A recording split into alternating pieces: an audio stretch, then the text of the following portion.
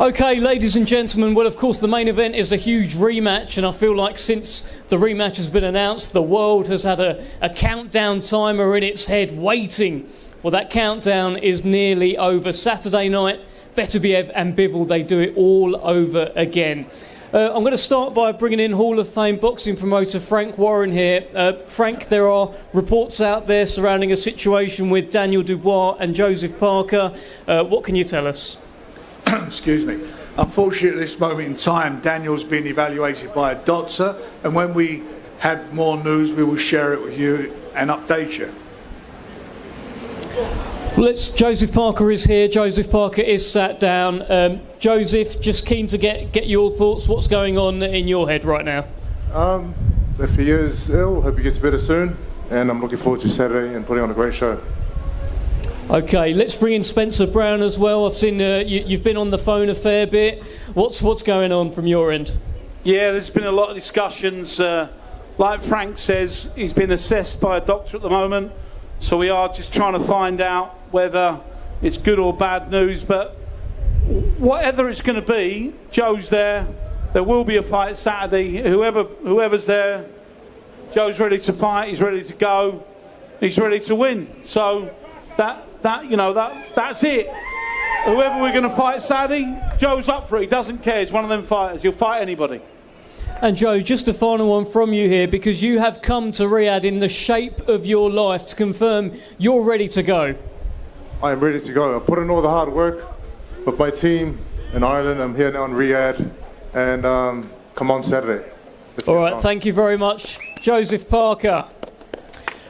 Okay, let's talk about this main event. We all watched it in October. It was an incredible 12 rounds of boxing. The undisputed World Light Heavyweight Championship on the line.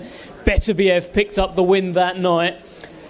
I want to begin by bringing in Vadim Kornilov from the Bivol side from World of Boxing Promotions. And Vadim, I'm keen to hear what you've seen in Dmitry Bivol's mentality. It's the first time he has a loss on his record, first time as a challenger. What have you seen and what are you expecting on Saturday? Thank you, everybody. Thank you, Riyadh Season, His Excellency Turkey Al-Sheikh, Eddie Hearn, Frank Smith, World of Boxing, Rybinski, and everybody involved. This is a great opportunity for us, and I was in camp with Dmitry the entire camp this time, and I thought he was gonna win the first time. I thought the fight was very close. When His Excellency wants something, he makes it happen. When he sees injustice, he corrects. He tries to correct it, and this is what happened the next day after the fight. You know, we sat down, we talked about it, and everybody agreed. Much respect to Top Rank, to the entire team of Artur Beterbiev for giving us the rematch opportunity. Dmitry is more focused than ever. Gennady Mashyanov, Taylor Ramsdell, everybody knows that everything is on the line here. I've never seen Dmitry more focused, and I know that this time he will finish what he started. I appreciate it. Thank you. Thank you, Vadim. Let's bring in Brad Jacobs from the Beterbiev side, from Top Rank. And you've just heard Vadim there from the Bivol side say he saw an injustice back in October. What did you see and what are your thoughts? I certainly did not see an injustice. I thought Arthur won the fight very closely, but won the fight. Certainly the last 3 rounds were clearly Arthur's. But on behalf of Bob Arum, Top Rank, we're thrilled to be part of another event here in Riyadh. When you see a classic bout like we did in October, the fans begged to get a rematch, and thanks to His Excellency and everyone in Riyadh Season, we now have one, and it's unusual to have it so quickly, and it's a testament to both fighters, so we're thrilled to be a part of it and be here, and we're looking for another victory for Artur Beterbiev. Okay, thank you, Brad. Let's bring in Eddie Hearn, of course, Dmitry Bivol's promoter, who very much had Bivol winning. I think you said you've watched the fight back several times, and he won it every time. Give us your thoughts. Yeah, I mean, I thought it was a fantastic fight first time around. One of the best fights I've seen up close. For me, for 9 rounds, Dmitry Bivol completely dominated the fight. And yes, Beterbiev did come on strong and win 10, 11, 12. I stand by Dmitry Bivol won the fight, but it was a fantastic fight between two great fighters. But it's done now, it's over. And the great thing for fans and for the fighters are we get the opportunity to run it back. And, you know, I want to echo what Vadim said. We want to thank Artur Beterbiev because he is now the champion. You know, he is the hunted, and he's been the hunter for a long time. And I just see the look in this man's eye this week. I see something different. I couldn't believe how well Bivol took the defeat. You know, it's up to the judges, not up to me. No sulking, no moaning. Unbelievable mindset from this man. And I just truly believe you're going to see one of the great performances from Dmitry Bivol this weekend. I'm very confident that he becomes the undisputed champion. I believe he should have been last time, but now that's done, that's over. And I expect another fight for the ages between two great champions. But for me, I truly believe Dmitry Bivol will be undisputed champion this weekend. Great stuff, thank you, Eddie. And just another one for you, Eddie. You've got a fairly interesting relationship with Artur Beterbiev. I remember that first press conference. I saw something. Artur did an interview with DAZN earlier this week, and he was asked about you, and he said, "Who is Eddie Hearn?" Did you see that? You always try and do this to me, Dev, don't you? I did see that interview. I was a bit sad, to be honest with you. I thought, you know, Artur Beterbiev said, "Who is Eddie Hearn?" Look, you don't know what to believe these days, but there are unconfirmed reports that back in Canada, Artur Beterbiev does own a copy of my book.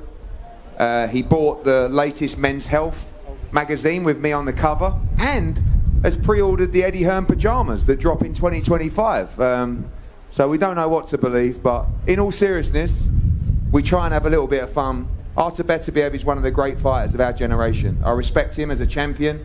But we're desperate for victory on Saturday, and may the best man win. Thank you, Eddie. Let's just get an immediate reply from Artur Beterbiev there. I hope he was listening to that. Is this true, Artur? Have you pre-ordered Eddie's book? Have you got some pyjamas, Eddie Hearn pyjamas? Anything to say? I don't understand what they say. Who is it? Yeah. But it's not true. No. I was just saying we're friends. I can't say anything like you say always anything like, you know. I know. What you want to say always like this. I was just saying that deep down, we're very good friends. Yeah, of course. Yes. You give me opponents and I beat them, right? Yeah. There you go. So we're friendly. We do good business. Yeah. Inshallah. Exactly. Continue. You've been planning that one. Let's bring in Dmitry Bivol here. Dmitry, the first fight was undefeated versus undefeated. It was champion versus champion. This time, it's champion versus challenger. What does that do for your mentality heading into Saturday? Hello, everybody. First of all, I want to say thank you again to my team who was with me, to my promoter, to Eddie Hearn, to Andrei Rybinski, Katie Duvo, she's here. Everybody who was involved in my career, I want to say thank you.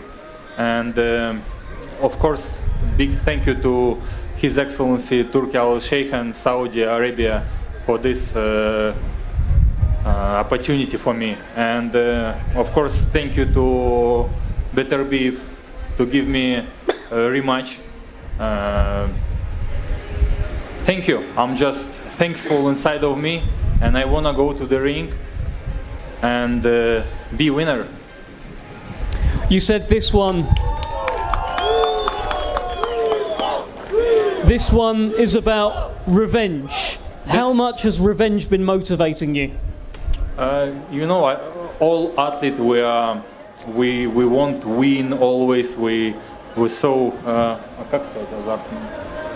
Gamblers. we're like gamblers, and of course I wasn't winner last time. Now I won, and it's burning inside of me, and I wanna go. I wanna change something because I can see where I was wrong, in which points, and I wanna change it. As an athlete, I want it so much. Well, let's bring in Artur Beterbiev. Dmitry Bivol is driven by revenge. What is driving you on Saturday night? I want to defend my belts. Very simple. Yeah. Are you happy with the first fight? Yes, because I win this fight. What was your biggest learning from that first fight? You know, there is many things. It's too long to telling you. Let's talk after fight. Can we do some talking now at the press conference, though, please? No, I like, you know, everything. Like there is, we sit with my team, see fight. Like, you know, it's always different. Like when you see fight, we make something different. Try to be correct something. You know, we're working on it. In that first fight, for the first time in your career, 3 men ringside got to decide whether or not you had won. Would you prefer on Saturday we do not need to speak to those 3 men and you decide for yourself? We'll see. We'll see. Dmitry, one for you. We talked earlier in the week and you said that this time you will need to take more risks against Artur Beterbiev. What does that mean? What can you tell us? You ask me about the risk, and I answer, yeah. Every time when you are changing the punches, of course it's a risk. And with this fighter like Beterbiev, it's changing the punches, it's a risk. And yes, sometimes I need to do it, sometimes more. Artur Beterbiev, final one to you. I know you're not a postman, I know you're not going to have a big message like that, but what is your message to the world ahead of Saturday night? Don't miss our fight. It's going to be a good fight. And Dmitry, again, not a postman, but the world wants to know, what will you deliver on Saturday? Yeah, you like first fight. I'm sure the second fight will be not less interesting than first fight. Turn on your TV, DAZN, and watch the fight on February 22nd. Thank you. Thank you. Thank you, everyone at this table. Let's get these fighters faced off. Thank you. 12 rounds of boxing for the undisputed light heavyweight championship of the world. First to the stage, the challenger. His record stands at 24 fights, 23 victories, including 12 wins by knockout, and that one defeat. He's looking for revenge. Ladies and gentlemen, the former light heavyweight champion of the world, Dmitry Bivol.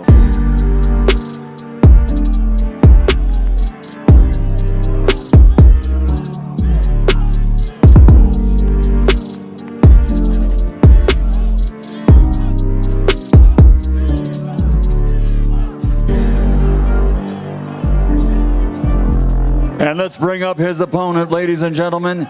His record stands as a perfect one. 21 fights, 21 victories, 20 big wins by knockout. Ladies and gentlemen, he is the reigning, defending, undefeated, undisputed light heavyweight champion of the world, Artur Beterbiev.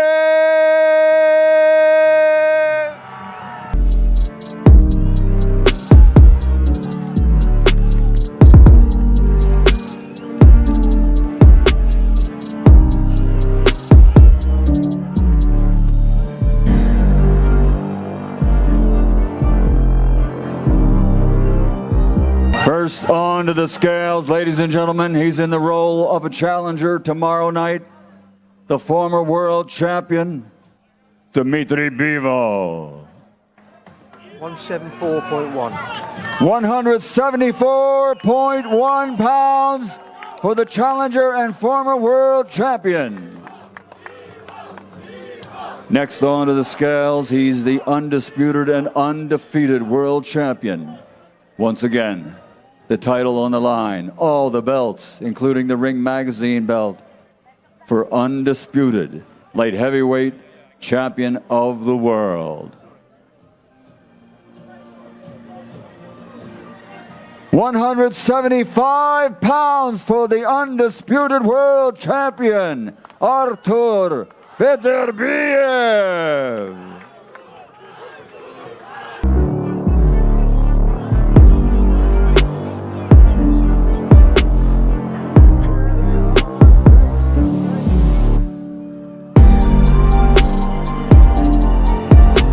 Tomorrow night, all the belts on the line. It's undisputed for the light heavyweight championship of the world here in the Kingdom of Saudi Arabia.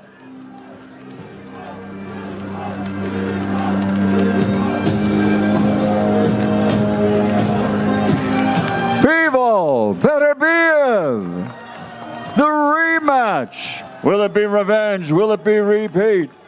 It all goes down in 24 hours here in Riyadh, Saudi Arabia.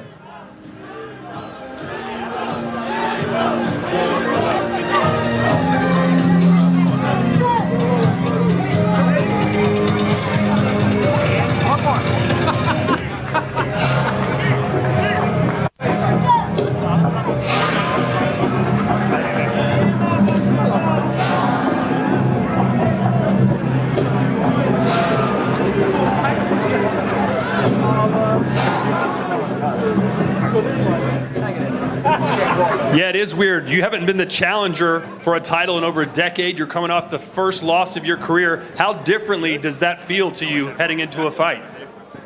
You know, now I'm just focused on the fight. I don't try to feel that there is some difference or something new or something old. I said enough this time, and I'm just focusing on the fight, and I'm looking forward for it. Yeah, you said you have to do more. What does that mean? What more do you have to do this time? More, everything, just more to win, you know. Hey, you still got a big crowd here and a lot of support. What's your message to your fans that believe you're going to become undisputed? Yeah, thank you, guys. Спасибо, ребят, за поддержку. Это мои близкие, мои друзья, моя поддержка. Я им очень благодарен. Я всегда чувствую ее. Спасибо. Спасибо. Well, Artur, this is our fourth and final interview, I promise, before this fight starts. You got a lot of fans out here in the crowd tonight. How are you feeling going into this fight? I'm not bad, thank you. Not bad. It's only been 133 days since that last fight. That's a fast turnaround, fast comeback for you. Is that a good thing for you? I hope it's good.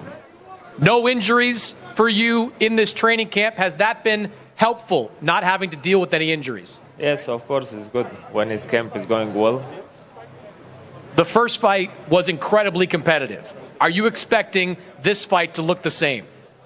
I hope this fight is going to be better than first fight. In what way? We'll see. You said you can do a lot of things better in this rematch. What's one thing that you know that you can do better? Boxing. I try to do boxing. Good boxing, you know. Good luck, Artur. Thank you.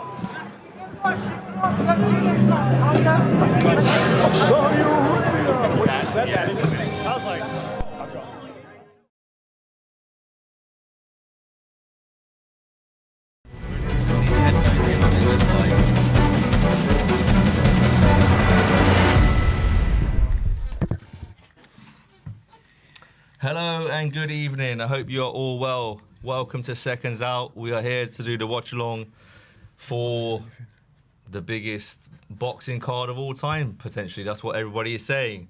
My name is Ali, and to my right, your left, we have Jordan Troublesome Thompson. What's going on, guys? How are you, my man? I'm good, man. I'm good. Yeah, Glad looking be forward back. to tonight's action. Listen, man, I'm excited. This card special from top to bottom. Special card. We had a couple late dropouts. Yeah. But I think they found some real good replacements. So now we're in for an exciting night. That's for sure, man. That's for sure. Yeah, no, I second that. I'm just here to Bacoli. We'll get to him in a second. Bacoli. What have you thought so far? of the last two bouts? I mean, Callum Smith. the Callum Smith-Boatsy fight was just action-packed. Yeah. Action-packed from start to finish. There was no feeling each other out. There was just straight on each other's chests. And getting to work, some real good, smart inside work. I do think it was the right decision. I don't think it was wide as one of the judges had it. I think one of the judges had it 119, 110 it was. That was a little bit too wide for me. But I did agree. think Callum Smith done enough to win the fight. He was just more the aggressor, the more busier of the two. Yeah. But actually shouldn't be ashamed of anything. I think he gave a good account of himself. He traded with Smith. He does look a lot bigger and stronger at light heavyweight than he was when he was campaigning at super middle. But no, fair play to the both of them, man. Good fight, good scrap, right winner. We'll see what's next. I don't know. So that was a unified decision, wasn't it? On all three judges' scorecards, right? Across the board. So I think ladies and gentlemen, one scorecard had it 115, 113, and I think the other one had it 116, 112. Then, as Jordan alluded to a few moments ago, I think it was 119, 110, wasn't it? Yeah, across the board. So I second what Jordan said in terms of the first fight of the night and the actual result. But to be honest, I had it a little bit closer than that. I thought that's slightly disrespectful, that 119, 110. Yeah. But we are getting a lot of those cards recently where one judge just goes one way. We got the AI. One way, sorry. Are they doing the AI judging again tonight? I hope not. We've got Madrimov. Madrimov's making his ring walk right now. Yeah, so we have, this is it Ortiz versus, Ortiz Jr. versus Israel Madrimov. 12-round super welterweight fight this evening. Madrimov, last fight was against Terence Crawford, I believe so, yeah. Terence Crawford on the LA card. And I think that was quite tight on the judges' scorecards, wasn't it, Jay? Yeah, I think it looked closer than it was. I think they scored it closer than it was. But yeah, Madrimov give a good account of himself. Yeah. He did some good work in there, made it difficult for Terence at times, but yeah, again, it was definitely the right decision. He's a tough fighter though, man. He's not an easy day's work for anyone, that's for sure. No, I totally agree with that as well. I think Madrimov, I think he exceeded expectations, even though, to be fair, Eddie Hearn did say he fancied his chances. Did fancy his charge for that fight. Yeah. Ortiz Jr. is making his ring walk. I heard nothing but good things about this guy, but I've not seen him fight enough to give an opinion. But Madrimov will be a tough night's work for anyone. That makes two of us, Mr. Thompson, because I've heard good things about him, but I haven't really. I've seen a few clips, but I haven't seen him live. He looks intense, man. Look at him. He's like, oh no, and he cracked a little smile. He was me mugging for a sec there, though, guys. He was me mugging. It's going to be an interesting bout, that's for sure. I think, like any bout, I'd say the first 4 rounds are quite key, aren't they? Yeah, first rounds you got to work each other out. I mean, maybe even less than that. The first two rounds, maybe 1 or 2, and then they just get straight to it. Especially in the lighter weights, it's a little bit more action packed usually. But yeah, we'll see, man. I'm looking forward to it. I'm looking forward to seeing Virgil Ortiz Jr. fight live for the first time as well. It's going to be good. It's going to be good. I like his fight kit. Virgil Ortiz Jr. got a very, very nice piece of kit. That's big drip. Black, and what is that? Sparkly? Is that lights in that? Probably them Swarovski crystals or whatever they are. Yeah. And if I'm not mistaken, his coach got Coach of the Year, Ring Magazine Award night. That was him. Yeah. That was him. So yeah, he's in good hands. If we're judging it off, obviously, the coach's work. But like I always say, you're only as good as your fighter. So it's going to be very interesting. They're just going through the court. They're just going through the T's and C's, what they normally do. These announcers, who's in the ring. Here we go, talking about Saudi. And then I'm sure he'll get into the fighters' names, etc. Well, there won't be no national anthems, will there? No, there's no belt on the line. Not for this fight. Not unless it's a world title fight. Fine. Yeah. All good. To my knowledge, as I found out in my last fight. And I say this respectfully, that saves 5 minutes. 15. How long did it take on your fight night? I was stood there for when you fought for the Ring Magazine and IBF. 10-15 minutes, man. I was cold, trust me. God damn. Yeah, it's different now, but like, it was again an amazing experience. National anthem before a fight, it was a bit of a crazy Special? one. Yeah, man, special for sure. You wish you had 2? The Union Jack, 2 what? National anthems, like the other guy. Yeah. Well, I have 3 in it. Why not? Everything good comes in 3. So what we would have had, obviously, GB. Barbados. We go for the Biazan national anthem. And the third one? What would the third one have been? To have a think. I'll have to get back to you on that one. I'm not sure. We'll have to check the roots and see where we're at. Yeah, I'm not sure. After ask mum and dad. Irish, maybe Irish. I was about to say. Irish. Possibly. Yeah, Irish. We go for the fighting Irish. They're just going Madrimov through the looks announcements. confident, boy. He's looks very relaxed. Do you know what? They've said it in the past. He's like a Gennady Golovkin am I type. close enough to this? Yeah. You're like, there's a Gennady Golovkin type of fighter, isn't he? 12 fights, 10 wins, 7 knockouts, 1 loss. He looks similar. He actually looks similar.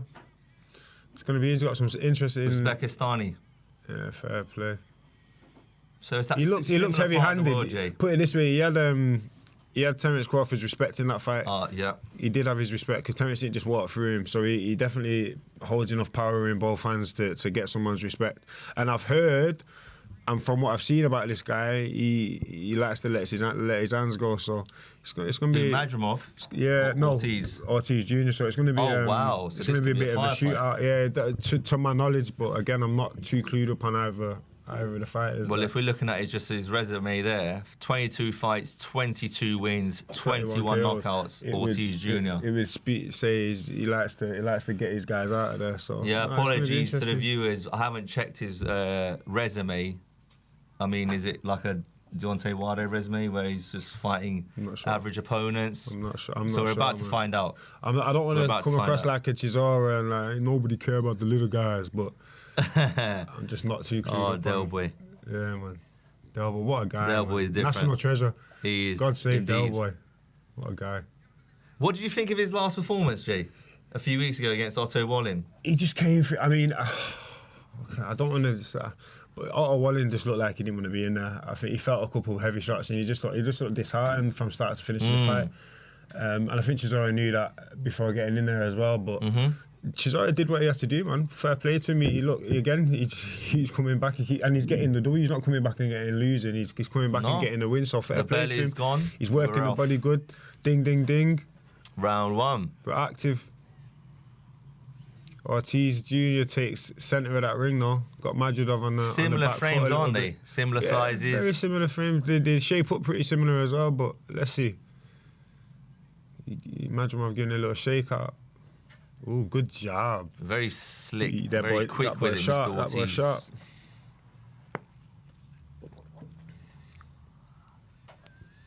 Double jab by Ortiz. Second one landed. Ortiz Jr. just walking him down. High guard. He got the high horns on at the minute. He's just walking him down at the minute. It's going to be very interesting.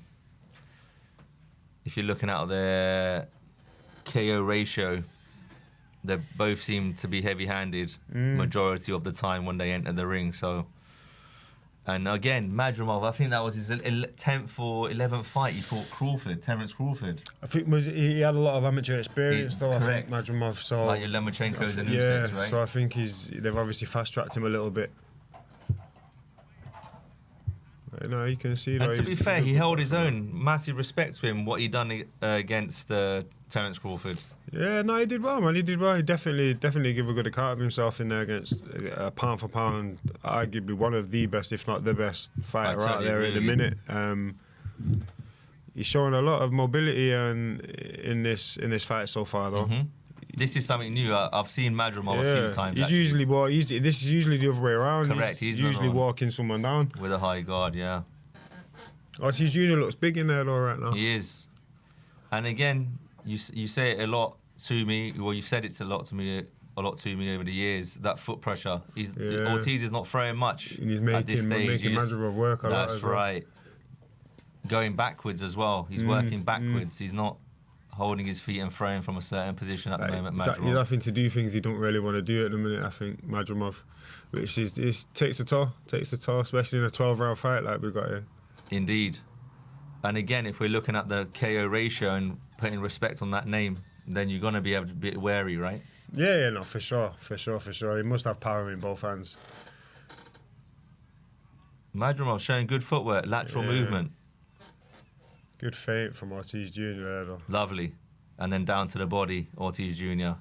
Madrimov replies with a jab and a right hand. But again, like Jordan said earlier, Ortiz with that high guard, nice and tight, nice and strong with it. Damn. This is going to be a very good fight. You just got Ortiz Jr. just walking him down right now. You're not giving him no respect. I mean, obviously, when I say no respect, like, in terms of foot pressure, yeah, he's just these two are very relaxed, very confident, composed, and just walking him down with a high horns. Round 1 over. But Madrimov looking all right on the back foot in a minute. Yeah, he ain't doing too bad. Yeah, well, he's shown there in the first round at least that he can fight on the back foot. You've got Usyk, His Excellency, and AJ taking a selfie right now. And the man to my right has been in the ring with Alexander Usyk, haven't you, Jay? I have. If you're new to Seconds Out live stream, Usyk is he's problematic, man. Tough. Yeah. Tough cookie. He's a hey, you got Moses Itauma. Another one.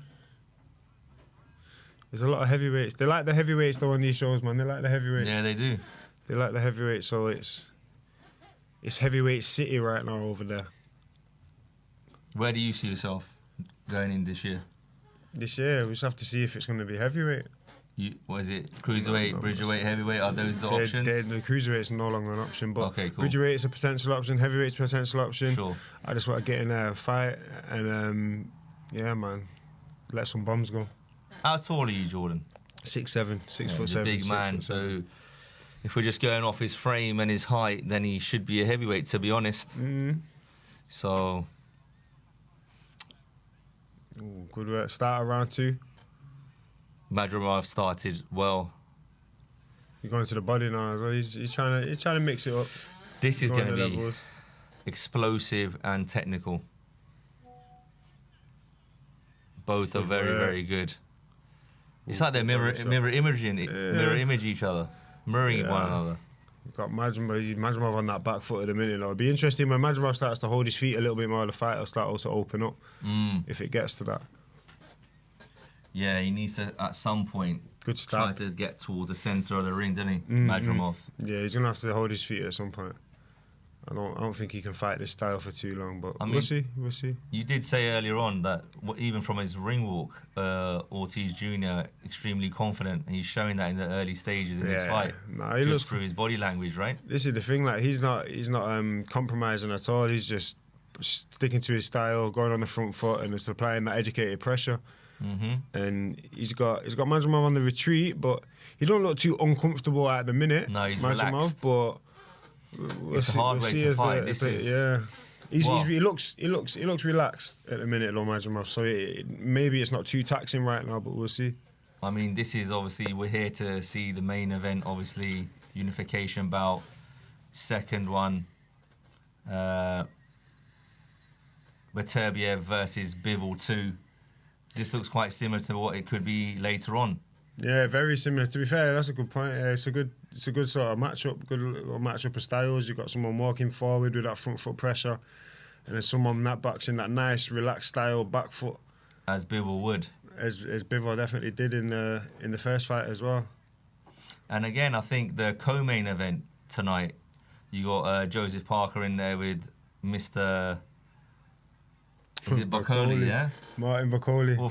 Martin Boccoli. That's going to be crazy. I just paused because I'm still trying to get over the 315 pounds of a man that is turned up last night. He had jeans on and stuff, though. He had a lot of clothes on. And all right, we'll make it 312. He weighed in last fight at 285, so he's probably about 15 pounds over. Well, that's not bad. There's a heavyweight. That's not really that bad to walk around 15 pounds over your fight weight. Of course. Oh, bit of marking on under the left cheek there with Virgil Ortiz. A few right hands got in there from Madrimov. To be fair, that's the punch that he was giving Terence Crawford a little bit of problems with here and there. Right. That lead right hand of his is very, very relaxed and very accurate with it. Madrimov won that round. I'll give it at the moment 1-1. Yeah, I think Caballero looking happy, man. Oh wow.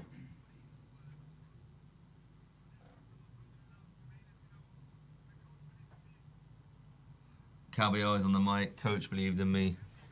26 wins, 26 0 losses. Oh man. 32 years old. He's holding that WBC belt. Which WBC Interim. belt is that? Interim. Oh wow, fair play. If I'm not mistaken, that was for the interim.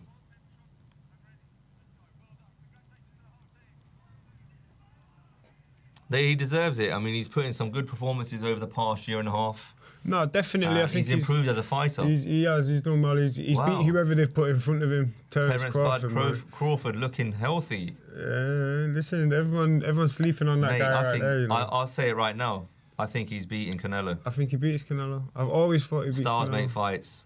If he can take Canelo's heavy punch early doors and absorb that, I think he's got a great chance. Because he'll definitely win on points. He's got the speed and he's got the footwork. He'll win on points. I think he could even stop him. Yeah, late on. Maybe. I agree with that. Maybe not knock him out. He ain't got maybe the power not to knock him out, but just to get a little stoppage or the referee come in. For sure. I'm not sure, man. And people in the comments, I'm sure they'll be saying, what are you guys talking about? Because he couldn't do that to Madrimov. But Madrimov, look at the way he's moving around the ring this evening. He's a younger, fresher man. Canelo stands there more. So it's going to be very interesting. You raise your, as an athlete, you raise your levels to what's in front of you. With the occasion of a Canelo fight, it will bring the best out of someone like Terence Crawford. Someone of that mindset as well. Like, he's a champion, so he's going to raise his level when he has to. I think we'll see the best Terence Crawford on the night. Look, when the Errol Spence Jr. fight came about, everyone was doubting him and didn't think he could win. Errol Spence too big, he's too strong. We saw the best Terence I've ever seen in that fight. I agree. He boxed his head off. He bullied him. He was on the front foot. He made him look weak. Yeah. Honestly and truthfully, I think we'll get the same again because we're getting this similar sort of thing said about, oh no, there's no way. Canelo's too big, too powerful. It's too much of a jump. It's too much of a jump for Terence Crawford. I think Crawford, man, he'll silence the doubters again. I think so. Now let's see. That would be an interesting. I hope that fight is actually made. I think that they're aiming for that to be in the summer or September, if I'm not mistaken. Yeah? Yeah. Hey, September. No, surely they'll do that for the Cinco de Mayo. That is September, I believe. Fair. It lands on that, I think. Please do correct us if we are wrong on that, chat. Madrimov, this is great footwork. 1 minute left in the third round. He's now fainting. He's now slowly starting to take centre. And even though he's been on the back foot under some good pressure from Virgil Ortiz, he has remained relaxed. Yes. He's not looked to tense up and seize up, which is when it gets draining. This is new. It feels like he's going with a different style to what he normally would box. He's showing his skills in there tonight. From the Terence fight, this is a different guy. Hands are down by his waist. He's fainting, out of range, looking good. Shadow boxing, how he should be. I mean, if that was a heavyweight doing that, blimey. Hey. That takes a lot of energy. That would be taxing. Indeed. Would be taxing. Usyk, though, listen to Usyk against Fury. That was they were constantly moving their feet. True. Especially Usyk. Fury's feet just couldn't keep up with Usyk. So I think that's all that happened in them fights there. It's just a battle of the feet more than anything, which is something that Fury's had over every other heavyweight he's fought. Footwork. 3 rounds down, Madrimov 2-1 up, in my opinion. Madrimov 2-1, yeah? Yeah. He's taken round 2 right, and 3. I'm scoring on my phone. Yeah, you do that. Before I'm not scrolling through Instagram and whatnot. So we've got Madrimov, Vs, who? Ortiz Jr. Let's see. Now this is going to be interesting. What's the app? I've started seeing that app. There's an app on X, Twitter, X, whatever you want to call it now. Is it the Boxing News one? They've got like a scoring app, haven't they? Have they? I think I so. don't know. Have a look. Sorry, See if you find it. You said this earlier, Jay. So who's next? Hamza. So we've got Hamza Shiraz next against Carlos Adames for the WBC World Middleweight title. That is going to be an absolute cracker. That one. It's going to be a good fight. I've heard loads of good things about Adames, but again, I've spent time training with Hamza. I've been in and around him, and he's a hell of a fighter, man. Hell of a fighter, and he hits very, very hard. This is the toughest test though by far. So let's see how he gets on tonight. But start around 4 here.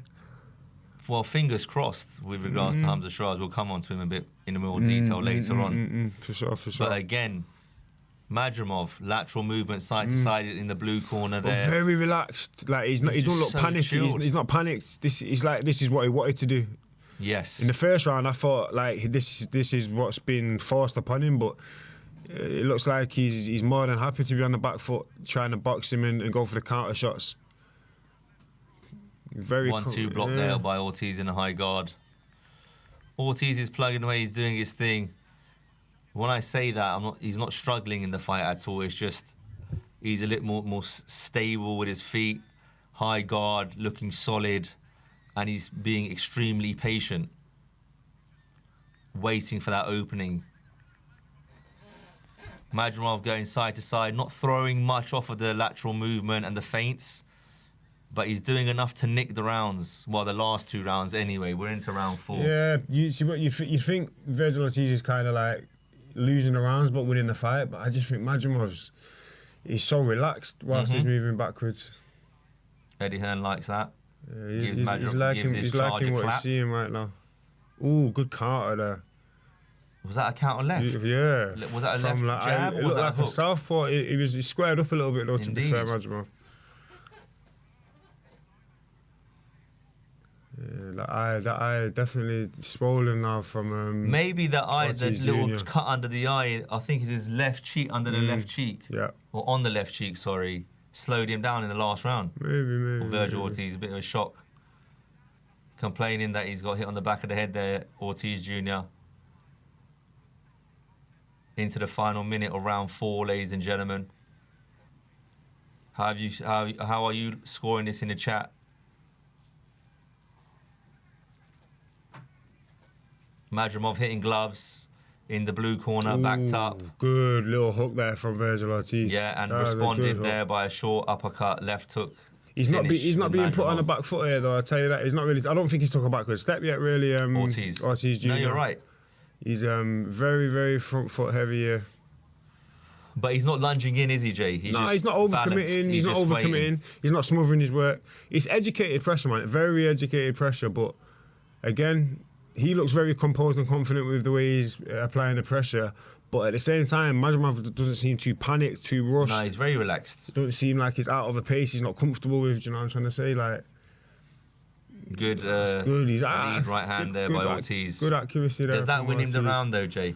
Yeah. I'm going Madrimov there. They're tough rounds to Scott. Hey, we've got Martin. Coley's had a Bacoli. trim. He's looking sharp. He's lost a pounder for that. Hey. I'm here to shock the. So Martin Bacoli is talking to Andy there. He here to shock the world.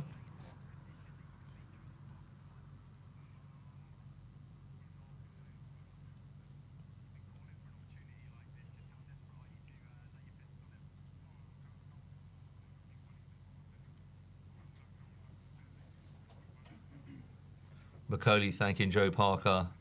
He must be some guys. He must be tired from Massive he did smile. 14 hours. 14 hours. He's just had 3 14 flights. hours, 3 flights. He went from Parker getting his hands Congo. wrapped. Mental. From Congo to Ethiopia to Dubai.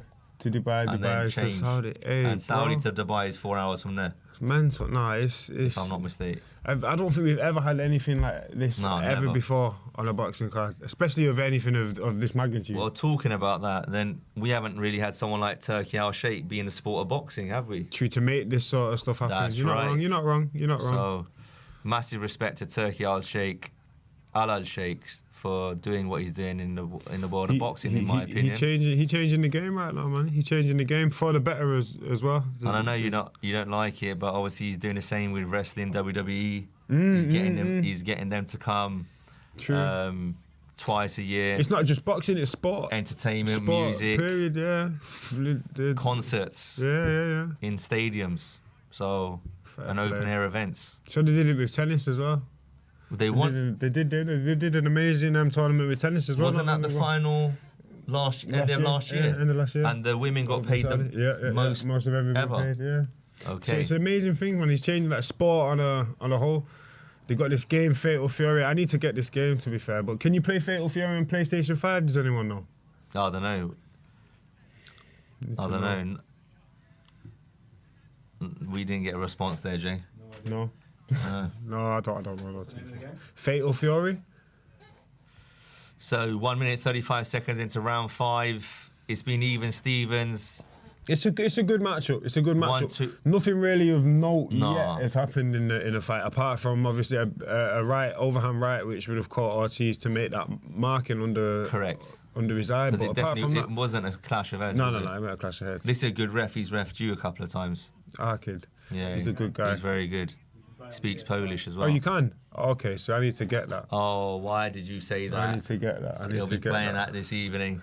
I need to get that. We're gonna make that. As Troublesome goes home, that'll put him to bed. We're gonna get active. on Fatal Fury. Madrimov, Ortiz throwing a bit more in this round, ladies and gentlemen. Madrimov still doing what he's been doing since the beginning of the fight, which is on the back foot, lateral movement, Ortiz flicking looks out like a jab and then following it over with the overhand right or straight down the middle. It looks like he's just trying to make Madrimov work and then and try and drain him a bit. But He's split him on the nose now as well, Jay, with the overhand right, if I'm not mistaken. A little bit of blood there on the Madrimov nose of has. Ortiz. Good feint. That's It's a his good feint. cheek and his nose has now been split.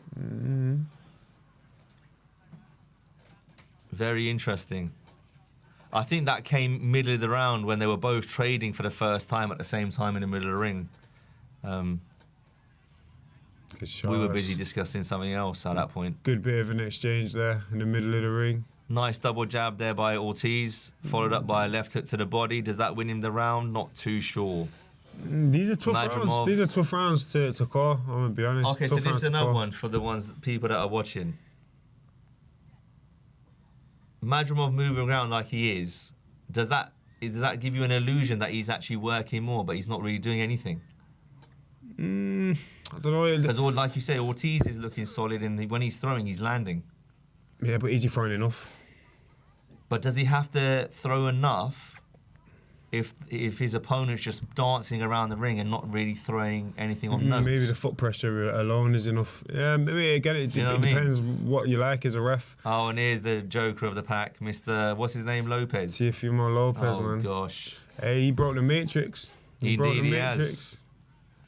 And now he's prancing around. Becky, he said Becky. Talking about Lopez, gutted for Jack Cattrall last week. Yeah, that was tough, man. Tough. But again, Barboza, no mug. Not at all. I think if you know boxing, you knew about Barboza a long time ago. Yeah, he was a handful for anyone. Great feet in close, and out. Yeah, very good feet, and I think that's what even got him in that fight. To be fair, but a very close fight, very close fight. Could have gone either way. I don't think you'd have been annoyed with whichever way it went, but. Just gutted for Jackman. It's just like when's he going to get his flowers kind of thing, because he deserves it. He's definitely got the talent. I don't think that was the best Jack on the night, but again, credit to Barboza. He did his thing. I do believe Jack will be back, and I do believe, given the right opportunities, he'll become a world champion one day. Yeah, he definitely deserves it, man. He's done it the hard way. He sets a good example. He lives the life. So hopefully he gets his crowning. Listen, at the end of the day, you boxers, you athletes that get in that ring, first and foremost, get paid well, and if the belts come along, no, for sure, great. For sure. On that journey to get those belts. The belts add legacy. The money is just for financial security and whatnot, but the belts is the legacy for sure. Totally. And unfortunately, we're saying that he hasn't won one yet. He should have been the unified champion. He's undisputed, bro. It's so sad. Undisputed. He should have been undisputed champion. Apologies, yeah. That was against fight with Josh Taylor. Josh Taylor, the first fight. Then they had the rematch. He won the rematch. Unfortunately, there wasn't the same belts on the line. Boxing. It's tough old game. Because Taylor lost, if I'm not mistaken, he lost those belts to Lopez, no? Or were they just spread out? Yeah, I'm not sure, to be fair. Interesting. I'm not sure. What's happened here? Referee. Is it Lobo? Madrimov, not very happy. Clash of referee. Heads. Done a bit of a Conor McGregor there, Jay. A little bit of a using bump. the old shoulder bump. Bump and grind. Sometimes okay. That was Madrimov getting told off for using his shoulder into Ortiz Jr. Ooh. 1 minute left in round 6. He's going. exchange. See, Madrimov going for that Golovkin left hook there. That He one is. where he comes over the top. We said he's a bit of a Right. Golovkin, didn't we, at Yeah, the beginning yeah. of the fight? Lead right hand by that Madrimov, apologies, yeah. Ortiz Jr. and he's had him under pressure this whole fight. He's had him in positions where I think he wants him, but he's not really got to work in the way that I know he wants to. The thing is, he can't. Why? Because he's too flat-footed. Yeah, and Madrimov ain't letting him set his feet. That's right. And again, this reminds me of a Barboza Cattrall, where I think Cattrall was slightly surprised by the speed of foot that Barboza Jr. had, and I think Ortiz Jr. is experiencing the same thing here. Yeah, maybe. Because from what I've seen of Madrimov, he don't. Yes, he moves, but this is the way he's moving. I've never seen him move like this. No, I've never. I mean, I've not watched enough of him, but from what I have seen of him, I've never seen him move like this. Not this much, and not as much on the back foot as well. So what we're he's usually good with his angles when he's Yeah. attacking and stuff, but I've never seen him on the retreat like this. Never. What we're describing here is what you would normally see Madrimov make, how he would normally fight as an amateur. Yeah. In the amateur Fair, ranks, that yeah. footwork, and like you said, he's. I'm sure he's had well over 200 amateur fights in his career, if not more. Can we hear what the coaches are saying in the corner?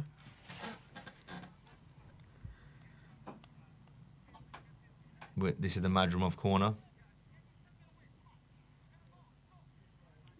Telling him he's going to get his second win.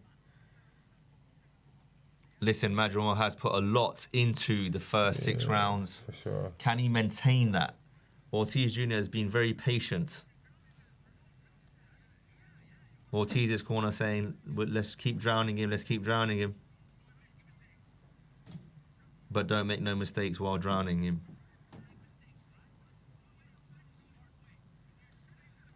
Well said. Good Do advice, it in a smart good way. advice.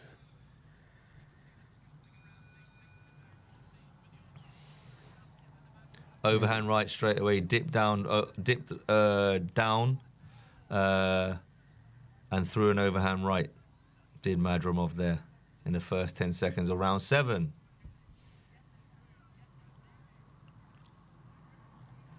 Straight on the back foot again, though, Madrimov.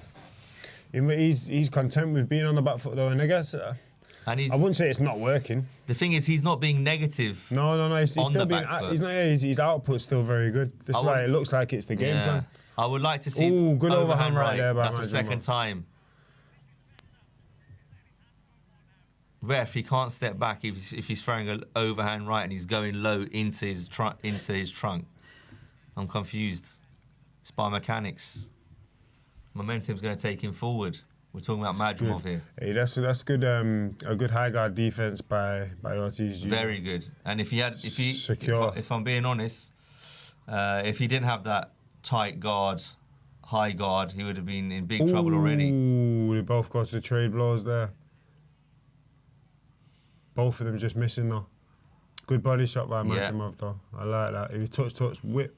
He's done that a few times this evening. He mixes the power of his shots up well, Madrimov. He loves throwing them looping overhand hook kind of Yes. shots. He's just done it again. Yeah, gone for it again. And that was semi-blocked in the high guard by Yeah. Ortiz. Ortiz is staying busy enough, but is that enough to win the rounds? Not too sure at this stage. It honestly depends what you want. If you like that front foot pressure a lot more, you're going to be favouring Ortiz because it's not like he's not working, but I do believe Madrimov's working more, but again, he's on the back foot, he's retreating a lot. So what do you want as a judge? Do you want your true. guy, you know what I'm saying? Well, do you want Ortiz that on the output attack or do there. you prefer the foot pressure? But this is the thing. The So aggressor of the we're here fight. to watch boxing, right? So you got for me as a judge, I'm scoring what's being thrown Yeah. rather than the foot pressure. I'm taking that into consideration, but I'm not using that body shot. Oh no, I thought that might have got Madrimov rock in there. Bit of respect. He felt he blowing. He's holding on for the first time this evening. 30 seconds remaining of round 7, Madrimov. Ortiz steps straight back onto Good him. move though. I like that footwork there. Madrimov, that's a good little move there. Good What was uppercut. that, Jay? What was the footwork? A I little didn't even side see step it. just to create the space and literally get just- back in the centre of the ring. Fine. Yeah, he was in a bad little Did he place. go and right or left? Left, just off to the left. yeah. Okay. So that would have been, if he moved to the left, that was going towards Ortiz's danger, right? The power hand. But he was moving out of range. Out of range. Yeah. Okay, cool. That's a good round. I'm that was an real, even man. round. Tough. It's tough rounds to score. If I'm scoring, okay, I'll give that one to Ortiz. You give that to Ortiz? Yeah. 7 rounds gone. 7 ladies rounds and gentlemen. gone. And what you've got it 4-3. Yeah, 4-3 Madrimov. Fair play. I mean, people in the chat are probably going to rinse me for saying this, but I do score quite a few 10-10 rounds. But I'm going to try my best this evening to make a decision either way and not do a Keith. I don't do 10. I don't do 10. I don't do 10-10 rounds, but these are genuinely tough rounds to score. They are. In terms of especially output, the last 2. Yeah, output you got to give it Madrimov, but the more intense work, and I say the more educated work is coming from Virgil. Yeah, Or you think so? I think, yeah. Interesting. Yeah. Whereas I think Madrimov's a bit more like he's more on a flow. Yeah. Touch and go. Yeah. Whereas Ortiz Jr. looked like he trying again, as his record would show, he's trying to get his guy out of there. He's sitting down on his shots and he's really trying to turn them over. Well, we're into the second half of the fight now. So let's see if Madrimov can keep up that footwork, impressive footwork at that. Yeah, he's not slowed down yet.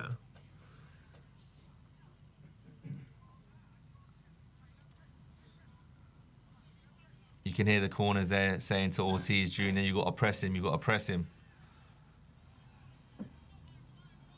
Shadows a left hook, brings Madrimov back round to Ortiz's right. Madrimov not moving as much. It looks like he's taking a minute off. Round off. Yeah, maybe taking a round off. And I think that's the smart thing to do as long as he stays out of trouble. He's just constantly very relaxed. Corner. But yeah, again, under the pressure that he is under, he's never looked rushed or panicked. Not flustered at all. You got to say good composure from him. Oh, good stab. I like that. Good stab. Holding him with a little stiff arm there, a little right hand onto the forearms. Again, yes, you're staying busy, but for me, if it's a tight round, you're going to score that in Madrimov's favour. But if Ortiz comes back and hits him with some clean shots, is the thing, can't. Well, I mean, what is scoring? How are we scoring what? You can't really score a fight for just walking forward and not landing punches. This is what I'm saying. And Madrimov is definitely the busier of the two, but... And is he accurate with it, though? Because you can be busy and not be accurate. I mean, he's not landing everything flush on the head or flush on the body, but... As you just say that, they've had a little tussle there. Ooh, good, very good meat. I tell you what, Madrimov got very underrated footwork. He is, very extremely. underrated footwork. Now this makes more sense now. Why Terence Crawford found it a little bit more tricky to get. It's educated as well. Rhythm. Again, it's not rushed or panicked. It's very strategic with his footwork. Madrimov, he knows what he's doing. He's in control at all times. So, yeah, no, he's a hell of a fighter for sure. I'm trying to find a moment here to talk about Zhilei Zhang's defeat to Caballero, but these two keep producing round after round of quality. I didn't see enough of that fight.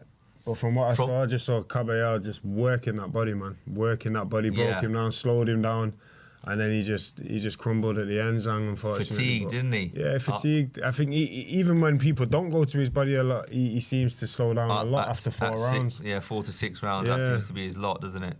At that size, though, you can understand that. I can't imagine him being able to do the most conditioning drills out there. You can't imagine him doing sprints and stuff like that. Like he's a big man. I think he's the only conditioner he'll be fighting. But I think is that his second defeat? Bernard Hopkins encouraging Ortiz to keep pushing forward. Who else? Got Adam Mays warming up on the pads. It's gonna be an interesting fight, man. I'm not seeing a lot of Adam Mays, but I've heard really good things, man. I heard really good things. I know Eddie has spoke really well about him, and AJ tipped him in a prediction that he gave. So I'm just like, if these guys are giving him tips and stuff, it's gonna be interesting. Oh, you are Alexander Usyk. He was presenting Caballeri's new WBC interim belt after the KO with Zhang. That's nice, interesting. That's a good touch from Usyk, man. A touch of class right there. Yeah. Fair play. What we got here? So, what round was this? I'm just trying to. The Caballero stoppage. He loves his Stone Island, Usyk. He does. He loves I've his noticed Stone that. Island. He loves it. I have noticed that. He loves his Stone Island like a pro. 016 one. It's a proper northern mix, though. No, I'm a fan of that. Oh, good shot there to the body. Round 9, ladies and gentlemen. Right on the belt just line begun. from Madrimov. 10 Again, seconds in. straight away, there's not been 5 seconds, 10 seconds gap of this fight where Madrimov's had Virgil Ortiz backing up. Very true. Never been any sustained pressure, which Very is interesting because Madrimov was kind of on the front foot for the majority of the fight against Crawford. Yeah, it's going to be interesting. Yeah, that's a very good point, actually. But then, do you think that was because that did? If I'm not mistaken, Terence went upper weight. Yeah. So that might be him adjusting, acclimatizing. True. Virgil Ortiz is a lot bigger than Terence for sure, or than Terence was. Yes. Terence look a lot bigger right now though. He filling out. Looking good, looking strong. He filling out, the boy. I mean, I know it hasn't been officially announced, but the way Terence is looking, it does seem like the Canelo is the first fight. Canelo fight, it's looking likely. Is it a 4-fight deal with Saudi? I believe so. He's got. I believe so. And he deserves it. Deservedly so, man. Yeah, he been like a bit of an unsung hero for a while now because hell of a fighter, man. Hell of a fighter. When he was obviously, I think he was at top rank. He didn't really get the flowers he deserved, but lovely body shot by Ortiz there. He's starting to get the recognition and the credit he deserves, man. Because he's one of a kind for sure. Generational talent, man. Yeah, you're spot on there, mate. You're spot on. Oh, that's good work. One guy who I thought I wish he was in this time now, Andre Ward. Andre Ward, man. I mean, he would have. I'm sure he's made lots of money, but the Saudi money. He would have deserved that, you know. Yeah, no, definitely. Oh, overhand right. Madrimov's left leg sank there. Ooh, big shot from Ortiz Jr. He's going straight back to it. You're putting the pressure on now. The He's letting them hands go now. And why is that pressure coming on? Because Madrimov's footwork slowed down. He's had to hold his feet a bit. Again, the feet were going to slow down. He set such a pace. Yeah. And again, if we're looking at the rounds, very similar to Beterbiev, Bivol 1. From round 9, 10 onwards, that's when Beterbiev started to really put it on. And then Beterbiev ended up winning, I think, those last 2-3 rounds, didn't he, against Bivol? He did, he definitely did. Ooh. He really sunk that right to the body on Madrimov just there. Ortiz. He's letting him go now. The boy's good got skills. Body shot. He's switching Left up hook. high and low as well. He's going body and head with him. This is beautiful. Great tactics. And it seems like he's stuck to that game plan of his corner. Oh, that's a good body Ortiz, shot. that is. That's a good body shot. By who? By Virgil Ortiz there. Yeah, he's whipping him into the body now. He walking him now, man. He got now Madrimov looks under pressure. He looks rusty, looks panicked. You know what I'm saying? Like, yeah, he putting it together like a 5-piece punch combo. combination to finish that round. Damn. That's real good work. That was a real good round. Now you're definitely giving that round to Virgil Ortiz. That is, I would say, the easiest round of the fight to score. Yeah, without a doubt. Billy Nelson is in the house.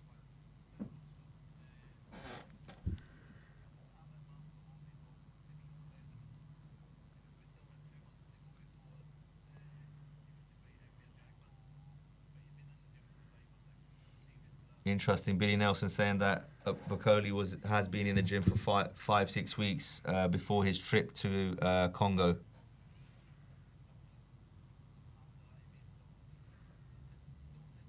So Billy Nelson, even Billy, his coach is saying he backs Bokoli to beat any heavyweight over 6 or 7 rounds. Maybe after that he'll struggle a little bit. But I think, or was he talking about his? No, he's talking about lack Bokoli. of preparation. Yeah, because of the lack of preparation. Yeah, only because of that. Yeah. Only because of that. And Billy Nelson's always been. He is straight shooter. On like other platforms, other media outlets. Virgil Ortiz Jr. straight back on Madrimov here. No, I didn't give him a second. Straight back on him. Indeed, on his chest, and he's letting him go again. He's not walking in down high guard and trying to make Madrimov work now. Now he's like, it's my time to work. Fair play to him. Interesting. Madrimov coming back, letting his. Ooh. This is going to be very interesting. Good finish to the fight right now. Because Madrimov. First time Madrimov got Ortiz backed up a little bit. And what's happened? Come on, that's an accident, referee. It's not a purposeful headbutt there. Oscar De La Hoya out of his seat, screaming. I don't know why. Going for that left hook counter there, Ortiz. Trying to put pressure on the referee. Getting scrappy here now, guys and girls. Good work. He loves that. I'll tell you what, he works the body really nice, Virgil Ortiz. He does. Really nice. He does that mid to short. Yeah. Ooh, He's done good it shot again. Right hand to the body. Good control. With a bit of frame there. Good use of the... Ooh. Madrimov comes back with his own left hook right hand. He missed with the right hand. He touched him onto his right glove there. So now it's that war of attrition now. It's like who wants it the most, but keeping the shape, who's prepared the best. I think Madrimov's probably thought, right, I've done enough in the first 6 and I've lost the next few. Now I'm going to have to go back into that high guard position and see if I can trade with him and nick a round or 2. Because if he does that, he wins the fight 7-5. Clash of heads there. Referee just getting the fighters in the corners. If the referee takes a point off him here... No quite off for sure. Referee giving Madrimov a stern warning there. Last chance. So listen here, our kid. That's his 3rd warning. No more of that. Or he's a good ref. He is a good ref. He's had this fight under wraps, to be honest. Here we go. They're swinging for the fences. Trading here in the pocket. Is this Hagler-Hearns in the final 4 rounds, Ortiz Jay? getting the better of this trade-off here, though. He is. 100%. For sure. The bigger, cleaner Still shots a minute, from 10 Ortiz. seconds to go. Yeah, in a shootout, Ortiz definitely coming out the best. Madrimov now backing up. Again, though, I'll tell you what, this is the first round where I've seen Madrimov actually backing Ortiz Jr. up. Again, a bit of fatigue's in a setting because the last 2-3 rounds, Ortiz has been throwing a lot more, I should say. Yeah, exactly. He's opening up more. Madrimov staying Madrimov's there. Madrimov can fight like this, Jay. Good finish to the round. This is going to be a good swing out. Very interesting, very close fight. But the last thing Madrimov needs is a point off for headbutting. 30 seconds to go. Round 10, ladies and gentlemen. Good job there by Ortiz Jr. Madrimov trying to come back. Missed on that attack. Oh, he's swinging for the fences in Madrimov. He's going for that Golovkin style, whipping that wrist over the top. He's trying to turn that knuckle over. Very interesting. Yeah, both definitely fatigued, but that was a good round again. Though who he's going that for? I don't know, man. Oh, that was a tight one. It was a tight one because Madrimov started to get into that rhythm of fighting with a high guard and staying in and swinging it. Ortiz is definitely being more active now. For sure. And Madrimov, his feet have slowed down, so it's like... If I'm lovely left, was that a left uppercut? He knew the left uppercut to the body. Ortiz Jr. landed it, he knew straight away. He gave him a little cheeky smile, like, he did. Got you. Yeah. Got you there. You know, as a fighter, you know when you land that good body shot, you know you can feel it. You can feel it just land there. You can see he got excited. Ooh. It's like any sport, you know, when you hit that sweet spot. Yeah. I mean, they're showing the highlights of the 10th round. Ortiz, for me, landed a lot of the cleaner work, 80%. Again, more intense work, yeah, definitely. So Ortiz wins that round, so we're looking at, what is that, 5-5? Round going into round 11. 5-5 going into 11. 5-5. It could be 5-5, 6-5. Yeah, it's all up for grabs. Again, straight back to the body though. No jabs, no that was a screw. He screwed that uppercut straight through. Woo! Usually you see Madrimov here using his little angles and stuff, trying to shift off and create an angle, but... Yeah. But I think he's accepted now. Obviously, the legs... Good shot there by Madrimov. Listen, I'm not saying Madrimov is most certainly not out on his feet. He is just fighting a different fight. It's very interesting.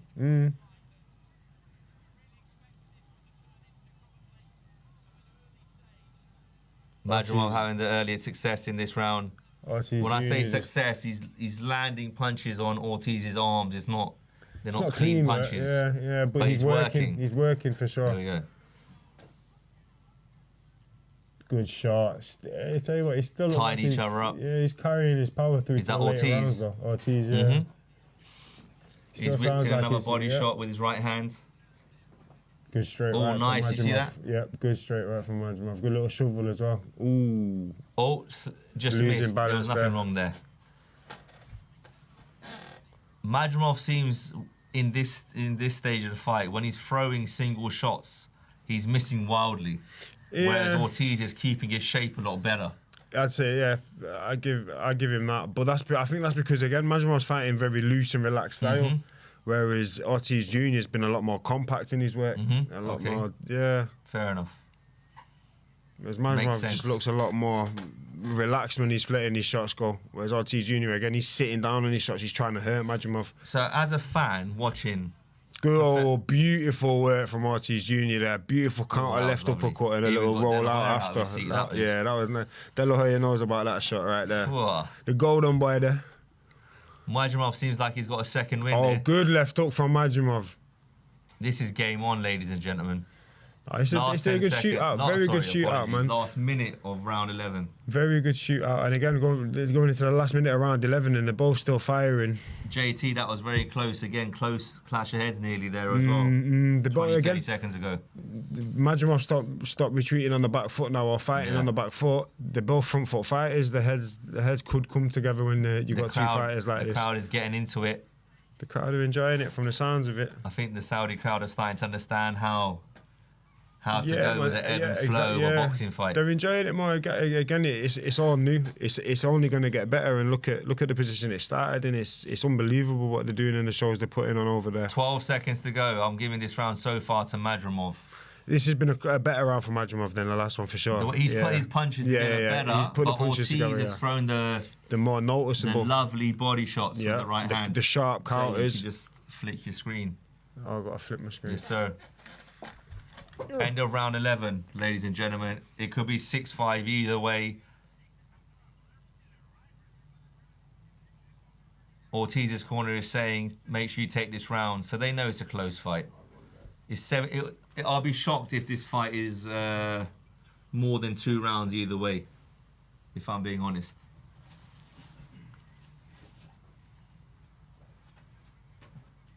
Unbelievable. It's been a great fight, ladies and gentlemen. Action-packed, the ebbs and flows. We had great footwork from Madrimov in the first 6-7 rounds. Ortiz then started to take over in the pocket. Great work to the body with the right hand.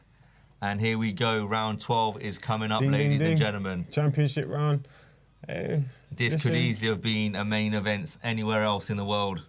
No. Again, I think every fight on this card arguably could have been a main event. But the standard set so far. Yeah, unbelievable. Watsy Smith, great fight. Watsy Smith was 10-10. Yeah, 10-10. Caballero versus Zhang. Action-packed. Great fight. Short, quick, as long as it lasted. A real good dust-up. And this has been non-stop. Like, there's not been a boring moment of the fight. 30 seconds already gone in the neither of them have really done anything too noticeable though. Like in terms of like a major turning point of the fight, there's not been any massive shots landed by either of them or they have been, or they're just both durable and very well matched. Yeah, very well. Yeah, for sure. The referee giving another warning about the heads there. It just also shows when you get to that elite level where you've been in that situation, it's just fine margins. It's fine margins, otherwise you're going to get found out, as I found out.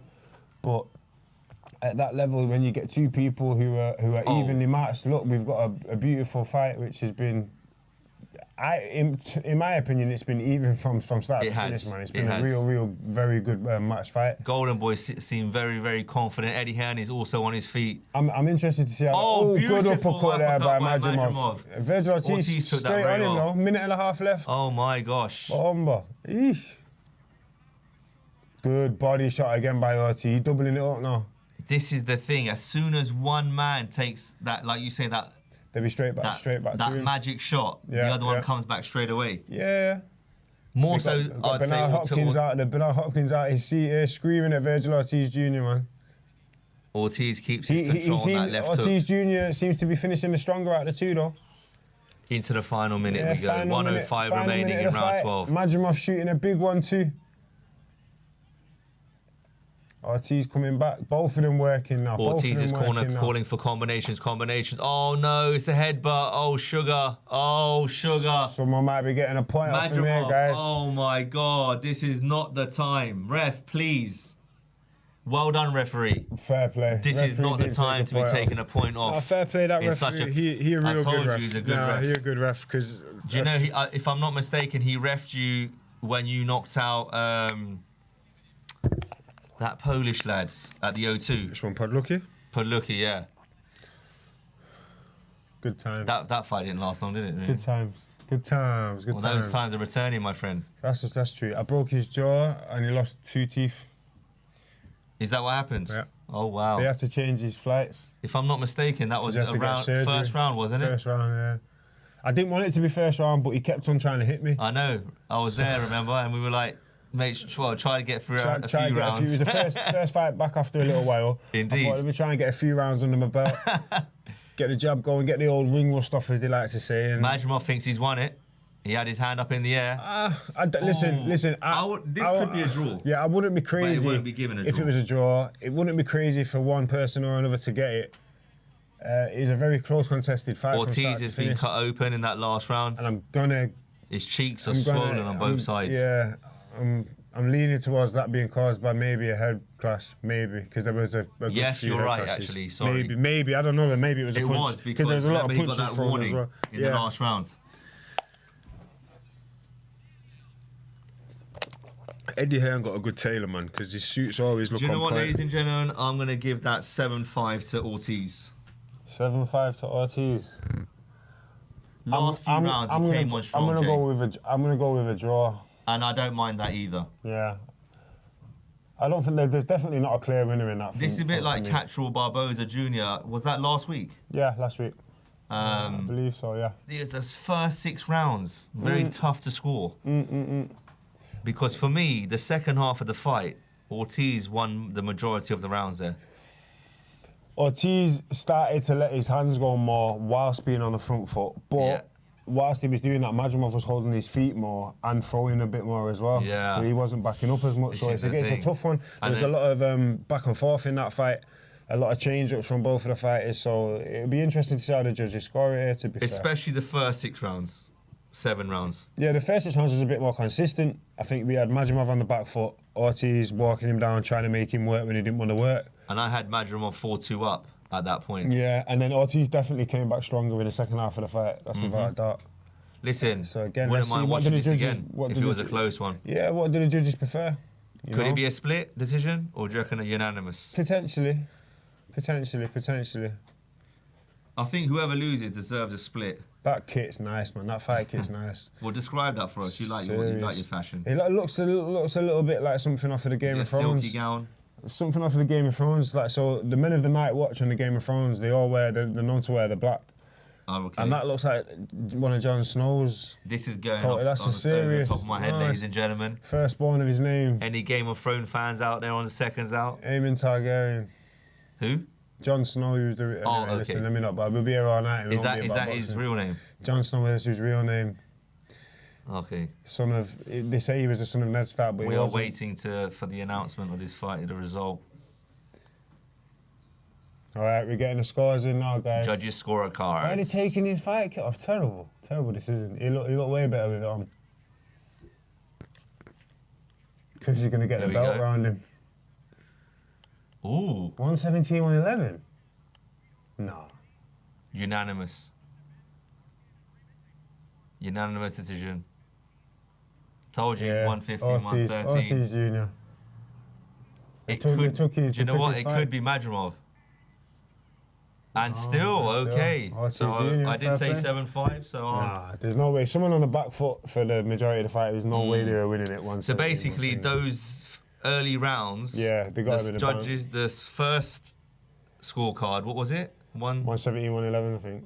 So he's basically given that majority of that stage. He's given the majority of the either fight. even Yeah. to Ortiz. He was for the front foot pressure, as you said earlier. Exactly, that's what he was preferring. So again, as a judge, it's what do you prefer? Do you prefer the guy who's on the back foot with the little touches in the counters? Oh, or- sorry to cut you there, Jay. That's that. What's his name? Hezbollah's mate. What's his name? I have no idea.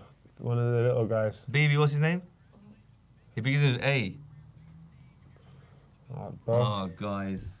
Oh, Ali, brain freeze, there's moment. proper- I'm not happy with that. I'm not sure. I definitely don't know his But name. it's funny because He's a little funny dude. if I'm not mistaken, he fought a Hezbollah in an octagon. Did they fight? Yeah. Sure. He's famous, this one. I can't remember his name. It's so annoying. Ortiz getting interviewed here. He wanted to stay patient early on.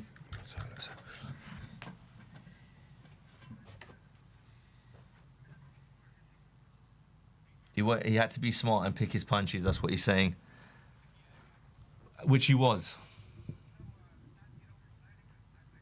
Stay composed, don't get overexcited.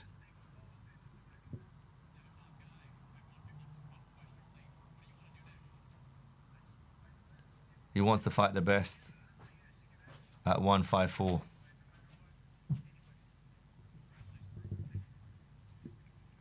Very impressive.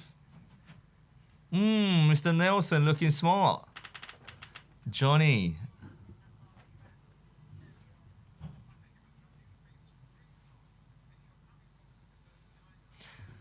Ladies and gentlemen, what did you think of that fight? If you were watching it, obviously, if you were here listening to our commentary and watching the fight on mute, I hope you were. How did you have it? How did you score it? Put your opinions into the comment. Please do please hit the like button. That would be much appreciated. Apologies for asking, are we on TikTok as well? No. We are not? No. So please hit that like button and subscribe on Seconds Out YouTube. That'd be much appreciated. It's been a great start to the night. Waiting for the next fight to come out. I believe it's Adames versus Hamza Shiraz for the WBC middleweight title. Someone's always got to go, if I'm not mistaken.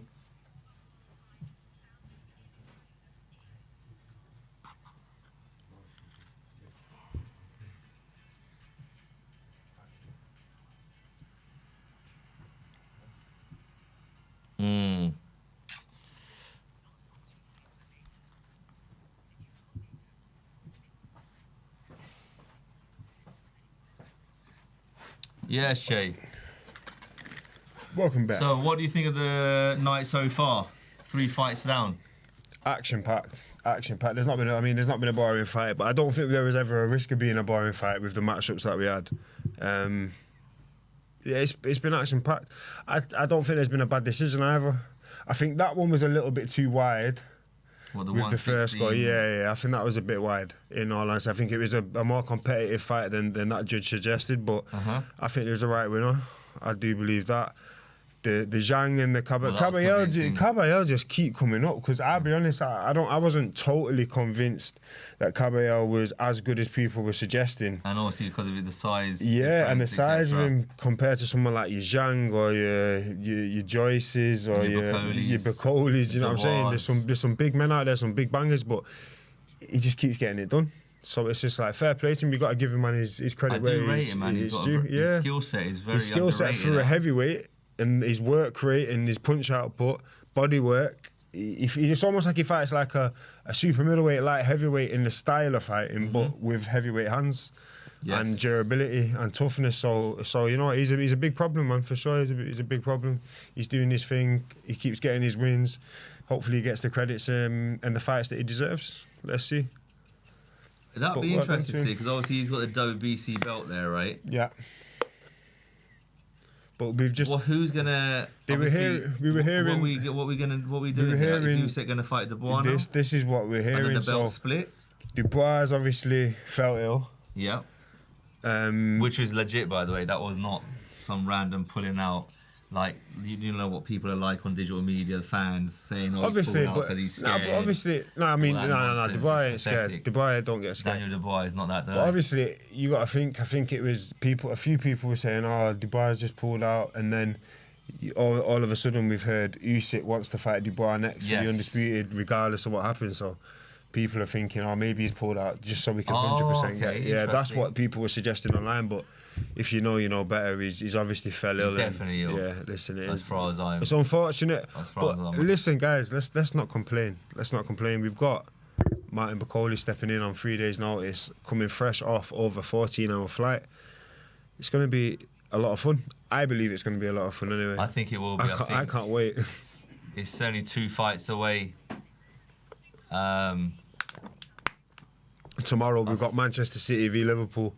Mohamed Salah, who is just crucifying me right now in my fantasy football. It's unbearable. And I refuse to add him in my team. I'm that Cole Palmer guy. I refuse to add him in my team. Not because I've got anything against him personally, just because my other colleagues in my league can't have a good fantasy team without the superstars. See me, I'm like a Mourinho. I don't need superstars to win trophies. When he says colleagues, I am one of those. Yeah. The deal was not to have Haaland in there. Yeah, but now Salah is. So now you're shifting the goalposts, Trubs. Yeah, we'll shift them. To be fair, he's a professional athlete, and this is what happens on a daily basis, ladies and gentlemen. It is. This is Jordan. It's tough, man. Obviously, I'm at the bottom of the league, guys. It's not nice. Jordan don't like losing. It's not nice, but it's happening. It's a tough one to take. It's football. I don't know the most about football either these days. I claim to, but I'm not the most clued up on. Well, on the subject, just quickly. Obviously, I know we're here for the boxing, but did you, as a kid growing up, did you have a football team that you supported or players that you liked? Yeah, Arsenal, man. Arsenal. That was my team. I mean, I was avid fan of the Unbeatables, the Henry, the Invincibles, the Lundberg, the Pires, the Bergkamps, like the creme de la creme. Yeah, they were special. That or football. Like, specials are understatement. That's like, I love football. You know what I'm saying? And then I think Fabregas left, Van Persie left, and I was just like, what's happening like this? And then we just started losing. But yeah, it's been tough as an Arsenal fan, as I'm sure you know. It's tough. It's not an easy job.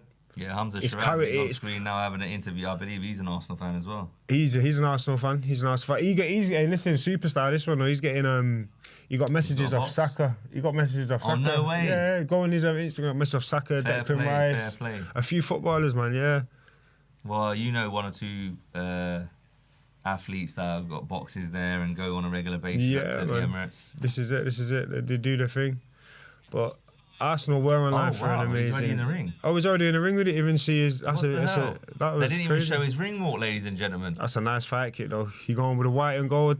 They must be behind schedule for that to be happening. Maybe. Bit rushed and huffed and puffed. So we got the world champion Carlos Adames coming out right now. Who again, a lot of people have been saying, listen, but this boy don't play about, but. They've said every one of Hamza's opponents, they've been saying this guy could be a problem and this is a step up, and Hamza just dispatches these people, man. We were talking about Hagler earlier. He's coming out in a Hagler-esque gown. Yeah. Very Hagler-esque gown, to be fair. So I'll give a shout out to Mr. Mackey. He could be right. One of our boxing sources. Yeah, but Hagler was known for he was known for his toughness, his resilience, the war mentality. Right. Basically, that meaning, I don't care what you hit me with, I'm going to hit you with what I got. But you can't do that against Hamza. Hit too hard to do that. So could this be a Hagler Hearns, but obviously... Maybe, yeah. You know what? That's a good shout. That's a very good shout, because you got the tall, lean banger in Hamza Shiraz, and then you got the man who is just hell-bent on war in Carlos Adames. That's a good little shout. Maybe we see that. If so, we're in for a treat. A short treat, but a treat. Get 1 or 2 things right now and again. Yeah, sometimes okay. Sometimes maybe good. Sometimes maybe shit. We can say all that, plus 18s and whatnot, guys. PG.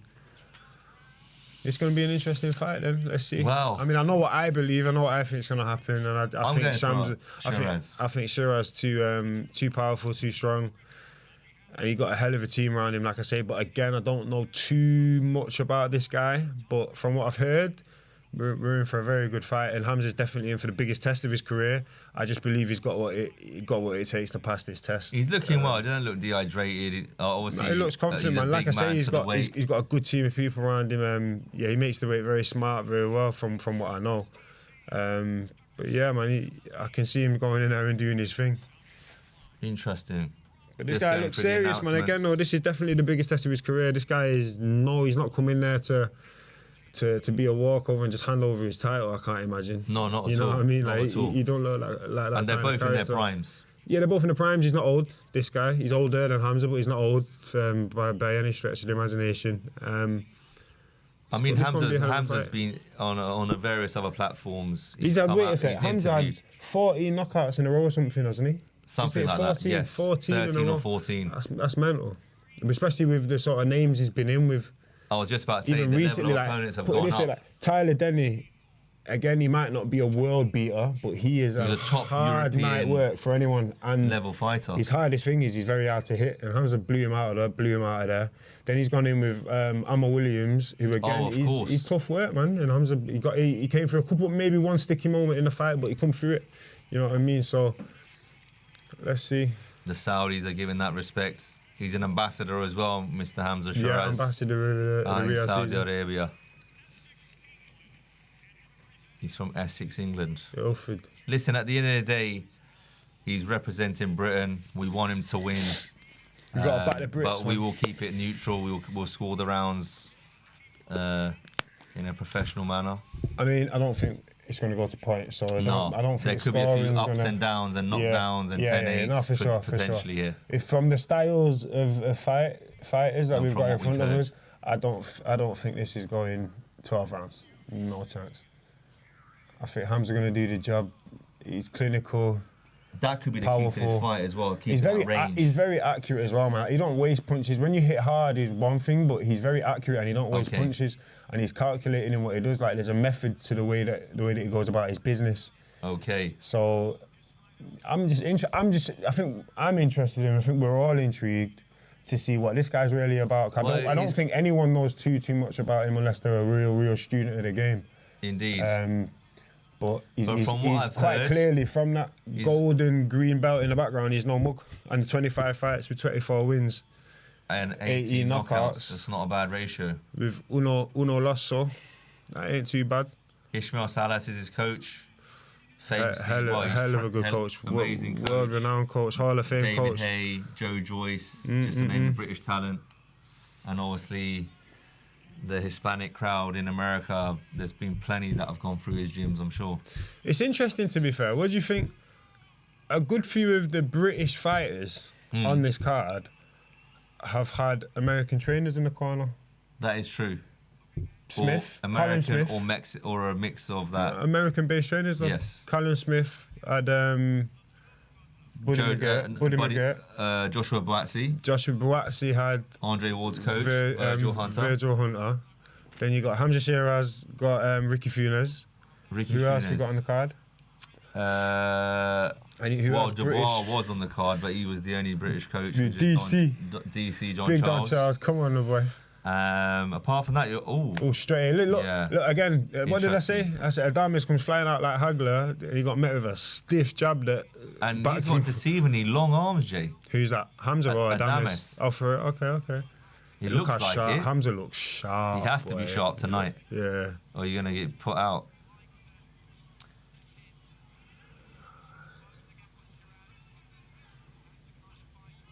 That jab, Good Hamza, start. very, very good with that jab. Very Good start composed, by very Adames. accurate. Very Composed. strong start. Good job. Hamza from Shiraz Shiraz. just got to stay patient here in the early stages, early rounds. Get into a rhythm, as JT said earlier. Get that jab working. Find his range. There we go. He's starting to settle into it now. A minute in. That's a good overhand. He's trying to shoot that out right hand Hamza over the Shiraz. top there. Good stab to the stomach there by Adames. Yeah. Caballo. What does Caballo mean, eh? You can see Shiraz. He's waiting. He's just waiting to set something up against Shiraz, man. He's a man of strategy, so he's looking to set something up there, looking for Adames to maybe overcommit, make a mistake, and punish him for it. Very calculated with his work, though, Shiraz, right now. Nice and Even with his composed. footwork, he's very composed and he never lets himself get rushed or panicked and put out of position.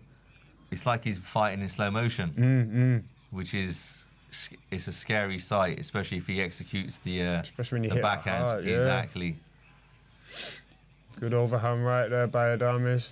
Hamza trying I to think shoot Hamza, the right hand because left hook. Adames seems to squat quite low. He's got to throw the punch where it's going to land, Where it's gonna not be. where, Where he's gonna be. rather than where it is. This is going to be a very interesting fight because they both can bang. That's why, ladies and gentlemen, there's a bit of silence. I'm just trying to figure out. Oh no, yeah, Adame's got the war. Adame's got the war on his gloves. So yeah, shout out Mr. Matt. This is very interesting. Footwork. Hamza Shiraz, back leg is on the rope, but he's moving off as soon as his back touched. He's got to try his best to stay just off centre. He's not missing him with that jab though. No, he's not. Shiraz, this is, sorry. He's got to stay patient, make it boring. Who's that, Shiraz, you think? Yeah, 100%. Adames wants him. He's already waved his hands to him to say, come on, type for of real? thing. Okay. So Adames, he loved that war then, okay. Yeah, so footwork's going well at the moment. Adames came out the traps very quickly, just in terms of his footwork. But Hamza Shiraz is now slowly edged to the centre of the ring. Very athletic. Good feint there, Hamza Shiraz. Yes, athletic, very athletic from the first round. Yeah, no, he's very athletic, man. He reminds me, his arms, from what you say, he reminds me a little bit of Ohio Davis. Deceivingly long arms. So yes, that'll help. First round was interesting. I'd have to give that if you're not giving it a draw.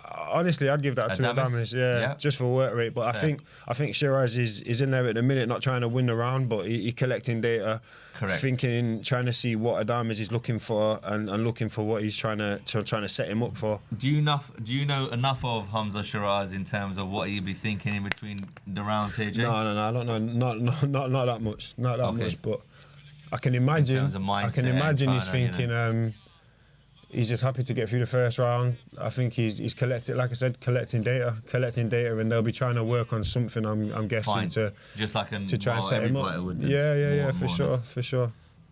Again, first shot at World Honours against a very, very seasoned, proven opponent. So no, listen, it's definitely a step tonight, up. Though, in great company, middleweight division, big time. There's talks of a potential Canelo fight even for Hamza Shiraz after this. So wow, yeah, man, you're talking. Listen, you win this fight, your life's made. Indeed, from a legacy point of view and the bottom line. And the bottom line, man. Listen, you're getting paid. Let's be real. Let's keep it 100.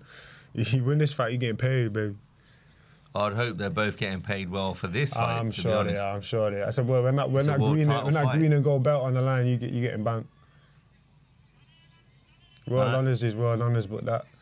I know we keep saying it, but it's I say this with the utmost respect. It's the Saudi money. Yeah, as well. Yeah, it's like Sky Sports giving the Premier League the football money. The 4 billion. Fair. Do you know what I mean? That's how I look at the Saudi money in boxing. It's the equivalent. Fair play. Because if you look around the football leagues around Europe, there's not much money around. You go to England, the Premier League, it's known everywhere in the world. Premier League everywhere. Just the same as Riyadh season. Everywhere you go, any country, they're putting shows on, not just in Saudi Arabia. Good job there. That was a lovely stiff jab by timed him as Adames tried to jump in, just straight boom, shoot him over the top with a jab. Again, the busier the fighters, or again, Adames is definitely the busier and he's on the front foot a little bit more. But he's not landing anything clean or notable. The first 2 punches of this round he landed. Again, Hamza not missing with that jab, man. Not missing with it. Yeah, man. You got that Tommy Hearns jab for real. He's throwing that jab like JT Thompson, mate. Hey, he's shooting. JT, Jordan Troublesome. Good jab there from Adames. He's coming forward, but again, if he keeps coming forward recklessly, uppercut could be a shot. Hamza, that's I think it's that the left hook counter is one of the best from Hamza, in my opinion. Yeah. I just think that left hook counter is. And the way Adames is dipping down, do you think he could, as the rounds go on, his feet slow down, that counter uppercut? That's when the fight really gets interesting. When the feet slow down and people are forced to kind of hold the ground a bit more, that's when you start to see who's really made of what. Because then it takes the athleticism out of it to a degree. Okay. It's more about boxing skills. Then it's fatigue, etc. Fitness, yeah. Who wants it more? Adrenaline's gone out of the game. Yep. If we gave Adames the first round, 23 seconds left of the second, I think Shiraz is winning this one. Yeah, definitely. I think, honestly, just from the jab alone, I think he's been very accurate with it, and he's landed a few, to be fair, in this round. And again, Adames he's been active, he's had a good output, but he's not really landed anything. And he's just missing, isn't he? Yeah, he's just missing. He's falling short, or he's hitting the gloves and the elbows of Hamza Shiraz right now. That's it. That's a good round from Shiraz. Very good round. First round, he was more of a double guard by Hamza Shiraz. Yeah, In this round, he allowed the left hand to go a little bit further away from his body. For sure.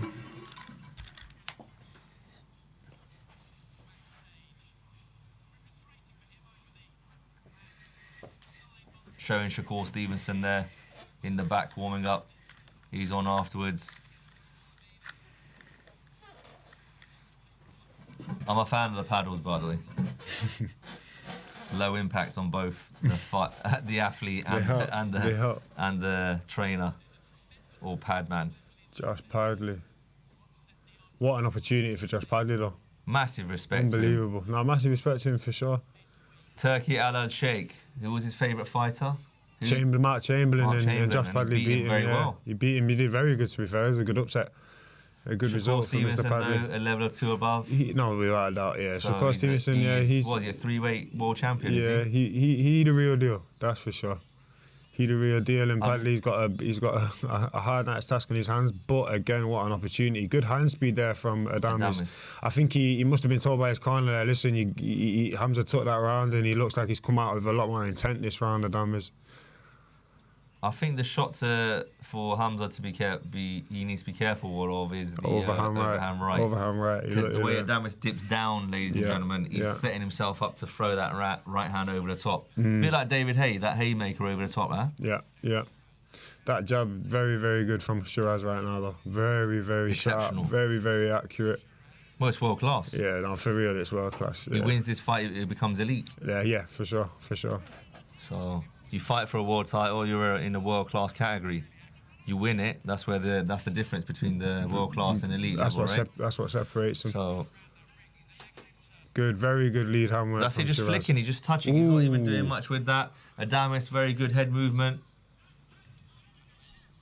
One jab each there from the lads. Both landed.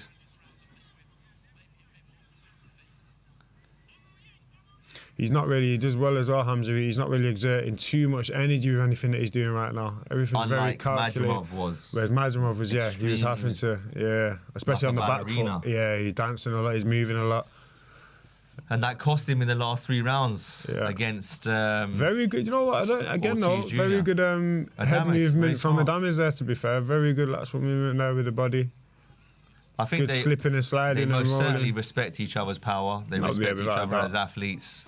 This is a proper chess match at the moment. You know, Adames has felt something of some sort of weight because he's not just letting his hands go recklessly. He's being calculated with his weight, even though he is applying that front foot pressure. Because he is going to end up jumping in. Yeah, he has to. He's just with the height difference and the reach difference. He has to commit. He can't have this fight at range. He ain't going to win it at range. No chance he's winning it at range. This is a close round, ladies and gentlemen, going into the final 45 seconds of round 3. For sure. But I like this from Hamza Shiraz. He's circling around, and he's not going back towards the ropes. No, exactly. Very good ring generalship. Exactly. You know what I mean? Very composed. The way he's manoeuvring himself around, knowing that he's got the range to do so. So it's not wasted work. No. Calculated. Everything's calculated. He knows what he's doing. He wants to do what he's doing. And his right hand is placed correctly because he knows that's the respect.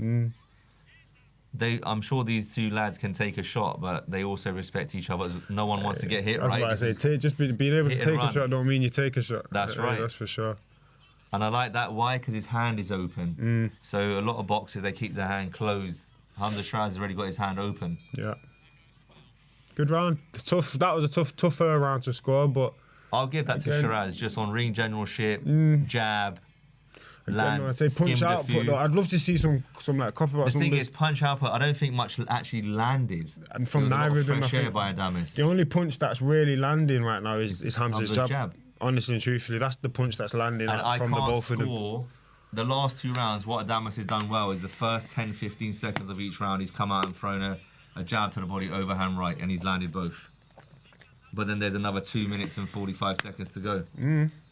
Where he's punching thin air or elbow. Yeah. And he's skimming. It's not landing flush. No, not yet. This is what I'm saying. I think they're both of them. I think I will expect them to be both landing a lot more noticeable punches. AJ's in the house. AJ's copying your style, JT. AJ got the sunglasses on right now. What can I say? Sunshine. Great minds think alike. Blimey. You know what they say. Round You four. know what they say. You got to be special to wear sunglasses inside, guys. The comments might be Wow. sending for me right now. Oh my God. Go for him. All talk is good Overhand talk. right. Overhand right. So he's starting. In the first 15 seconds. He's starting He's done it again. every round with that overhand Same right. pattern. Yeah. Patterns. They might seem good, but they can be very problematic in boxing because if your opponent picks up on that pattern, night. Because for me, that's Good the first body shot that by Shiraz Hamza. landed. First time he's gone to the body. Touched upstairs with the left. Beautiful and then work. he sunk it in. I like that shot. First time I saw Hamza Shiraz really go into that mid-range. It looks like he's opening up a bit more, Hamza, letting his hands go a bit more. Good right hand. And that was the first time in the 3.5 He's threw that rounds where he's straight through right. where it's going to end up. Yeah. So he's starting to, like you said, he's taken the data, and now Yeah. he's starting to really execute. Finished with a left hook on that combo. It was a 1-2 left hook by Shiraz. 1 minute gone in round 4. It hasn't deterred Adames. He's still coming forward in a controlled manner. Adames doesn't want to. You don't want Adames to get into a position where the rounds just fly by No. and he ends up looking. He's going to have to end up getting a knockout. Yeah, this is the thing. You don't want to give away too many of the early rounds, that's for sure, because he's going to have to force the pressure, being the smaller fighter. Especially the bigger fighter doing what he's doing in terms of Hamza Shiraz with that jab and then the varying that left hook upstairs, downstairs that he's shown in this round, and the odd right hand. You're not wrong. I think that was a good little move from Hamza at the start of the round, just to change it up to the body. And it's, to be fair, slowed. It's not the punch output hasn't slowed Adames down. It's just made him more wary to go in. For sure. Again, Hamza moving a little bit more on the back foot now. Adames has not stopped applying that But front he's foot just pressure. off centre, so he's nowhere near the ropes. He's never really. Yeah. Good generalship from Hamza there. I just like his hand placement. Yeah, he's very very good with the hand placement. Yeah. Beautiful. Good movement. Very approaching the calculated, last 30 seconds of round 4, ladies and gentlemen. Good left uppercut there from Hamza Shiraz. Adames don't look too troubled by it, but that was a beautiful shot. I think that's Beautiful what shot. Adames Woke him just up a done bit. there. That was more for the judges to say show them I'm not hurt, etc., etc. That's all. Or bravado. Exactly. He's just doing a 1-2 step for no reason, mate. I'm just setting him up with everything here. Everywhere he moves, he knows what he's got waiting for him. He's just very calm and calculated. If he carries on like this, he'll be nicking majority of these rounds and he'll win this fight 8-4. Who's this, Hamza? Yeah, for sure. If it continues at this It's pattern just and at this pace. Yeah, the cleaner, sharper work. As long as Hamza doesn't allow himself to get dragged into a fight, I think he can win. We've got one of the main men, Bivol, on the screen. Fans percentages, 46% points Bivol. Yeah, 20% knockout. Wow, interesting. 20% knockout for Beterbiev. That is interesting. Yeah, So that's a bit low. a lot of the fans are kind of edging towards Bivol after the first fight, I believe. From what I've seen on social media and stuff, a lot of the fans and the people in boxing are kind of leaning towards Bivol for this rematch. I am myself. I believed he won the first fight. I but thought it was Bivol very won close. the first It was very fight by close. 2 rounds, but then I watched it back and it was like, it was maybe a run round or a draw. It was one of those fights, though. I think you watch it again, you might get a different decision. Exactly. It was a close fight, very close, contested fight. Ladies and gentlemen, please do go smash the like button and please do go subscribe to Seconds like and Out subscribe. if You know you're the not vibes. already. You should be.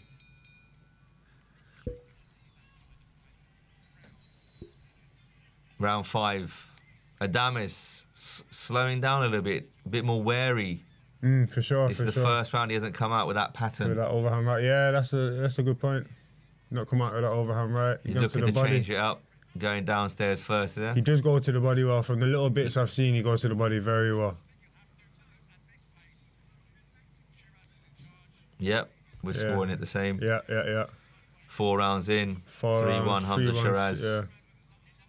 And it was a 10-10, see? So Yeah, even. Listen, I should still... And again, like, Adames, he's applying the pressure, but he's not really landing anything. He's just out of range. Yeah, he's just out of range with stuff, and Hamza's circling around very Shiraz, smartly. That's right. Yeah, like when Adames commits with that double jab backhand, he just falls short because you got Hamza circling off to that right. So when we're saying he's circling, he's actually sweeping left and right laterally. Good, very good lateral movement from him. And again, he's composed with it. He don't look too rushed. He just got through there with a little right hand. It was more of a touch rather than anything else. Wasn't anything too big. No, I don't think Shiraz is flustered at all. He just No way. Again, only in round 5, 12 round 5. A lot of boxing left, but again, you know, Hamza possesses that power just to stop this fight with one flashy punch. Good, and he's nice and solid with that guard. No, his high guard's unbelievable, especially for a taller fighter. He's that was very nice tight. by Damis, he got through there. There we go. That wasn't too bad from Adamis. That's the first bit of real success I think he's got. But again, Hamza not looking too flustered, not looking too bothered by it. Ooh, gone for that lovely left hook he's got. He's very smooth with that, isn't he? And the way he pivots on that hip. I remember seeing him throw some left hooks on the shield. He sound like gunshot. Sound like gunshot. Good body work from Adames there. I think Hamza Shiraz is just seeing what he's got in this round. Yeah. He's purposely coming into him high guard. You're gonna wait. He's gonna try and make him open up and shoot that left hook over the top. And I think that's the right thing to do with a guy who's very cagey. So now he's throwing. One, he's feeling how hard he hits. Yeah. And 2, he's fatiguing as he's throwing. Fatiguing as he's throwing because he's bringing him on. That's right. Bringing him on to something. 40 seconds left for round 5, ladies and gentlemen. High guard, elbows tucked in. The tall man is Hamza Shiraz. His elbows cover It's a good matchup. Good matchup of styles as well. Very I like it. It's turned into a good fight. So far, I'm giving this round to Adamis. Yeah, this round, and I think from what I've seen, it looks like Hamza's almost give him this round. Let him have this round. Let him open up. I'm gonna counter you in a minute. He's urging him on. He's urging him on. Is Hamza Shiraz? Like now he peppers him with a double jab. Ooh, Lord, you lucky that right hand there, land. By the whiskers. Damn, good left hand by Hamza. He switched stance. He's in southpaw there. Adam is screaming at the boy. Hey, all right. He wants a war. Interesting. He loves fighting, innit? This guy, you can see that he loves a fight. He loves a scrap. I'll give Adamis that round. Yeah, give him Adamis that round. Look at what Hamza finished the round last 10 seconds. He finished the last 10 seconds and let him know that he's there. But I think how hard Adamis had to work to win that round. Exactly. That was crazy. Yeah, and again, he's worked that hard to win that round, and he's not really hurt Shiraz in that round. Facts. He's just let all his punches go. He ain't really got any sort of respect from the the guard punches. was nice and tight. Didn't come out of it. Composed. Body shots were landing flush on the elbow or on the forearms. Yeah. Solid work It's from a defensive point of view. For sure. Oh, look who it is. Derek Chisora. He's dressed out like a cowboy, Undertaker. What are we doing here? Who's going to be Magic 50? It's going to be very interesting. Could it be Dillian White in a trilogy? Bro, you see the Dillian White Derek Chisora first fight was arguably the best heavyweight. I agree with you. One of the best. I mean, maybe because of the magnitude of the fight, it wasn't the best heavyweight fight of all time. But I'm sorry, that was one of the best heavyweight fights domestically of all time, without a doubt, if not the best. Sure. But of all time, period, man, hands down. If you watch that fight, that was 10-10. But anyway, started the 6th round there. Adames again letting his hands go, but you ain't putting no chinks in no armour there. I'm sorry. Lovely. I love that sharp counter with that left hook. Second time in this round he's gone with a lead uppercut and he's landed it on Adames.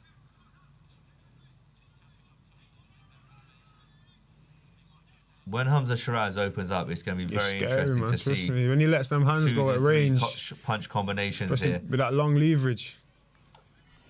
Nearly landed it off a lead touch. Overhand right. Adames, now they're both standing on each other, leaning on each other here. Yeah. Just off centre in the ring. I say, as long as Adames, he looks good here. He looks that's the range he wants it. But if he gets reckless, he's going to get punished. Very interesting how Hamza Shiraz is looking to switch into southpaw stance as he throws the right hand. He does it very subtly as well. Like you don't really notice. He's done that a few times in the last 2 rounds. Last round and a half. Adames delivering but not getting through cleanly. And again, nothing's really got through from Hamza Shiraz, but the jab has been very good, and he's missed by millimetres with that left hook a couple of times. Okay, so Jay, Adames is the champion. Yeah. What are we doing here? Does Hamza Shiraz need to increase his work rate to win this, snatch the belt off the champ? I'm not sure. Or is he doing enough to win the rounds? Usually you would say so, but I think he's definitely doing enough to win the rounds, for sure. And again, that's good work. I mean, listen, 45 seconds left in round 6. I mean, Shiraz under pressure, but he's being outworked, but I don't think he's struggling. I think he's letting him work. That's right. I think he wants him to work because he's going to get tired. He's going to open himself up and he's going to make mistakes. I'm waiting for that right uppercut to come through the centre at some point. That left hook coming, I'm telling you. See when that left hook lands? I think he should feint that left hook and throw the uppercut. Ooh, just missing with a left hook there. Good little pullback from Adam Hayes. Risky behaviour. I won't be doing that in round 9, 10. The fatigue might get you clipped, mate. Oh, you see that left hook? God damn. He's got very good reflexes, is Adames. Yeah, he's sharp, man. He's sharp. He's got that Cuban style, that up. A little bit Cuban flow with it. You need it when you got a heavy hitter like that in front of you. That's another close round. Very close round. I think Adam Hayes. I'm going to lean towards Adames. He had more of a punch output and he was the aggressor of that round. But I think Shiraz is still standing. He doesn't need the stall at this stage. One sec, let's see what Ricky's saying.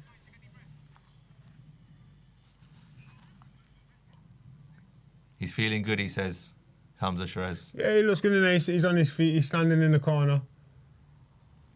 And again with that defence, there's a few shots that are getting in, but he's nothing too big getting in. It's nothing and too whatever's crazy coming happening. through, he's taking it. Yeah, he's taking it well. Nothing's shaking him up. Good body weight from Adames. I think Hamza, I was about to say, I think Hamza's going to start looking for the left hook counter off of that body work. So as soon as he starts feeling that right touch the body, bap, left hook counter, and he's got a very, very sharp, heavy left hook counter. And because of his condition, I just feel like he, like you said, during the last round, I think he's just taking it. Yeah, for sure. He's conditioning and he's got a lot of confidence in his defence. Hamza Shiraz, rightfully so. Right, we are into round 7, yes, I believe. Round 7, very closely compete fight. What are we scoring it right now? 4-2 to Hamza 4-2, 3-3. 4-2 or 3-3 maybe. Yeah, 4-2, 3-3. I'd say that's how the viewers have got it, and I'm a viewer right now, so I'm with the other viewers on that. Hamza again, I'd say we're professional very experts. busy with his lead hand. I ain't no professional expert, not on boxing anyway. I prefer not to speak, mate. You know, I like to think I know a little bit, but not too much. It's good, nice and busy with the lead hand there, Hamza. Again, I like the touches. I'm a big fan of that. The touches are important, man. You're setting something up with them touches. There you go. Keep him occupied with the left and boom, whipping that right. So now I think in round 7, I would like to see Hamza Shiraz turn that cross into an uppercut at some point. Ooh, he's looking for something in this round. Just to give him a different look. Again, he almost took that round before off. He didn't really throw as much. Adam Hayes really piled the pressure on that round. I think I'm just going to start looking for more shots this round. Again, he's very, very tight and assured behind that high guard that he's got, Hamza, but needs to throw a little bit more and shoot for them counters, I think, this round. Try and stamp his authority on the fight again, I believe. Because Adam Hayes don't look like the fighter you want to let him gather some too much momentum. Because he looks like once he gets into a flow, you can see him. See it there. Woo. As soon as he throws, he's looking to slip straight away. He doesn't step back. He slips and tries to go for a second phase. Because you don't want to get into a rhythm of this pace, what Shiraz is going on. You don't want to start dancing to someone else's tune, But this is the thing, you see in a fight like this, all it's going to take is you see one good shot from Hamza in a knockdown, 10-8 round. And then it's flipped, and then 3 rounds ahead. Yeah, exactly. Ooh, just like nearly. We're going into the last minute now, round number 7. Again, another close round. You got Adam Hayes on the front foot throwing the more shots, but again, I'd say the more convincing Shiraz is shots. Starting to throw a little bit more in this round. Going for that left hook again, Shiraz. I think he just needs to show a little bit more to the judges as well in terms of his punch variation. Punch output, maybe. But again, he's still landing with that jab. He's being nice and busy with that lead hand, but he's not really landing anything of note. Not yet, anyway. Not in this round. But like I said, it's just only going to take one clean shot, and it'll change the whole. There's the uppercut, beautiful uppercut. That's what you were talking about in the round before. It looked like a tooth came out. I don't know, maybe it's some spit, but. That's the shot for Hamza. I'm telling you. Yeah. Why? Because Adamis. It's just a risky. It's just a low. risky shot. Because God forbid he misses it, he's wide open for someone like Adamis. Because of the way he moves as well, Adamis. If you miss it, he's there for the counter. Correct. It's a good fight. It's going to get tough in the late rounds. This fight. If it goes into the late rounds, it's going to be a test of who keeps their form. Attrition. Yeah, the conditioning is going to be playing a big part. Power will come into it. Yeah, for sure. From the two, I believe Hamza definitely carries his power into the championship rounds. Yeah, for sure. But Adamis, Dmitry Bivol is in the house. Beterbiev looking as cold as ever in the house. You're serious individuals, 40 man. years old. He ain't 40, bro. It's mental. It's crazy. He's mental. Fights like a 32-year-old. He fights like he's in his prime, man. Strange age to come into your prime, though. Indeed. But that just shows how much dedication. This is what I'm saying. Hard work, dedication. He lives the life, man. That's he right. lives the life. There you go. Like, you can see it, and it shows on the fight night. Example to all good young athletes in any sport coming through. That's how you should be living it. No, without a doubt. Round number 8. It's those fine margins. Again, you got Adamis centre of the ring. Hamza behind his nice high guard. But Hamza's not going too far back, and he hasn't all fight. He's not being pushed back. He's stepping back. He ain't being pushed back, that's for sure. He's stepping back because he wants to, because he's trying to get Adamis to fall in and leave himself open for a sharp counter. But again, we knew Adamis no mug. What's happened here? Okay, ref just warning Adamis about some low blows. I can't lie. Interesting. He's called some. Interesting. Let's see how it plays out, because I know Adamis likes to go to the body. So hey, Hamza straight back on the jab after the touch of gloves there. That was beautiful. No time for that. Protect yourself at all times, right? Hell yeah. Ask Victor Ortiz. Indeed. Good right hook there from Hamza Shiraz. Hamza letting his hands go a bit more now in this round. Against the shorter fighter, it's very interesting and very difficult to get. He's finding it very difficult to find that range, I think. He's at Hamza? Yeah, I think it's always tougher, especially, you know what it is? I don't think it is. I think it's just, you see the head movement of Adamis. It's lovely. Unbelievable. Good overhand right from Adamis there. Felt like he got a sort of reaction out of Hamza there. He's opening up a bit more. Got Hamza on the ropes. But again, Hamza very secure. Very secure tight in that high guard. And he just turned him, and now Adamis on the ropes. Beautiful work there from Hamza. I would like to see Hamza back him up a little bit more. I think we'll see that as the fight goes on a little bit more. Maybe around 10, 11, the championship rounds. I think Hamza will have to start forcing the fight a bit more. This fight's very close. I need him to go after this round, mate. Yeah. I need to start. I want him to win 3 out of these last 4 rounds. I know it's not maybe your go-to, but when you hold power like Hamza does, you know it's only 1 punch that's going to change it. You don't want to count on that, but I agree be with what you're saying. assured in knowing that you've got that and believe in it. But for him to find that shot, he's got. There's a big right hand by Hamza. That's the first big time right hand by Hamza. More than a 1-punch combination.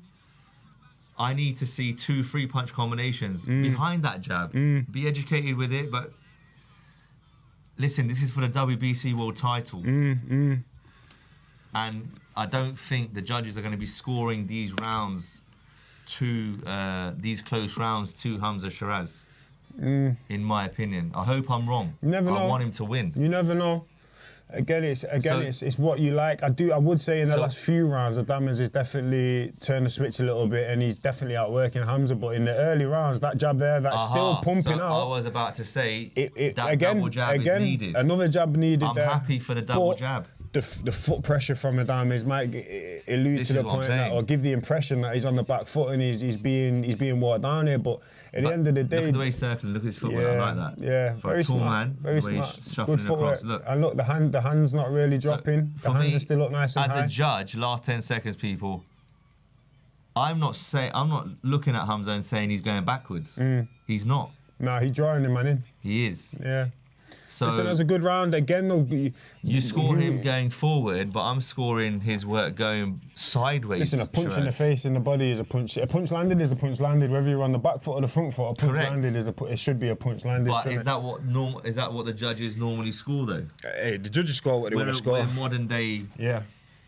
The judges be scoring what they want to score sometimes. It's a bit of a nightmare. Have you got a charger for that? Yes, sir. Again, it was a very tight round. Overhand right landed there. That was flush on his jaw, Hamza Shiraz. That was beautiful. Look at that, Jay. He took it well, though. He took it well. Again, Hamza took that shot well, though, man. Drop that down so it's in line with that. Yeah. I agree with that. He needs a big round here, Hamza Shiraz. Big, not in the sense of a 10-8 knockdown round, but just in terms of more punch output. We're looking at twos and three punch combinations rather than jab, jab, jab, jab. The viewers' verdict is 7, 1 round up Adames. So that obviously, I mean, we had a good start from Hamza, and then Adames has definitely picked up in the last few rounds.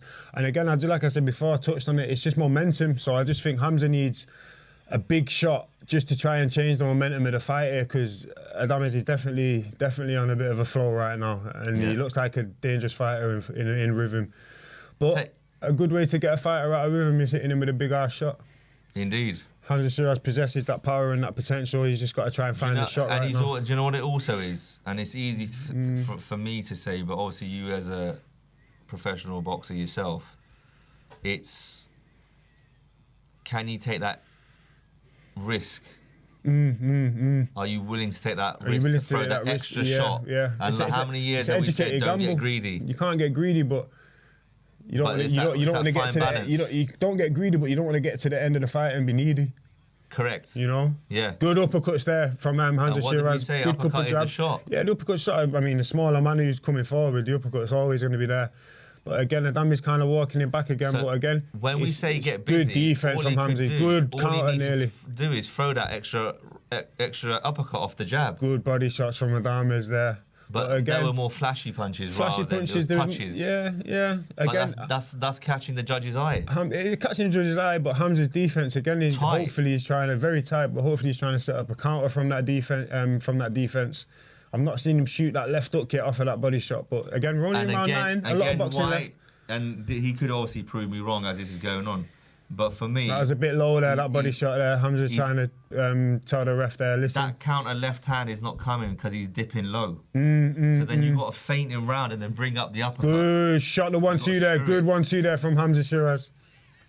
Is there a bit of blood coming from the nose of Adames? From the, I mean, if it's not from the nose, it's a cut, but I can't really work out right now. See when they get back to the corner, but Hamza... Shiraz is winning this round for me. Yeah, Hamza's been a lot busier this round. Definitely. This is a very good reply from Hamza. Good. And then finish that to the arm. Hit the arm with the left hook. Don't go for the head. He's going for the head. You've been very good with the lead hand there, Hamza. And you're spot on. You called it right in terms of low blows again. He's gone low again. What's the referee saying here? He's having a word with him. I think that's the final warning here, though, if I'm not wrong, because he warned him once before. So I think in this round as well. Is it not two warnings and you're out? No. Oh, you're out of the fight, but you're getting a point deducted. Usually that's how the referees do it. Yeah, true. It's usually one warning, then you get one stern warning, and then it's, listen, you're going to have a point off here, mate. Jab again there. Nobody wants a point off in this fight. It's a very close fight, so no one can afford a point. I'd give Shiraz that round. And Adame's not walking back to the stall as bouncy as he has been in the last few rounds. Listen, it'll be having his effect because he's worked a lot.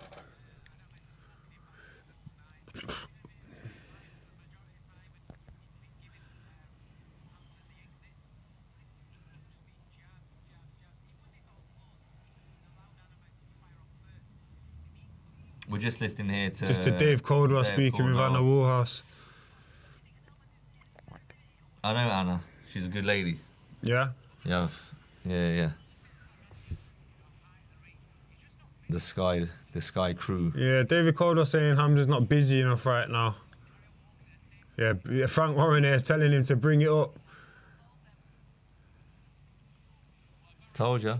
Yeah, she's screaming Ricky. This is the thing, Jay. Like, trying to get Hamza to bring the punches up. I'm telling you, if I'm in his coach, I'm telling him to execute that from round 4. Yeah. Why? Because he's very slick, as you said. Adames straight on the front foot here in round number 10. Got Hamza on the ropes. Hamza turned him off the ropes there, looking for the uppercut as he was instructed.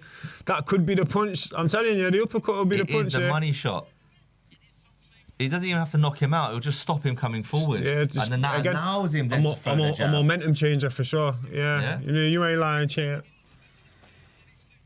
And this is where sometimes, this is where the coaches have to be a bit, listen, the fighters are fighting the fight, so they can pick whatever combinations, whatever punch selection they want. Yeah. But that is a clear punch in this fight that he needs to be using more of. It's just, again, it's easy to say though, but I'm telling you, like, it is a very underused punch and underappreciated punch, but it's a very dangerous punch to throw. The uppercut, especially against because there's limited defense that you can have whilst throwing an uppercut, and you are leaving yourself exposed. It's tough. To the left hook? To the left hook, a few counters, the straight overhand right counter, uppercut counter, a left hook counter. So you're there. You know what I'm saying? The reason I say this with Shiraz, and I'm keep going on about it, is because the hand defense is so good. When he's throwing with the other hand, his left hand is in the correct position. But again, let's break it down. Like Hamza Shiraz, the taller fighter, who's got a very good high guard. Round 10, ladies against a smaller fighter, to counter with an uppercut, he's gonna have to catch, bring his hand down, then bring it up. Right. You know what I'm saying? That's not easy. He's on the ropes there again, but again, beautiful defense. Nothing really getting through there. This is where then I want to see the jab or just touch it out, show that they're just like that. Yeah. And he's flicking it into his face there. Very tight rounds. Don't forget, close, he's the challenger. He is not the champion. And these are the stereotypes. He's trying to bring it up again there. These are the stereotypes that we have been going off for decades, and this is how the judges unfortunately score these fights. Yeah. They don't score these fights on the fight. They're scoring it. Oh, this is the champ. This is the challenger. True. This is what the challenger has to do. Yeah. Oh, he's got to snatch the belt off of him. No, he's winning the fight. No, exactly. If he wins, he wins. Yeah, exactly. What are we doing it? I don't need Hamza Shiraz to be on the front foot to win a fight. I just want him to throw the extra odd That jab punch. ain't missing though. Hamza not missing with that jab still. Beautiful work from Hamza there. There we go. The right hand behind it. There we go. But again, good movement from Adam Hayes. Very slick That's fighter. the right idea. Very impressive. good. Yeah, no, fair very play. Impressive. And I think he's given huge respect to Hamza Shiraz with his power. Otherwise, I think if it was somebody else, he would have let his hands go. Yeah, I think he'd have been on him more. So you know he hits hard, Hamza. I think we knew that by that. Good overhand right by Adam Hayes, but beautiful circling off by Hamza with the jab. He's lowering his height a little bit now as well, Hamza. So he's looking for something here. I don't know what he's doing, but he's looking for something there by lowering his level. Maybe to reverse it, go touch it and then come with the left hook. My Timber cool, hey. Hands are wrapped. I can't wait for this. Wow. I can't wait for this fight. 38% are saying viewers. He's going to win by a KO, bro. I think the majority of the man who's just flew 14 hours across the world for this fight in less than 24 hours has got 38% of the public with 5-6 weeks of pad work and nothing else. And that's we've got to believe and trust that he's actually been doing 5-6 weeks of pad that work. Could just be mind games. It could be our mind games. Off, but he's listening to his tunes. Listen, and again, everyone's talking about fair play to Bivol taking this fight on 3 days. Very smart. Listen. Go talk to me. The man's being paid life-changing money on 3 days' notice. It ain't no fair play to him. The man's securing the bag. Fair play to Joseph Parker for taking Martin Bivol on 3 days' notice. Because let's be honest, if you beats him here, you beat a guy who's just come off the couch. No, they're not going to say that though. People are going to say, oh yeah, you beat the boogeyman, but he had 3 days' notice. He had 24 hours, 14-hour flight and whatnot. People aren't going to give him the credit he deserves for the win. True. And if he loses, you just lost to a guy who's come off the couch. Yeah. It's a fair play to Joseph Parker for taking this fight. Bivol, beautiful body shot there. Beautiful body shot. What did we say? Yeah, he's lowering his level to try and come for the. And what did I say? Reverse it and go with the uppercut to the left hook. You did say that. Oh, good uppercut by Hamza. He's opening up here. Championship rounds. There we go. I need him to win these. Open up. There we go. Let them hands go, man. You got the power. There we go. Believe in yourself, and you know you. Spencer Brown on his feet. He likes what he sees there. Good hook by Hamza. Stay patient and keep throwing. Adamus' corner are not happy. They want him to circle off, but he wants to fight. He wants to fight, man. He wants war. But in their head, they're probably seeing him ahead right now. This is interesting. But this is going to be a good end to the fight right now. Turki Alad Sheikh is cheering his man on. Waving on Hamza Shiraz here. 1 minute 53 seconds into round 11, ladies and gentlemen. Good hook by Adames. Hamza's took it well. Come on, Hamza. He needs to bring that good little shot there. Good jab by Hamza. He's been very conservative. He's been very patient with his footwork. So He's very calculated with his work. There should be enough in the tank here for him to really for sure. empty it out and have no regrets. Win, lose or draw. Leave it out there, man. He started the round well. Minute and a half, it's all been Shiraz. Can he finish this round off? Can he get even a touchdown? That would be a massive turn of that would swing the fight, and it would open up a gap. Yeah, big time. I thought he was just about to throw the uppercut, a little uppercut or a left little hook. Short straight. Oh, short right hand over the top. Yeah, literally. Good jab there by Hamza Shiraz.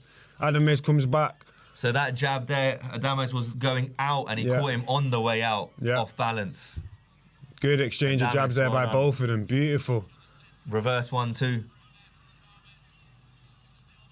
Adames is definitely working them all, but again, Hamza had the better start to this round. Adames is arguably having the better of the middle rounds, but again, Hamza landing the cleaner. Good counter there by Hamza. Beautiful counter there by Hamza. That could have just given him a round. Now whip him to the body, big man.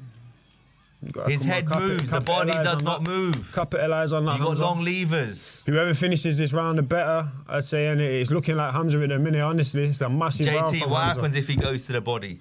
What counters can he get hit with there? It's again though because of the height difference. It's the height difference. He's going to be lowering his level, man. It's just opening up for risk. But again, if he's down in the fight, you're going to have to take the risk. No risk, no reward. But also, man. If he's nicking the rounds in his mind and his corner's mind, if he takes one and drops and touches a glove onto the canvas, that could swing the fight the other way. The fight swung the other way. So this is the difficult Very thing good about round. it. One fight to go. Championship round. Shiraz won that round. I think it's all on this round. What's he saying? Interesting. They're telling Hamza he's got to knock him out to win, eh? See, he's got into that. What's the word?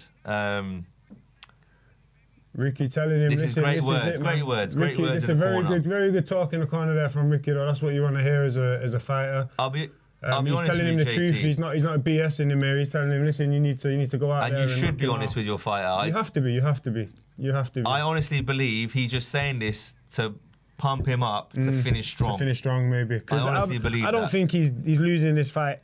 If he's losing this fight, he's losing by one round. Yeah, it's not easy for sure. But everyone's telling Hamza he needs to win this round. Yeah, but why? Because they want him to finish strong. Yeah, finish strong. He's the challenger. Yeah, true. This is all the stereotypes that we've been speaking about during this fight. Yeah. Just cover up for the first 30 seconds and start letting your bombs go. Even the commentary saying he needs at least a knockdown, if not a knockout. I don't know if they're watching a different fight to me, but Adames, he's been on the front foot. He's been applying the pressure. He's threw them all punches. There we go. Come on in again. Left hook, right uppercut again. Hamza throwing some really good. See, look, we're 1 or 2 rounds gap. Yeah. Those 1 or 2 round gaps could be. There's a 10-10 round in there potentially that could be going towards Hamza, so that means he's 1 round behind. True. Just win this round and let's see what the obviously judges have got. You never know, man. We've seen crazy things happen in boxing before, and it's not. But if Hamza was to get, I've not seen the end of the fight yet, but if Hamza was to get the decision, you can't say it's a disgrace. No, not at all. Not been at a all. very good, close to come. Finish left hook finish there with from the Hamza. third shot. There we go. Good work. Work him in now. I tell you what, though, fair play to Adames, mate. He's quality. Stop coming I forward. think he's quality. Yeah, world class. He's a quality operator, huh?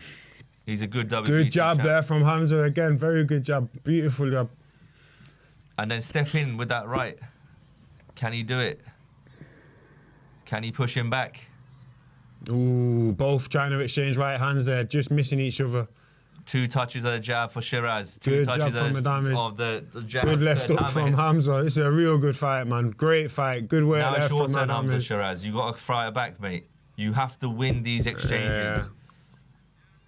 Good jab from Hamza again. Adames going for the counter, falling short. 1 minute 20 seconds to go in round 12. I've got Hamza Shiraz nicking this round at the moment. I want him to nick this round at the minute, but he's got to do more than wicket. He's got to do more. He needs to be more than nicking the round. Good uppercut there from Adames. Hamza took it well, coming back with his own work. Beautiful stuff there from Hamza in the 12th round as well. First time he's gone 12, I believe. This is great work from Hamza. Adames opening up a bit. Counter, left hook. Now this is where the experience comes in at championship level, right? Yeah. Adames, he's just touching. He's point Apart from, scoring. I think, what was it? What shot did he land on Hamza just a moment ago? Uppercut. Very good. That was the uppercut. one that really had a force on it. Yeah. Good left hook counter there follow from that up, Hamza. Flat-footed. Let's go, Hamza. Let them But go. again, Let you them don't Hamza wanna go. rush in. 30 seconds remaining. I don't know, man. 30 seconds remaining, bro. Adames has really come on strong in this round. this last minute. Yeah, he's looking for that overhand right counter over a lazy jab from Hamza, but fell He's short with squinting that there, one. Hamza. Go for that jab, Hamza. Come on, get on that jab. Let the right hand come behind it. Follow through with the left hook, man. Let's go. Last 10 seconds. He touches him with a jab again, Hamza Shiraz. Is it enough? Good jab for Hamza. Go on, finish strong. There we go. Right hand over the top. Right hand again. It was a good fight, man. It was a Hamza good fight. Shiraz, I think, nicked that round, but has he done enough to win the actual fight? I mean, the commentators, team Adames, they all think they've won the fight. If we're going off the body language of the corners, they're convinced about Adames winning the fight. Me personally, I'm not totally convinced, but I think you can. You would have to favour Adames, but let's see. Let's see what they got. It's going to be interesting then. Adames winning by 3 or 4 You rounds, got to think I as wouldn't well. be surprised. We were giving Hamza the first few rounds I had Hamza behind 4-1 that up. jab, but the rounds weren't clear cut. So the judges might not give every single one of those first rounds to Hamza. Correct. Well, it could be flipped. And the other way again, around. I'll be honest, guys. I'm a bit more biased to Hamza. I'm sure Ali is too, but it was a closely competed fight, man. Yeah, he was not out of his depth at all. That's no way. More experience. Could the corner have told him to go a little bit earlier? He, like I said to you earlier, Jay, in my opinion, he got into a very slow rhythm, and he couldn't get out of it. He was just I just think he was almost too composed. Can we say he was a little bit too one-paced? Yeah, fair. That's a fair comment. But I think that was intentional, and he was trying to be calculated. Up, down. Yeah. And again, on the eye, you may not be landing the cleanest shots, but it looks like you're doing more. You got to give the impression to the judges. That's I guess. right. Yeah. Because that's what at the end of the day, that's what it comes down to. Yes, you're fighting, but you have to give some sort of impression. Yeah. And I think it was a bit. The footwork was great. First 4 rounds, you done the first part of the fight. You done great. Those middle rounds, you kept doing the same thing. The pattern, the rhythm was the same. The pace was the same. There was no. It didn't feel like there was an urgency. Has he broken his hand? Yeah, Hamza looking there like he got a bit of a problem with the left hand. And again, it looked he swollen, didn't throw that left hook a lot. No excuses. Yeah, I think he's broken it. Frank Warren's just giving a little frown there. Yeah. Listen, there's no excuse. He's not going to use it as an excuse. It was his jab hand. He used that very well throughout the fight. Yeah. So it was nothing to do Let's with see the what the execution. judges have got. You never know. Hey, listen, you never know. I'll be shocked if it was a split. It's not a split. 4-round gap. 150. Ooh, Split 115, decision. 114 in favour of Hamza. So we were Let's right. go, yeah. Close fight. 118, 110 Adames. Okay. That's too wide. Let's see. That's definitely too wide. This is the first 4 rounds. What, draw? 114, 140. It's a draw. It's a split draw, ladies and gentlemen. If I'm Hamza Shiraz, I'll take that. Yeah, without a doubt. I'll take that. Without a doubt. And Adames, he'll be happy because his corner retained will his be belt. happy. He He's got retained his his title. belts. Yeah. The money will keep coming in his next bout. But for me, it's a rematch. You would see that again. You got to see that again. Our punditry on this bout was better than Sky Sports's. Them and their fans, they said it was 130, 150. What was it? 4-round gap. Yeah, I think 118, 110 was definitely too Disgraceful. wide. Yeah, that's definitely too wide And again, for a fight like that. That's crazy. Listen, there's levels. Here at Seconds Out, we're doing our thing. Great fight. Very good fight. The only thing I would say with Hamza Shiraz, if I'm being critical, he could have stepped on the gas, Jay, a little bit earlier. Yeah, maybe, but again, If that's me, if that's you, sorry to cut you out. If that's you fighting in the ring, I'm screaming out, "Come on, let's go!" Yeah. Whether you take that advice on board or not, that's a different story. But you got to think he's not been there before. In with your first elite fighter in your first world title you've fight. been there in your last fight, but not in the championship rounds. He's thinking. No, but in his terms head, of in that situation. But he's thinking in his head, I don't want to exert myself too much. I don't know what it's going to be like as the rounds go on into the later rounds. And again, he's not in there against a domestic level fighter. He's in there against a world title holder, a world champion, the elite of the elite. So you don't really want to be getting tired in the latter rounds against someone of that caliber. But again, he ain't got nothing to be ashamed about there. No. I think he's done well to come away with a draw. I do believe he could have definitely won that fight if he'd have, again, let the shots go a little bit more. But Round again, 7-8? You saw, 6, 7, 8. You saw him look at his hand after the fight. It did look a bit swollen. So maybe there was hand, and that was his jab hand. And again, he's got a very good left hook this evening. He's got a very good left hook. Jab hand, and he didn't shy away from throwing his shots. So for me, that was beautiful. Yeah. Interesting. Give us your thoughts, give us your feelings in the comment section, people. Please do keep smashing that like button. So we've got next Shakur Stevenson and what's his name? Paddy. Not Paddy. Josh Padley. Apologies. Man said Paddy. Hey, apologies. yo. Apologies to Josh all the Padley, Irish bro. out there. Josh Padley. Sorry. I got a lot of good Irish mates. They won the rugby earlier, actually. The Ruggers, mate. They smashed Wales earlier on. What, in rugby? Yeah, they did, yeah. They were losing and then they ended up winning. I think it was 27-18. So there's a short break, ladies and gentlemen. And then we're up into Shakur Stevenson. This is a 3-weight world champion, am I right in saying that? I'm not sure, bro. I think he's a 3-weight world champion. I ain't even gonna act like I know. I can't. All right, I'll put my neck on the line and say this is a 3-weight world champion. He a champ. He's a champ. He a champ. That's for sure. And this is for the WBC belt. Yeah, it's for the WBC. Again, for his world title. It's a big night for what's the name? Josh Padley. Massive night for Josh Padley. Massive night, massive opportunity.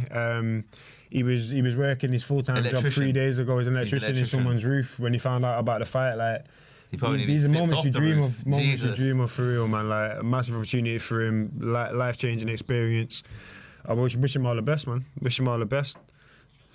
Listen. Let's see what he comes up with, because listen again, he can't be. He saved his card. Because of him, Shakur Stevenson is getting paid tonight. Because of him, he getting paid. No, but do you get what I'm saying? Yeah, no, you're not Because he could have said, no, I don't want that fight. He's kept the show alive. It's too risky. I'm undefeated because he is. Yeah. Well, I don't need this headache. No, But coming in at short notice, sometimes is not a bad thing. No, for sure not. Yeah. Because yes, your challenger, your opponent, has had a 12-week camp, 10-week camp. For another fighter, though. Exactly. With So someone it's else all on their switched. mind the whole time. And you just rock up with 3 days, yeah. But out of all the change-ups tonight, Martin Bivol is the one for me. I reckon. And again, it's not like he's no got disrespect to Padley, but 40% chance of winning Bivol. If not more. Yeah, I mean, for Bivol, he has to approach this fight as if it's a 6-round fight. Just purely because I don't care what these men will say about he's been in camp already training him. He don't look like it. No, he hasn't. He don't look like it. So he's been eating the good food in Africa. Yeah, I think he got to approach this fight like a 6-round fight and try and get Parker out of there. But again, Parker's bulked up a lot. He's been he's bulked up a lot, and I think he's been preparing to try and trade with Keep trade going, with Jay. you, bro. I'm listening to you, mate. So it'd be interesting to see how he kind of adapts his approach to the new challenge in front of him in Martin Bivol. 12 rounds of boxing for the undisputed light heavyweight championship of the world. First to the stage, the challenger. His record stands at 24 fights, 23 victories, including 12 wins by knockout, and that one defeat. He's looking for revenge. Ladies and gentlemen, the former light heavyweight champion of the world, Dmitry Bivol.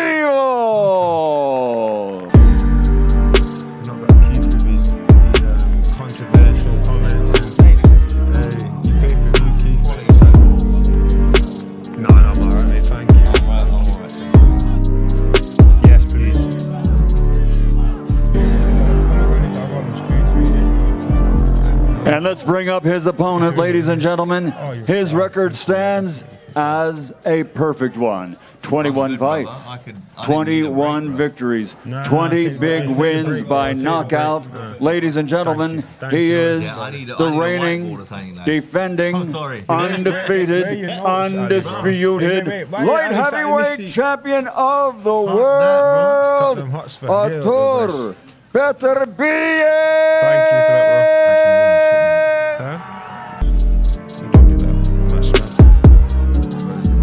Hey, he got a result there, do you think, guys? Hamza getting a draw. What do you think? Ben winning.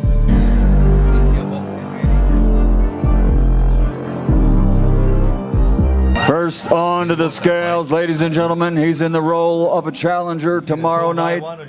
The former world champion, Dmitry Bivol. 174.1. 174.1 pounds for the challenger and former world champion. Went down, yeah. Next onto the scales, he's the undisputed and undefeated world champion. What time Once are we on again, now? Oh, it's the title on the line, all the belts, including the Ring Magazine belt, I'm alive, for we're not live, undisputed right? light heavyweight champion Let's be honest, of this the fight, world. He's definitely going the distance. There's the bin. No, we're good. 175 pounds for the undisputed world champion, Artur Beterbiev. I can talk about rugby, darts, football, cricket. I can't really hear. It's not really. No, it is when it's at the right angle. It'll be alright. Yeah, I can hear enough of it. Tomorrow night, all the belts on the line. It's undisputed for the light heavyweight championship of the world here in the Kingdom of Saudi I was Arabia. about to say, Jack Carter, I've heard this as a walkout before.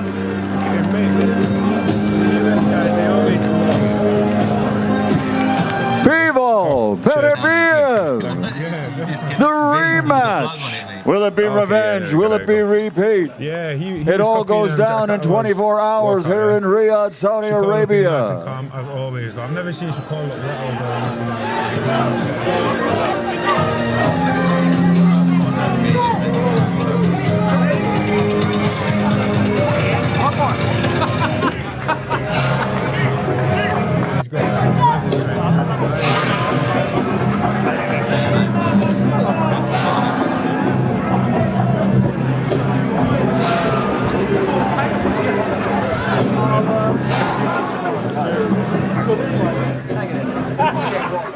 Hello, ladies and gentlemen. We are back here for Shakur Stevenson versus Josh Padley. Josh Padley. Josh Padley, This is for the, boy. WBC World Heavyweight. World, blimey, that would be an interesting division. Shakur Stevenson's gone up to heavyweight. He's fighting Josie Parker tonight. Imagine. Hey, blimey. hey. I messed up there. It's the lightweight. What weight class is Lightweight. this, my man? Lightweight. Yeah. Okay.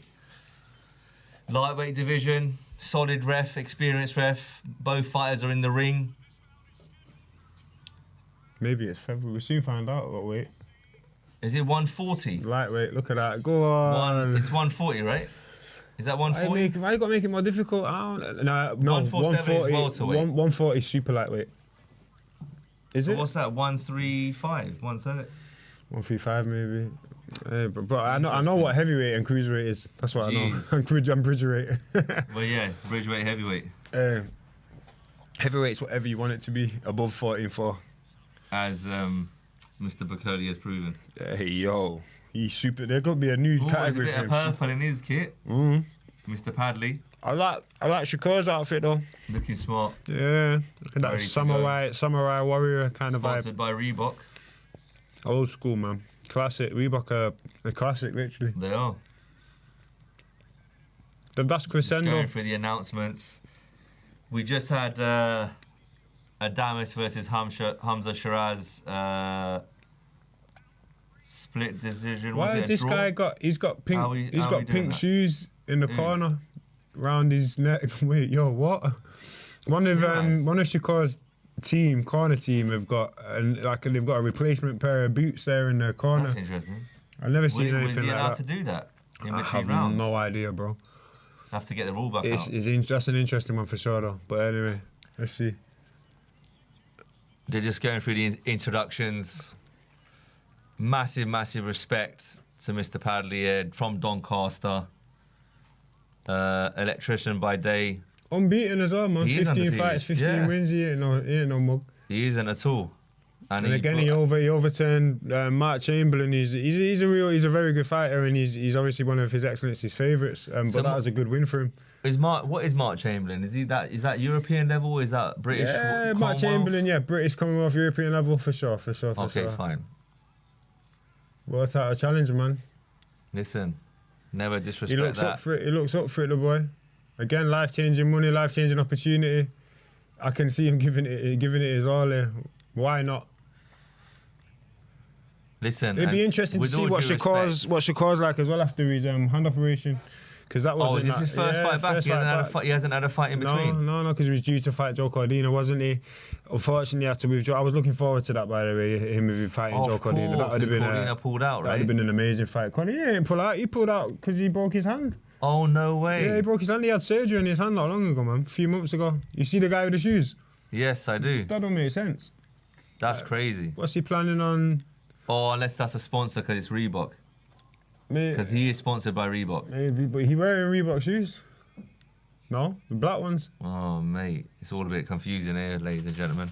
We're talking about the boots rather than the actual fight. That's crazy. They ain't fighting yet. Talking about boots with Boots Ennis. Oof. What a fighter he is. He's fighting soon. I'd love to see Boots Ennis v Terrence, man. Is that his mum? Shakur's mum? I'm not sure. Potentially. It's not Josh Padley's mum. It ain't Josh What Padley's mum. made you say that, mate? That's for damn sure. It ain't his mum. Hey, yo. So here we go. Late replacement, Mr. Padley comes in to fight one of the pound. Well, he must be on the top 10 pound. I mean, for he's pound not list. pound for pound right Not- now, but not- he's not pound the for number pound. one, He's but pound he's for in the pound list. if you know. I wouldn't say he's in the. I wouldn't put him in the list just off like opposition, bro. Wins, his like, resume a bit. Yeah, who's he beat? And that's no disrespect. I think he's in the top 10 pound Those for pound look like- boxers. If you know, you know, kind of thing. Those are Everlast boots he's wearing. Also, that's why he's got the Reeboks in the picture. And if you look, Makes he's sense. taped. Yeah, He's taped yeah, the boot. Yeah. So he makes sure, he's Okay. making sure, ladies and Yeah, gentlemen, Reebok get that there, Reebok are paying him for this fight. Yeah. They're nice boots, the ones you're wearing. I've worn them. They're Yeah, nice. you wore them They're very enough. nice. That's why I recognise them. Yeah, they're very nice boots. The Continentals. Ooh. Go on, Padley. Good lad. Interesting feint there.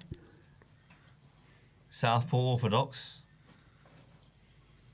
Shakur Stevenson southpaw stance. And then you got Mr. Padley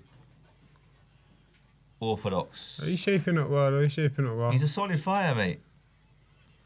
Do not underestimate the Padley. It will take a couple of rounds for Shakur to figure him out, and I can imagine Yeah, Padley he one of them fighters. catch counter. He'd be collecting a lot of data right now. Look at him. Very Good body shot by Padley. Good right hand by Padley. Nice. He feinted with the left hand down towards the body, came over the top by Padley. Half caught by Shakur though. Comfortable. They're just feeling each other out, to be fair. It's good to see Padley start strong. That'll be good for his confidence. Feeling each other out here. I think we're used to this from Shakur's fight story. The chess matches, his chess ain't checkers. Good overhand, good straight left there from Shakur. Took it well, Right Padley. on the bottom. Took it well. Didn't flinch. No blinking of the eyes too much. And it'll be also for Padley trying to get used to this level of speed. He wouldn't have fought, I don't think he would have fought anyone as quick as Mr. Stevenson. Good lead right hand there from Padley. That's good. Shakur Stevenson's like, good, I'm glad someone's turned up to fight me he's tonight. smiling. I'm getting my paycheck. and it's competitive. Because at the end of the day, look at the last thing Shakur wants is... This is a walkover. Now, you don't want to walk over. When you've put all that work into a camp, all that money into a camp, yeah. You don't want to be the one that's ended up with a bum fight. Nah, for sure. Yeah, for sure. He's got a tough... Because even the last fight, listen, there weren't really any like knockdowns or anything like that, but it was an action-packed fight. It was competitive, a very good matchup with Hamza and Adamez. Yes. I'd be interested to see if we see that again. Let's see. I think we should. I think Team Hamza were going to go away, watch the fight back and think we could have won that. Oh, 100%. We could have won that without a doubt. I totally agree with you. So I think, and again, don't get me wrong, they'll be pissed off, but at the same time, they'll take a lot of confidence away from it because they were more than in the limits there, even the reason there of winning that title. And they're definitely world level, that's for sure. He was not out of his depth there in that fight. Not at all. Shakur won the round. That's without a shadow of a doubt. Yeah, that's without a shadow of a doubt. But I would say I don't think Padley was outclassed in that round. I just think he just lost the round. No, for sure. As simple as that. But again, Shakur's one of them, though, innit? He hits you and makes you miss. Facts. I think that's all we're ever going to get. Saying that, Padley did hit him to the body a couple of times. He touched him to the forehead. Yeah. Got a wry smile out of Stevens for that. For sure. So, listen, Josh Padley, he saved Shakur Stevenson and he's making himself a lot of money at the same time. So, good luck to him. If he can last anything between 4 to 6 rounds, I think that's a moral victory for him. Because if we're being honest, Mr. Stevenson has got to be a very, very strong favourite, right? Yeah, no, without a doubt. He's probably the strongest favourite of the night. I agree. Against Padley especially. And I know the guy's not there, but Schofield, is that his name? I was looking forward to seeing him fight for Schofield, man. Because they knew each other, they had history there. Really? The families kind of knew each other. It was all a bit. And he was very confident. Allegations. It was all mad. I don't know. It's boxing. Nothing surprised me in boxing. Good shot there by Shakur Stevenson. Padley coming forward. He game, man. He game. But again, not taking a step back. You're going to be game on 3 days' notice. Hold his ground. It's a win-win, bro. 3 days' notice is a win-win. Decent, solid. There's only one Josh Padley. Okay. One Josh Padley. That's what I'm hearing in the crowd, by the way, guys. I thought that was you. No, I'm not just randomly singing. Blimey. I mean, I back the Brits, no doubt. I'm a Padley fan in this fight, but I won't be singing that song off my own back. Respectfully, I want Shakur to win this. Yeah. Because I want him to fight Tank. I want to see that fight, brother. Let fight it, man. You're not Mayweather and Pacquiao. Just fight. Well, the rumours are this is that after tonight, that is the fight. Yeah. We heard that with AJ Fury after every heavyweight fight. You know what I mean? Let's keep it 100. We shall. And that's with Turkey Alad Sheikh around. This is the thing. Listen, everyone got the price, but at the same time, if a human being don't want to fight, they ain't gonna fight. Facts. And no matter what happens in this fight, there'll be a reason for that as well. Don't get me wrong. One minute. I love that feint there from Shakur. That's a nice. No matter what happens in this fight, Shakur will respect Mr. Padley by the end of it. Yeah, you got him, man. You jumping in there with a talented. Damn, good straight left hand there by Shakur Stevenson. Followed up with a right hook by Stevenson. Ooh, good work there from Shakur. Go on, and Padley's giving it back, lads. Oh my goodness. Good job, man. Shakur's so accurate, so calculated. Look how quick he's judged the distance, etc., to get to work. He's a boxing purist, man. He a boxing purist, Shakur. A lot of people say that he's a bit of a flash in the pan, but how can he be? He's a bit of a what? Bit of a flash in the pan. What does that mean? Just he's okay, but there's too much hype around him. No, I think you know what? He's just not fan friendly, man. He's not fan friendly. He's never going to be like a knockout artist. He's never going to. Like Floyd. He's a Floyd Mayweather at the end of the day. The money version. Yeah, man. He's a Floyd Mayweather. He hit and don't get hit. He's a boxing purist. Listen, he got a nasty streak though. He got bad intentions, but he's not reckless with his bad intentions. He's calculated with him. You know what I mean? You can see it. He a nasty. Terence has come to see him. Yeah, Terence and him are good people, man. They're close people, should I say? They're familiar. He's looking. He's giving a little acknowledgement to old Turkey Alad Sheikh.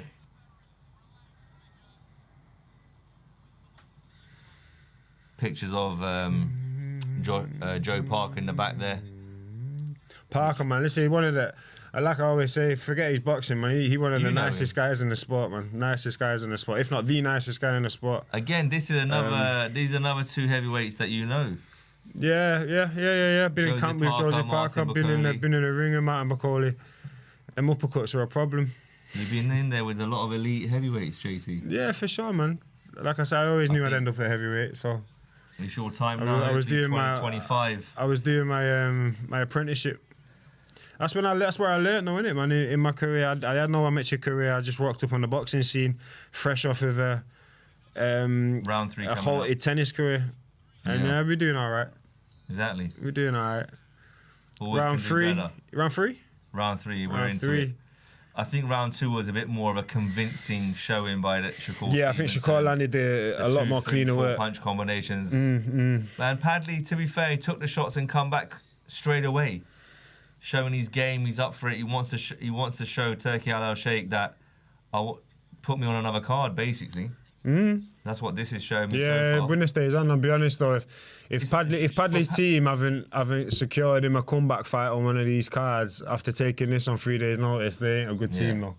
Lovely faint left hook. Ooh, by beautiful work Padley, from by the Shakur. way, and then Shakur come back straight for away. real? He didn't like it, hence why he came good back. body shot. Good Beautiful. work. I'm telling you, this lad is all right, you know. Yeah. Nice little feint with the lead left there. Shakur lining them up with a 1-2.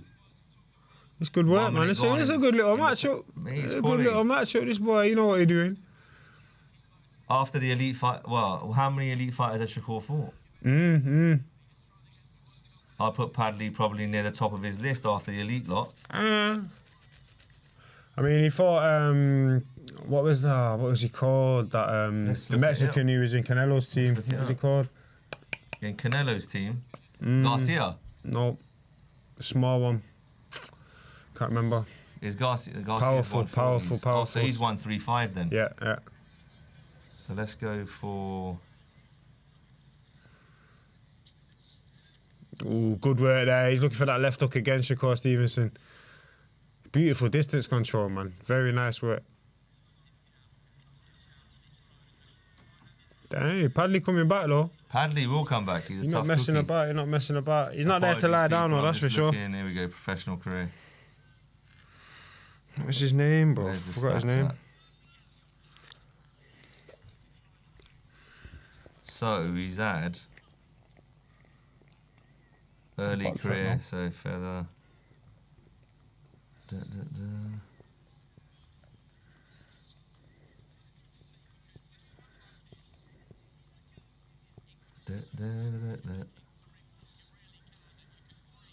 30 seconds left in round 3, ladies and gentlemen.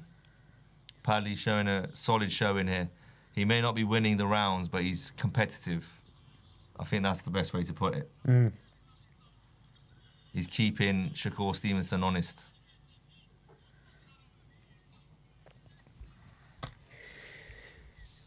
Jab there by Shakur. Out the southpaw stance. Lovely. Oh, Padley throws back. Shakur finishes the argument. Oh! 2-3 punch combination hit Padley. Oscar Valdez, that's the one. That's a good opponent. That was a good win. That was a very good win. And he made it look easy. Again, it wasn't the most fan-friendly fight, but he made it look easy, man. And that was the same year where his trainer won Trainer of the Year.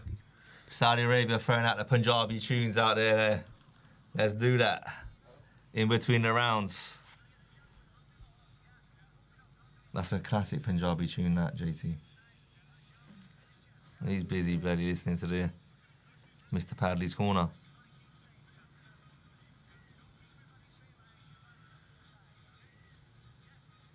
Here we go. He's had 23 bouts.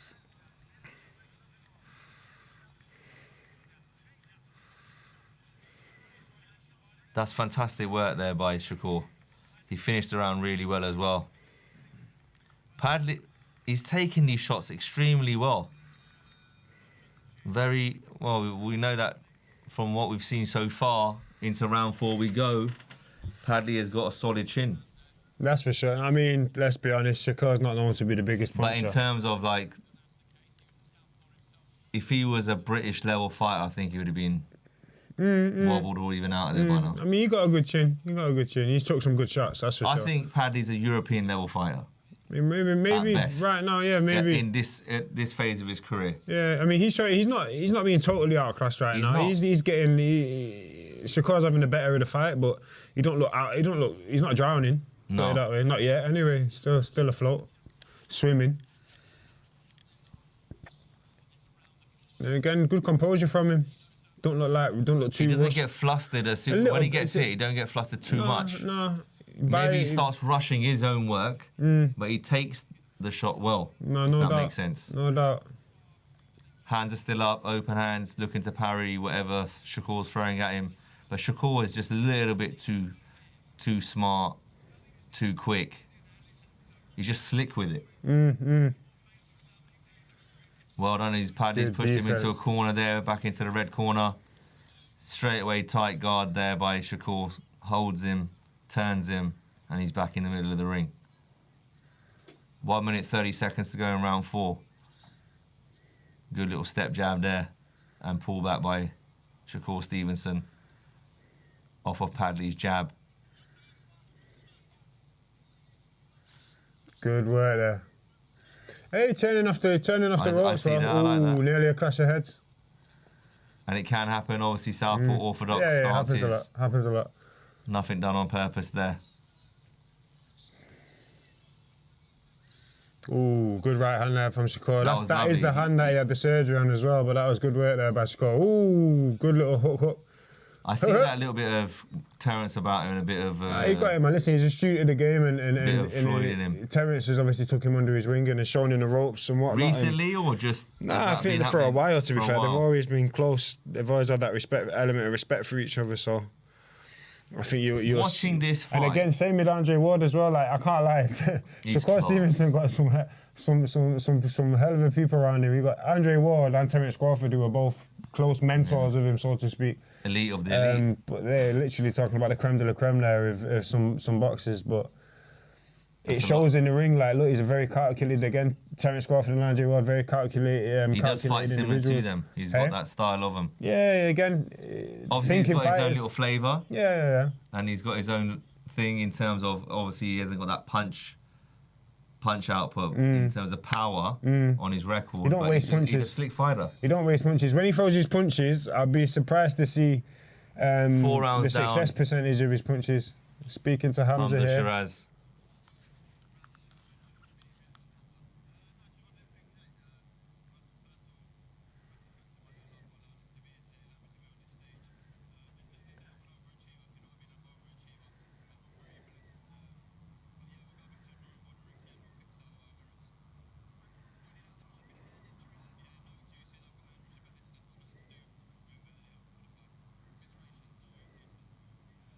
Slightly disappointed. Him calling himself an overachiever, is that what we're saying there? I don't know, maybe he's just being humble, man. He's a humble guy. And I guess he's grateful for the position that he's in right now. You can see he's clearly disappointed with the result. Obviously an injury there as well, like was alluded to at the end of the fight. But again, he's a class act, no excuse. And to be fair, he used that left hand well. Now we don't know when that I mean, again, that was with the jab. Maybe not so much the big shots, which I was looking for the left hook, and maybe that's why he didn't throw the left hook. So yeah. Maybe that's why his timing was off with that left hook in certain points of the fight. He's thinking but he was about also using it as a lead uppercut as well at times. Yeah, but so never that was maybe hurt it with the forehead. Into round 5. Good foot positioning from Josh Padley just then. Got his foot on the outside, which was pretty good. Yeah. Especially against someone like Shakur, who definitely knows about things like that. So that will be a good chess game. Frank with Warren applauding Padley's efforts here. Good work, Padley. Hey, Padley comes to fight, boy. He's a good little fighter, man. Oh, man. He's tidy. I would love him to win 1 or 2 rounds here if this goes the distance. Forget that. Win the fight, bro. I want him to win. Yeah. Why not? A human. Shakur, human. They both bleed red. Oh, for sure. I just think there's levels to this, and there's you levels know to it. You know that. We'll find out Josh Padley's level tonight. Anything possible, man. Into the second minute of round 5. No, absolutely, you're not wrong. You're not wrong there, but I just feel like he's just slightly out of range At times, he is for he's now. falling short a little bit. But his aim can't be to go in there and win a couple rounds. Counter punch. Oh no, I'm that. hoping he's got the mindset Oh. and his corner to That's win. what I'm saying, man. Yeah, there's making up the numbers and there's no, I want to try to win. And this is I want to try to win a performance. Yeah. I don't know, man. I mean, listen, maybe I'm a bad businessman, but I don't know. Like, let me just give a good account of myself and just go the rounds. I'm just like, personally, I'm not a fan of that. I rather, as we've seen, I'd rather get my head punched in trying to win a fight than just giving a good account of myself. I totally agree, because at the end of the day, this is also entertaining. Yeah, it is. It's not a boring fight. This is not a boring fight right now. By any means of the imagination. It's a good match. This is the first time I've seen Shakur now starting to start breathing. He's not knackered. I'm just saying he's gone from smiling and laughing to, okay, I need to switch on it. Yeah, he's had to lock in. Because this kid is gonna. He's not an idiot. He's gonna hit you. That's right. Yeah, he's got his respect. And that's why I really do believe European level, touching world level potentially after 3 or 4 fights or 2-3 fights, if Turki Al-Sheikh gives him that opportunity to do so, and if they could build him nicely. I mean, who is he? I don't even know who his promoters are. God knows. Promoters are. I'm guessing Frank Warren. After the Chamberlain, I'm guessing Frank would have signed him maybe. I mean, you might be right, because Frank was clapping him like there, if you saw that. Good body weight from Shakur. He walking him down, he's hurting there, that body shot. Go on, Padley. I said 4 to 6 rounds, lad, but don't get out of this round, lad. He's off the ropes. He's taking a lot of punishment here. He's firing back, Padley, to the body and to the head. Nice. Tough round. Superb. Tough round. Competitive round. Competitive round. Go for it.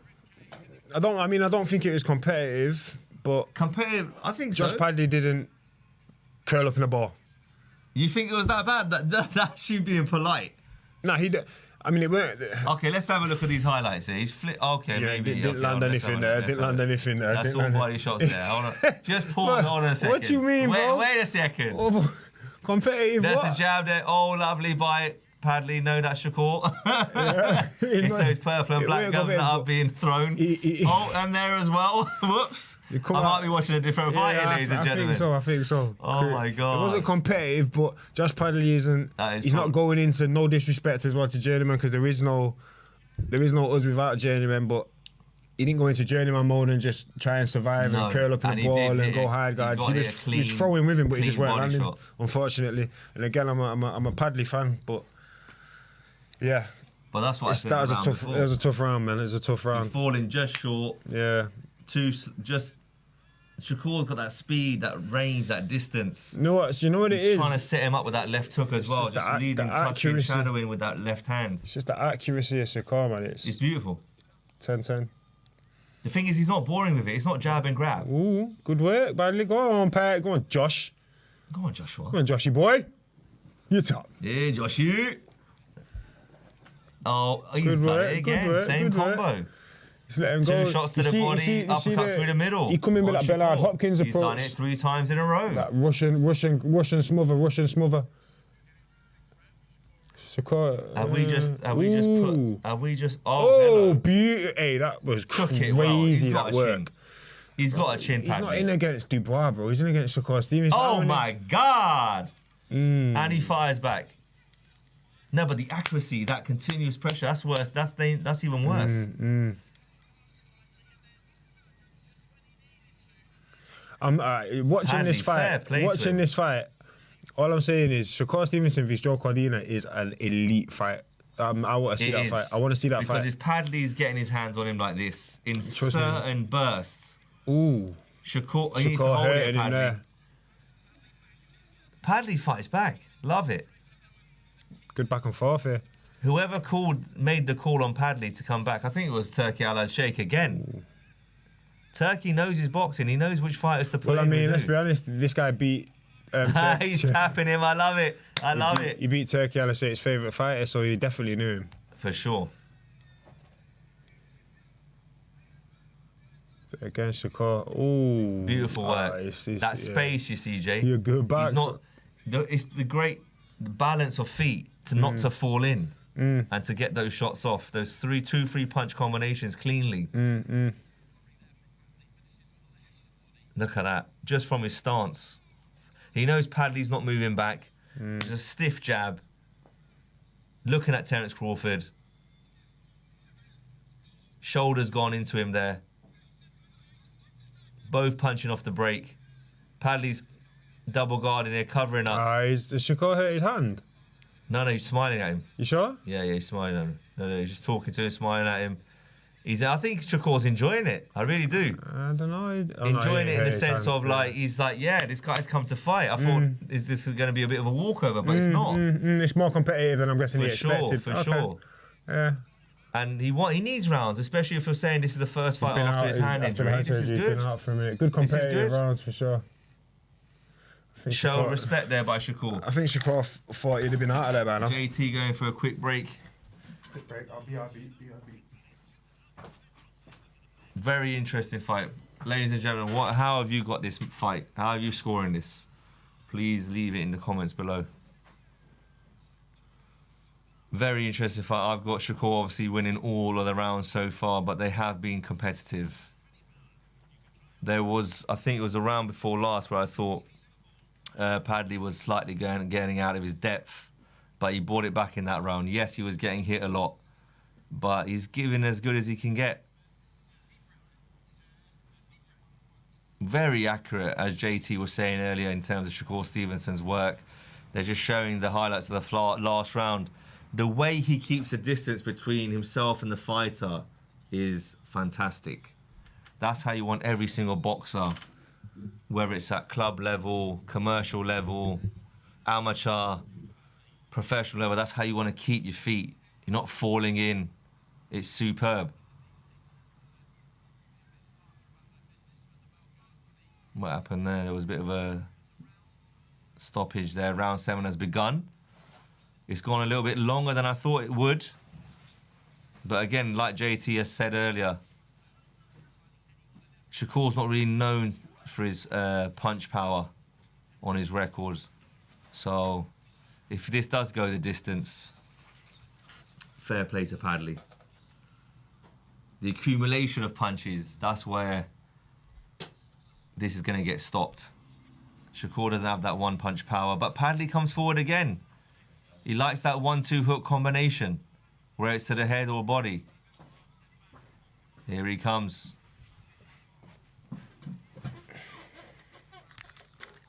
Another solid start here, JT, by Padley again in this round. Not backing up, making Shakur work.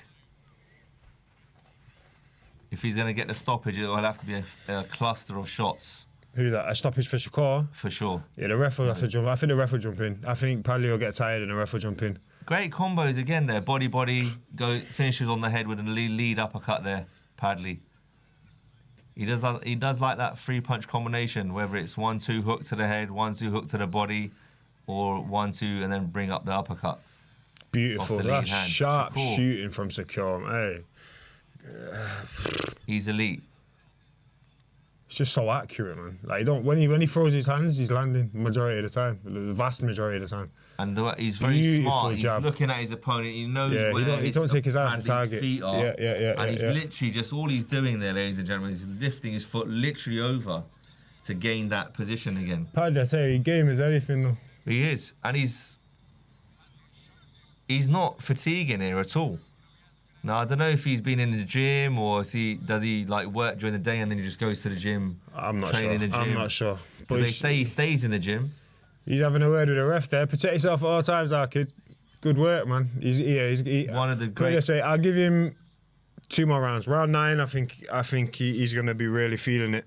So this is all depends on what Shakur does now. Does he stay at this pace or does he up the tempo? Shakur can stay at this pace because what Shakur is doing is, because of his speed and his accuracy and the foot pressure he's applying, and he's hard to get hit, Josh Padley's having to be switched on every second of the round. He's That's draining. Sorry, Jay, the body shots are hurting him.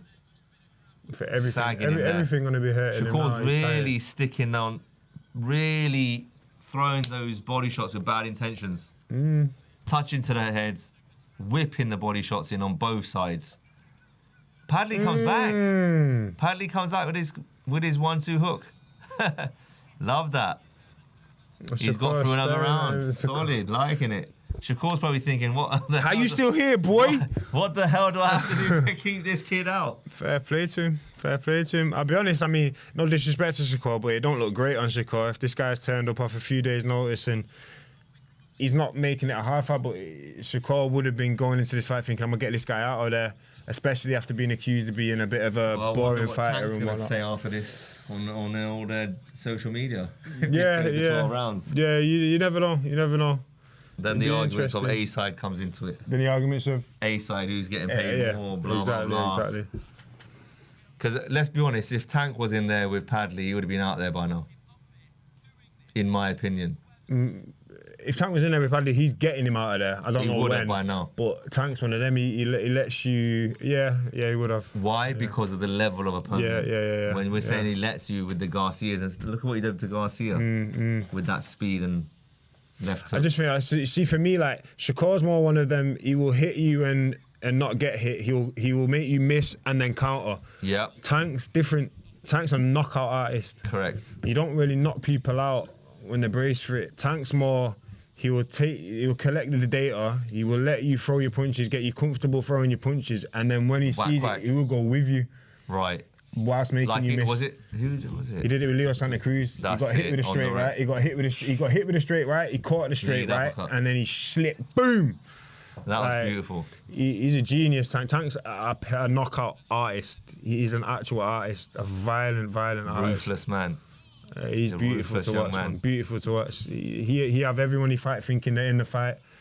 The whole time he knows he got him. Exactly. He's one of very few fighters in the world that is more than happy. A bit like Canelo to give the rounds away. Yeah, he don't mind. He don't mind. He knows. And again, the crazy thing is Mayweather was the same. But in terms of he was the same up until the end of his career. Like he was more than happy to give away the first 3 rounds of the fight because he knew what data he collected in those first 3 rounds was good enough to make him absolutely outclass and outbox the person for the majority of the fight. Whereas these guys are happy to give the rounds away because they know you're going to get tired and we're going to knock your ass out later on in the fight. Right. Yeah, makes sense. Yeah, he's still in here, Padley. 1 minute 30 in the 1 minute 30 seconds to go in round 8. Ooh, Shakur walking in now. Padley's doing his thing. I said that's around 9. You said 9. I think as well, like Padley's throwing with intent as well. This kid is on it. Yeah, for a few days' notice. Yeah, it's the accumulation that's going to stop this fight. The ref or the body shots. He taps both his gloves together here, Padley, as he's stepping back towards the rope, but he fires back. It's a good workout for Shakur. It's a very good tune-up fight for whatever's to come for him next, in my opinion.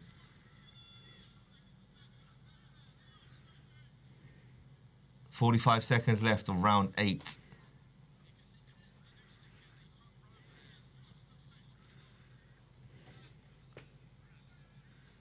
a bit of a lull in the fight here, just walking around. Padley doing himself proud, man. Very much so. Doing himself proud. Very much so. I mean, beautiful work from Chicago. Beautiful, yes, it is. But Padley in the fight. He's in the fight. Not like he got a chance of winning right now, I'll be honest, but he's in this fight. Left hook to the body there. He's had his moments. He's had his moments. That's it. He's starting to move his feet a little bit more there, Padley, rather than just staying in front of his opponent. Shakur looking for that right to the body. Another round. He keeps smiling. He want that knockout so bad. He's looking at Terence Crawford more than he is his corner. I love it. He's looking for a shot. I love it. He's looking for a shot, and Terence just told him a shot to look for, and he's looking for it, but he can't find it yet.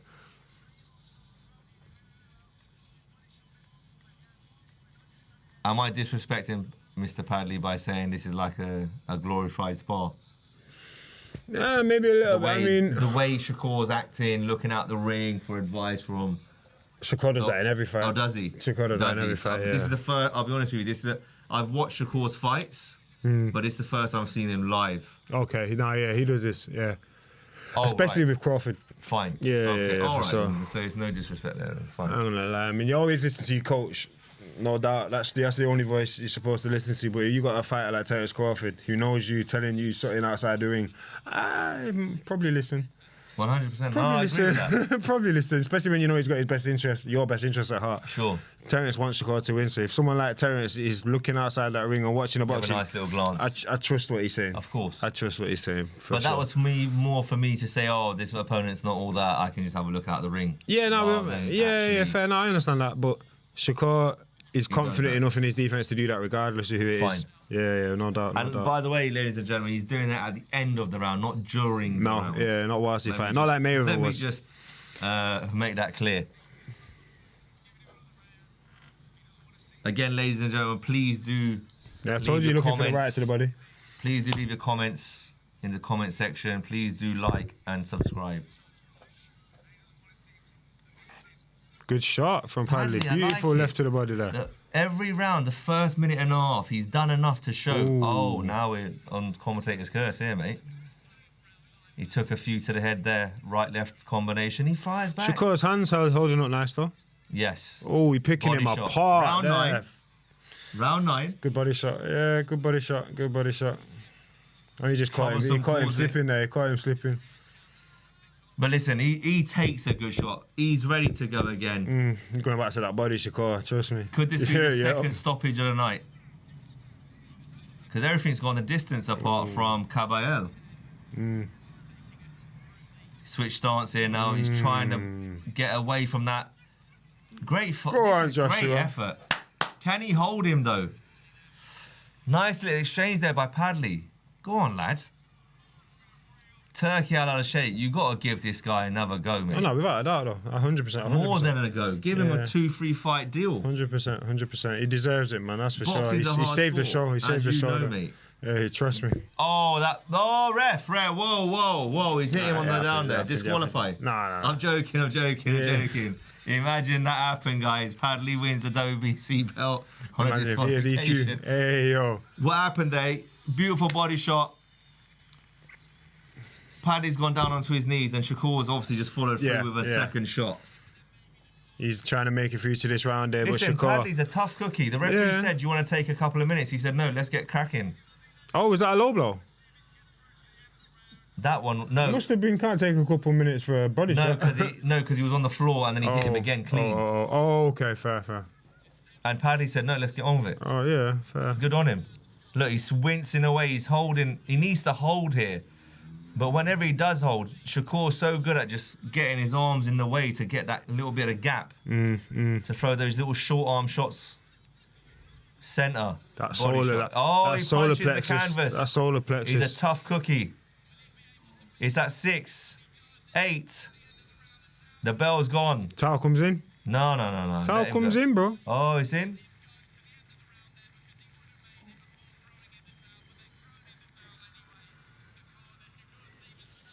JT called it.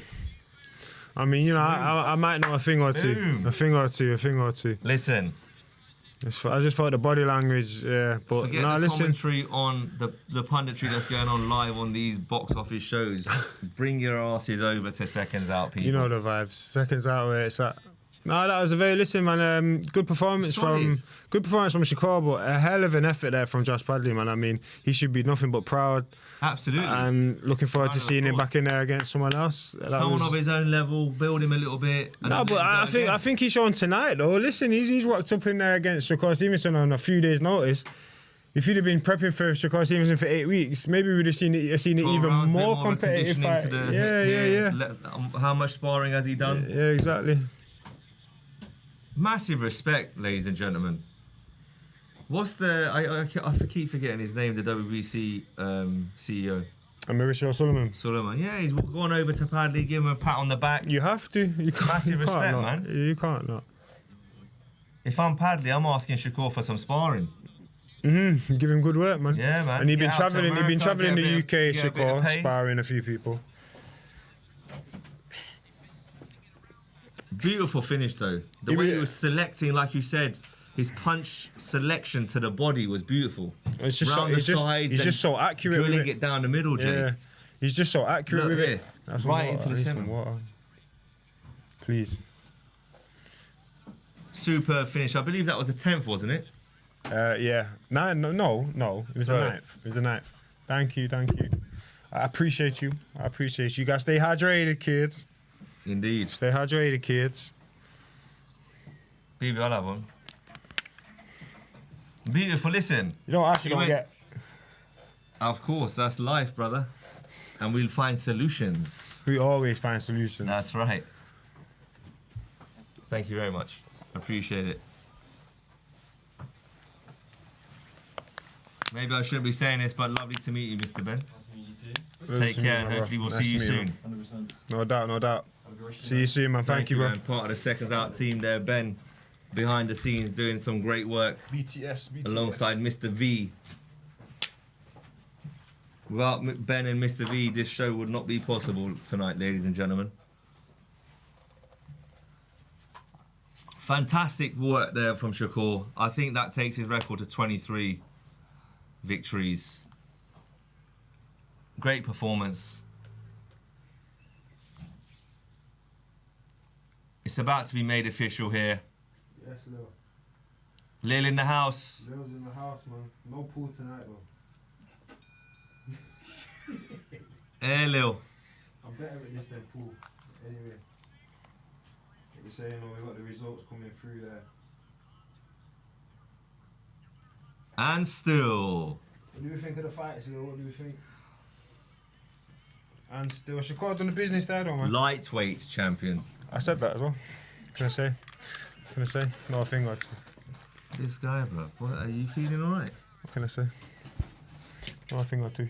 I think we should do a face-off, mate. Face-off? Nah. Big man thing, you know. After the jabbing you over right yesterday on the punch machine, I don't know, man. So this is what JT is talking about here. In between fights, we were on a punch machine yesterday. I still got it. He hit a jab. I think it was 8-3-6, was it? Or 8-9 something. 8, sorry? 8-9-8. I don't think it was 8-9-8. 8-9-9. 8. I think it was in the 880s. And I've never hit these bags before. He asked me to do it. And I've gone 9-12. This after I got hustled at pool. Hey, Johnny Nelson with a double-breasted. Looking good, looking sharp, mate. All right. Again, no Johnny quite, well, very well actually. Now he was one fighter, right, that never came out of the gym. He was always looking to, like, he was always ready to fight. Yeah, no, 100%. He was always ready to fight. Out of all the British fighters of that generation, in the 90s, early noughts, he was always ready to fight, and that's how he actually ended up winning the world title. What he done. Oh, for real? Fair play. He lost. Johnny Nelson lost, if I'm not mistaken. His first 4 fights? 4 out of 5 fights. Nah, it's mental, man. So that's a hell of a turnaround. You don't hear of stuff like that these days, do you? And then what happened? He became the IBF World Cruiserweight Champion, and that reign he stayed undefeated to the end of his career. So, listen, he's the, as he says himself, it's just hard work, because he goes, there was in that gym, in the what Ingles gym, right? Ingles gym, yeah. He said, and I've heard this from his mouth, I wasn't the most talented, but I stayed in the gym. He stayed ready. There were boys in his era that messed around and unfortunately ended up in prison for one reason or another. Yeah. And he'll admit this to anybody if you ask him this question. They were 10 times the boxer. But because he stayed in the gym. You got to live the life. And I'll tell you a little story, and I'm sure he won't mind me saying this. Johnny Nelson used to tell his mum that he was going to play football, but he was actually going to the boxing gym. Fair play. Because she did not want him to box. Fair. And if it wasn't the football, he used to say, I'm going to dance, mum. No way. Yes. Yeah, I mean, I guess he wasn't going to dance, though, wasn't he used to win trophies. You got to dance in boxing. He used to bring trophies home, and then one day he was in the paper, and his mum saw it, and she was like, Johnny, come here. You're kidding. What's this? You're in the paper for boxing, and then that's how it got revealed. Hey, fair play. There we go. Johnny Nelson. And here's the man, Ward Chisora. Let's hear Chisora. This is going to be funny. See, look, 2-time world heavyweight challenger. It's all there. This guy has done it. I love what Chisora has done in his second half of his career. The African warrior is that coming. War mantra. Indeed, it's true. Hey, yo, it's about to be crazy. I'm telling you, the first 4 to 6 rounds, Joe Parker could go at any point. I mean, you tell me, but like Bacoli, he's got power in both hands? Yes. Okay then. Yes. Oh, hold on a minute, ladies and gentlemen. Isn't that our next bout? Joseph Parker versus Martin Bacoli. Here we go. This can be unbelievable. All right, these next 2 bouts just level it up. Obviously, we've had Shakur, outstanding performance, punch perfect. Shakur always punch perfect, yeah. Yeah? In terms of Clean, his conversion rate, his accurate, he's sharp, he's nasty, yeah. And I'll give you a version of what Padley was doing. Yeah, he tried, or he let his hands go. Fantastic. After came a 1-2 hook to the head, 1-2 hook to the body. He was trying. No, he was definitely trying. But he just wasn't making any dent or mark. This is the thing. He didn't get Shakur's respect, which was again, tough. that just shows what level Padley's at. He's at European class level, I'd say. And he stuck it in there with an elite fighter. So he's not world class at the moment, in my opinion. No, I mean, but he can get there, I think. Potentially. I mean, are we going to be harsh enough to judge his level off of this fight tonight, though, off of just a few days' notice against Shakur? That's tough, man. No, for me, if it's coming across like that, I apologise, but I'm actually quite pleasantly surprised by his performance. That's what I'm saying. Off a few days' notice against someone like Shakur, he's done a hell of a job, man. He's showing that arguably he belongs at that level. I don't know. I mean, I know he didn't have a lot of success, but he definitely didn't look swamped. So what I'm saying is now, at this level, so if he was to come back to this world level, does he have the power, not to knock out somebody, but enough sting in his shots? It's the know-how, the them timing, the accuracy, for long enough for him to then use his feet as he was at times, Padley, to get out the way of what's coming back at him. Potentially, yeah. That's the only I guess we don't know that. We don't know that. And against Shakur, a special fighter. He don't really present those. He don't present those gaps and opportunities like other fighters at that level might present him, because he's very hit and not get hit, very calculated, defensively aware. Someone who's a bit more of a front foot fighter at that level, maybe Josh would have been able to hang in there with him. True. You know, and maybe styles make fights. Of course. That was always going to be a tough ask for someone like Josh Padley in that style of fighting against Shakur. He plays into Shakur's hands. Yeah. Tasha Jonas, hell of a fighter, man. Jonas, what a fighter. is it versus Katie Price? Lauren Price. Lauren Price. Katie Price. Hey, yo, remember Katie Price? Mad. That's going to be a hell of a fight. Who's Katie Price? Katie Price. Hey, let's not talk about it, bro. Oh my lord. Yeah, Lauren Price. Lauren Price. God damn, you won't go blow yourself up on TV I'm like telling you, mate. Listen, if we want a little meme and stuff, I've just given you one. Yeah, you're a skit right there. Let's go. That's crazy. Seconds out. Watch along. Price. They look similar. Yeah.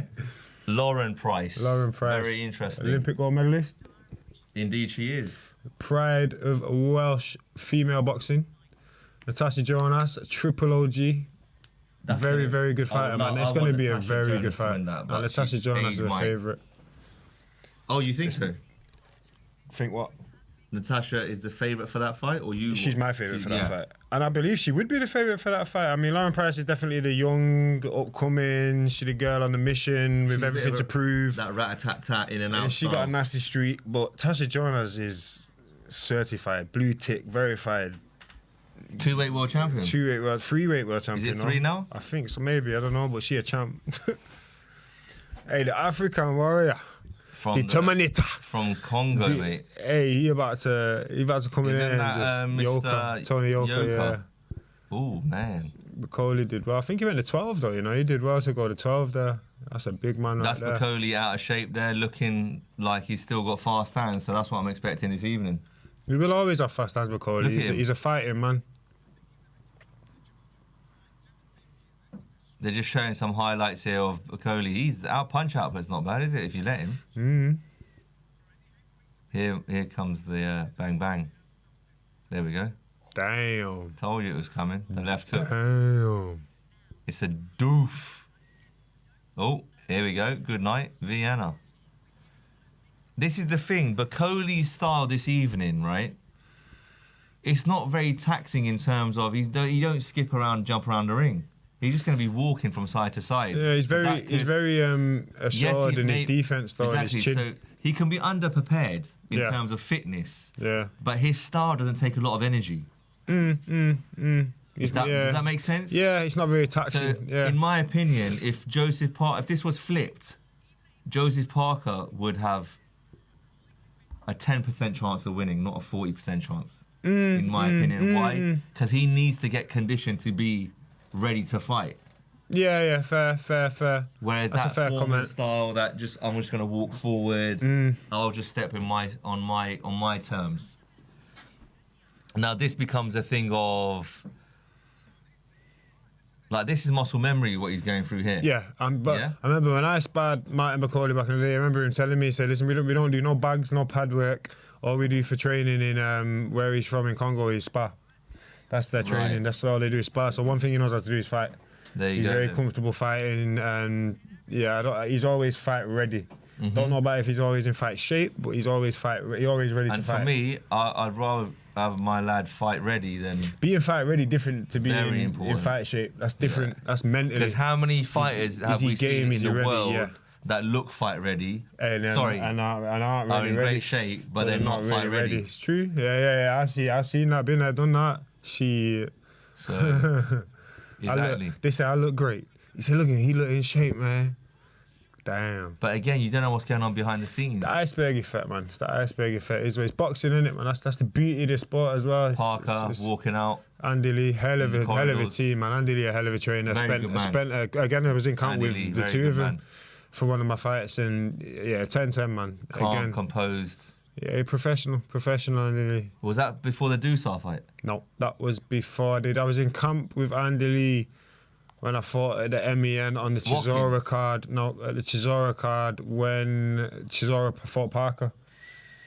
Okay, yes, all and right. I fought that guy and I boomed him with a jab and I hurt my hand. Mr. Collapse, fractured skull. Yeah, bro. I don't know. I mean, I know I hit hard, but I don't think I don't. Well, that was the rumour after, wasn't it? Yeah, I don't know. That became more than a rumour. Mr. Buffer. No, he broke his nose apparently, but I don't know. What? Man. By punching him on his forehead? Very interesting. I wanted to hurt him more than I did, and they stopped the fight. I was annoyed, man. I was frustrated. But I remember after the fight, Eddie Hearn said, "Enjoy the fights now like this because they're gonna get tougher." And woo, they got tougher. So fair play. He know what he talking about. The African king. But on that note, are you looking to come back the African at some warrior. point soon, huh? Who? Yourself. Me? Maybe sometimes. Sometimes okay. Hopefully, fingers we'll crossed. Be back soon, man. I don't even speak on it no more until I got something locked in that I can speak about. I don't really speak about it no more. Just know when you see me again. And again, I think getting knocked out, man. I think people in chat will respect that approach. To yeah, man. Listen, like there's been a lot of back and forth, but listen, we're in a good place right now. We're ready to come back. God. Just waiting to hear about dates, opponents, and whatnot, and then we'll be good. We're good to go, man. We've been good to go. Good. Looking forward to it, man. Get back in this mix, make some noise, cause some upsets. Seconds Out family, please do keep an eye out for JT, Jordan Thompson, Troublesome, on his return. It's going to be Martin Bakoli got his own walkout song. Has he? Yeah. Oh, it's one of his guys. Yeah, he done it, didn't he? Yeah.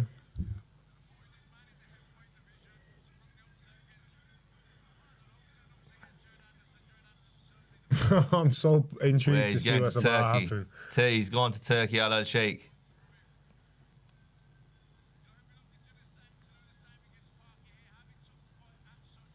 Hey, I'm jumping on the ring. 315 pounds, yeah? This did a Prince Naz in the ring. Mate, he's athletic, mate. Hey. You got to be athletic to do that. He's a specimen, is Bakoli. I think that was just to show people, like, I think I'm ready, boys. Because I've never seen him jumping like that before. Bro, do not be fooled.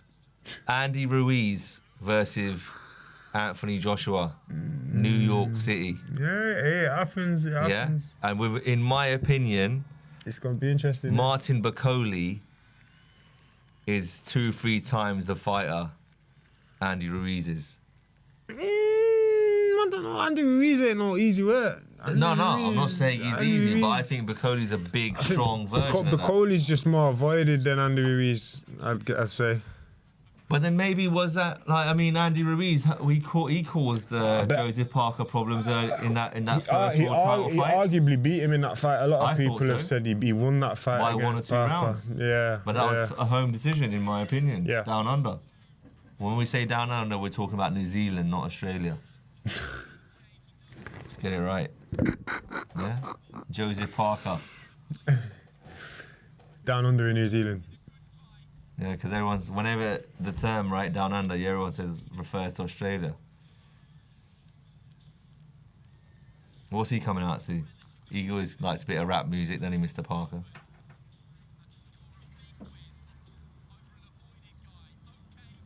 I believe who he's hugging there he's a minister of New Zealand. Oh, okay. He's been invited down for the whole week. Joe Parker on some form as well. No, definitely on a good run of momentum. Yeah, he's got some real good, credible wins. Yeah, he's done well. He's done very well. I think him and Andy Lee have got a real good connection now. They've been working together for a while. 2 years, maybe more. Yeah, they've got a real good chemistry going on in that team right now. Good ref. He's ref for you as well.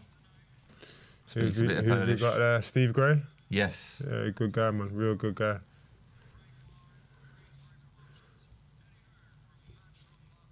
Mr. Bicoli.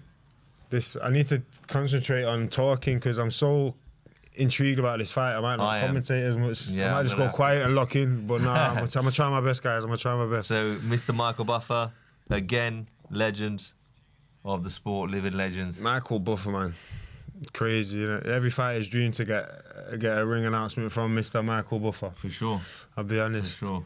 That would be something. Tick that one off the bucket list one day. Spoken to him a good few times, actually. He's a good, very, very good man. He actually speaks the way he announces. MCs. He's quite funny. Hey, Jordan. Hi. Sure. Oh, for real? Yeah. What? Mad. Nice to meet you. Mad. Nice to meet you too. It's like, what is going on here? You're not in the ring now, mate. But he's genuinely like that. He's such a nice bloke. Not arrogant at all. Fair play. That's good. That goes a long way. It's important, I think. I think there's not enough of that in society, unfortunately. Success does get to a lot of people's head. And then, That's for sure. Yeah, personality changes. It's about staying consistent. Some He's eating healthy. Yeah, I'm an athlete. He has to. I'm an athlete. I try my best anyway. Soon come. Got all but a flapjacks there. Got a good source of carbohydrates. Eddie Abu would be disappointed, but blah blah. Oh yeah, he's the one who just absolutely destroys. Oh my god. Still going for the announcements, the formalities. He hasn't said let's get ready to rumble yet, I don't think. Not yet. Introducing first Martin Bicoli. Or is it? No, so it's Barcoli. I don't have a clue. But 310 pounds official weight. He lost 5 pounds. In close.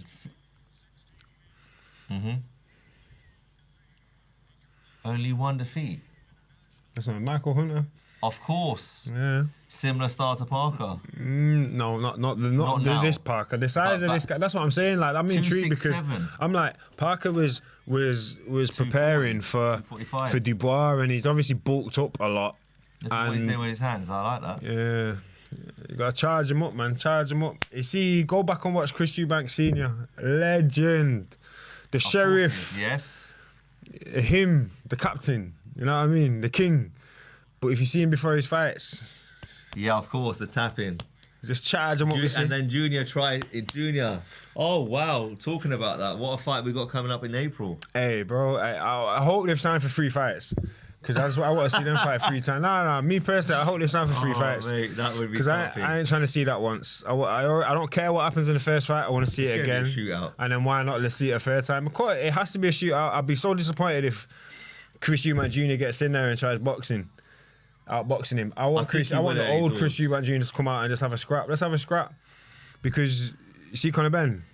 Yeah, I'm sure he can box a little bit. I've been in the gym with him. He can box, but one thing that man will do when he get in the ring, every time he's on smoke, he's gonna let his hands go and he's gonna try and take your head off. He's tight with it. Yeah, he's polished. He's not he's not reckless. He's not wild. Connor. He's very sharp, very explosive, but he's on smoke. He's on smoke. He's trying to hurt you. Joe Bad Parker just said, intentions. thank you. In the touch of gloves, he just said thank you to Bacoli. Swear. There was that acknowledgement, that respect of Martin Bacoli is wearing Daniel Dubois' jobs. Hey yo, what? That's mad. That's crazy stuff. He wouldn't have had any of his own ready. That is Martin mental. Bacoli I'm sure wearing Triple D gloves. Yeah. Daniel that's Dynamite Dubois fly gloves are on, I repeat. Martin Bacoli's hands. Come on, George, Foreman. Come on, George. God. Come on, George. That just sums up this whole bout in terms of the lateness, the flying 14 hours, wearing Daniel Dubois gloves. This is going to be very interesting. I'm so intrigued right now. I apologise in advance if I go a bit quiet and just start, because I'm just so like, what's going to happen right now, guys? For me, Bacoli just needs to get through this first round in terms of just... No, Bacoli needs to get him out of there in this first round. No, just to warm up the joints. Jeez. He just swallowed a stiff jab. Beautiful jab from Parker. Parker's looking... Nah, I'm sorry, Bacoli looks slow. He looks slow right now. This is what I'm saying. This is like... playing a game of cricket without doing nets. Do you know what I mean? He's actually having to warm up. But if there's one person that can do that, it's Bacoli, man. Because of his style. His style ain't really the most outputting. And to be honest, exerting. Yes, he's a bit heavy around the waist. But I think he's going to absorb that. He's going to absorb something. He's got plenty of body fat to be holding that for a good few rounds yet. This is going to be a chess match for a round and a half, and then I think Bacoli's just going to start trying to step and throw his hand. Wow, that was whiskers away. Right hand from Bacoli over the top. But he pulled the shot because his feet were not in range to land it. Again, that's smart from Bacoli. He's thinking in there. He's not, I'm just going to come and swing for the sake of it. Left hand's a little, right hand is a little bit low there. Wow. Martin Bacoli is one tough Check man. left hook, little touch, left hook by Bacoli there. You know who Bacoli reminds me of a little bit? Go on. And again, no, he's not the most defensively savvy, but he's very much like a heavyweight version of James Toney. If you know, you know. Yes. If you know, you know.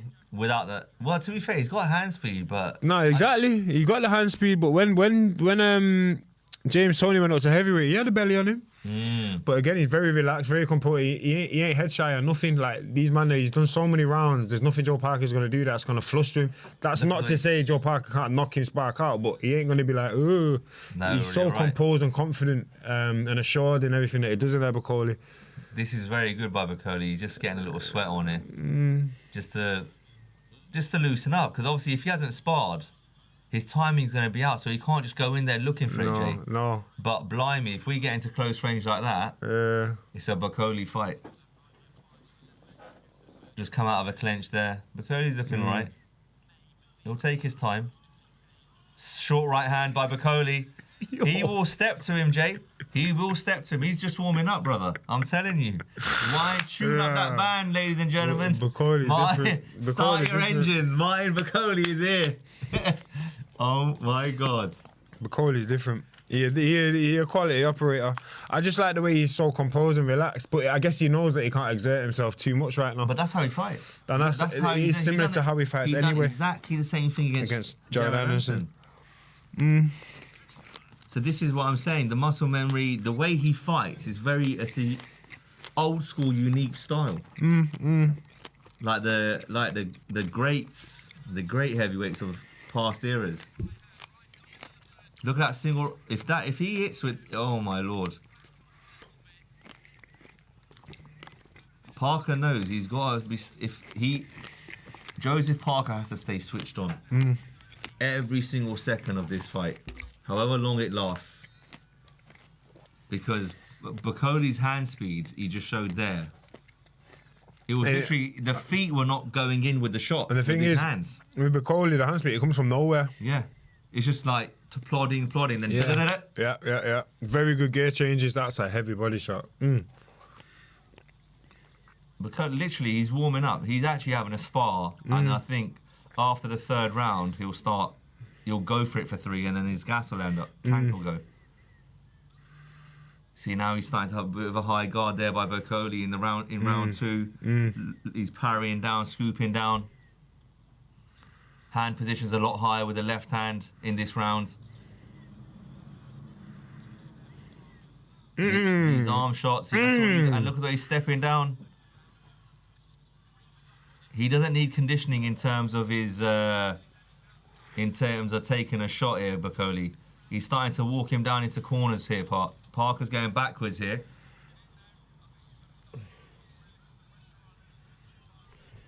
Responds, pushes him back. Is it? He's not bleeding from his nose, is he, Parker? Uppercuts. He's wiping his nose. And this is good for Bocoli because he wants to be going forwards because it's less pressure on his legs in terms of conditioning. He wants to go forwards. He wants to hold him. Throwing uppercuts on the back foot, finding the body shot there, Bocoli. This is a beautiful showing in this round so far. Bocoli is winning this round. Me personally, Parker beats Bocoli. I think Parker beats in shape Bocoli. Where if Parker was the smaller version of himself and the more athletic version, because he was very similar to. Oh wow! Flush right hand. He just took it on the chin and shook like the Incredible Hulk. He just shook his head and come forward. I've been there. Oh, he's out. Martin Bocoli has been knocked down. Boom. Stay down. Stay down. Boom. What a shot. What was it? A right hand or a left? I think it was a right hand on top of the head. Is it over? He done it. Hey, that's a massive win from Parker. That's a massive win from Parker. In the second round. Wow. Massive. And that was with trading. Massive. They were trading. That's what he's again. That's what he trained for Dubois, but that's what Andy Lee said. That's what he was looking for, wasn't it? Yeah, that's the result, and they know it in the corner. That's the result there. Massive from Parker there. That surprised me. I need to see that again. It happened so quick. I think it. I don't. Was it a left hook? I think it was overhand. Overhand right. Yeah. Must have been top of the head. The way that his body reacted, it looks like top of the head. Let's have a look. They're going to show a replay, hopefully. I mean, he's safe. He's sitting on the stool. He wasn't sparked out, but his legs were all over the place. And he did stand up. But the referee just called it, didn't he? Unbelievable. I can't believe it. There's a show of respect there.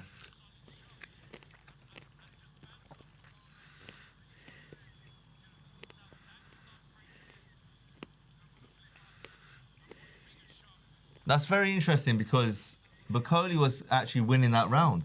Oh yeah, again, he opened up more, which presented more opportunity for Parker. Second round stoppage. Yeah. Well, that was a very, very, very good result there for Parker. Very good result there. The relief, squeaky bum tight, the relief they must have right now must be crazy. Because I do think they would have believed they were winning that fight, but I don't believe it would have been in that. Well, we said between 4 and 6. It weren't going beyond that anyway.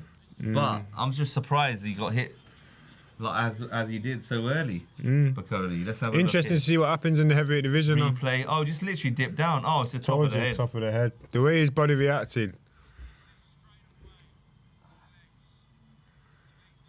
He tried to stay on his feet, but he just. I think that would have wobbled quite a lot of people. To be fair, you get hit on the top of the head. What you're supposed to do. Yeah. You're okay, but your body's like, no, you're not. Up the top here, ladies and gentlemen. On right, flush on top. Lovely shot, though, by Parker. What's the best way to describe that? That was a similar shot to Chisora on Takam? Similar shot. If you remember the fight where David Adelaide fought Solomon Dakers, very similar shot. Yes. Yeah, very similar shot and a very similar reaction. Just for the viewers that can't see what's going on.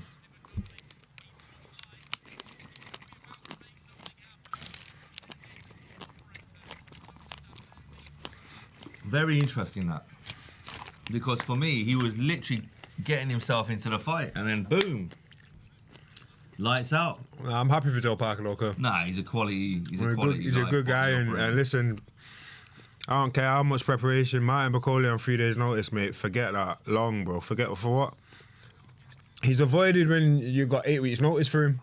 You had 3 days' notice for him. Yeah, he's not been in the gym, but Martin Bakole. So fair play to Joseph Parker there. In that second round, yeah. JT, before he was moving to him. He was stepping to him, and he was getting to him. Yeah. Touching him to the body, hit him to the head, uppercuts.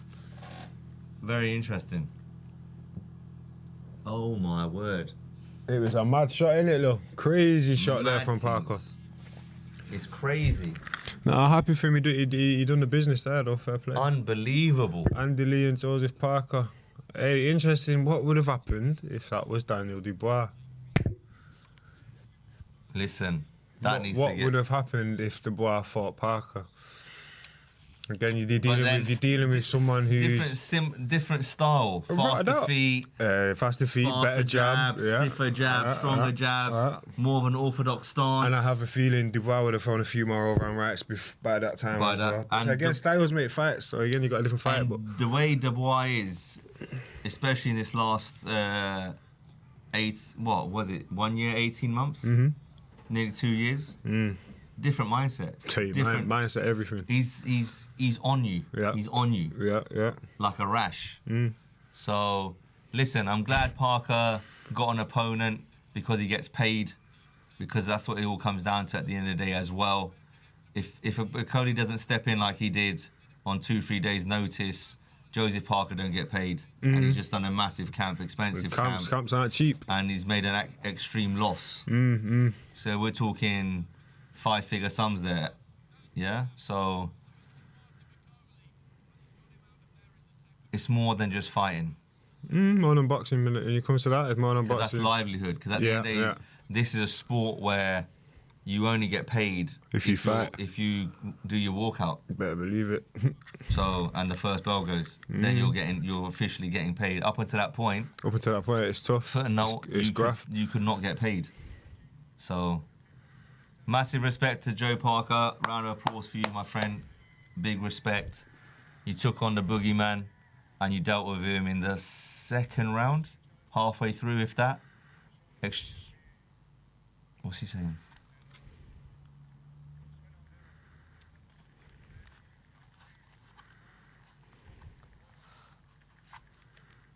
Good words there from Parker.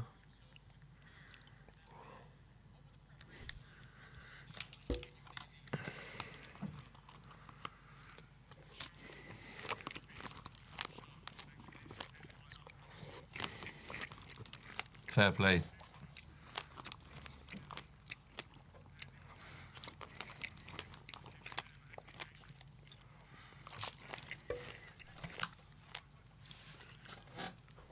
He wants the world title, Joe Parker. He says, how do I fight for the world title next?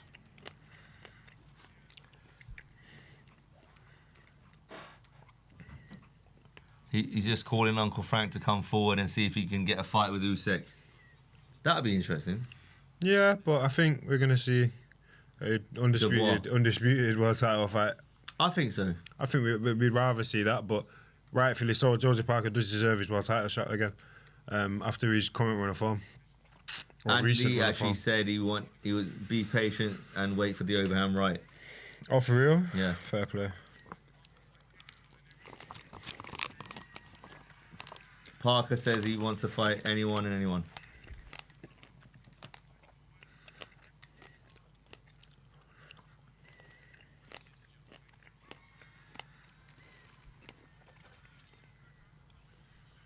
Love that.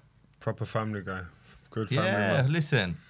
And again, this man came back from defeat. He's had 3 losses on his record, and look, he's now climbed that mountain again. He's only lost to elite competition, though, I believe. Absolutely. Joshua? 3 losses. Joshua. Dillian White. Dillian did beat him. What a fight that was. Fair play. Hectic ending to it as well, man. He knocked down Parker early, and then Parker knocked him down in the last round. And then Joyce. He lost to Joyce. Got knocked out by Joyce. That was a shock. Yeah. I don't know at the time, though, because Joyce was on the up. Everyone was still on the Joyce train, weren't they?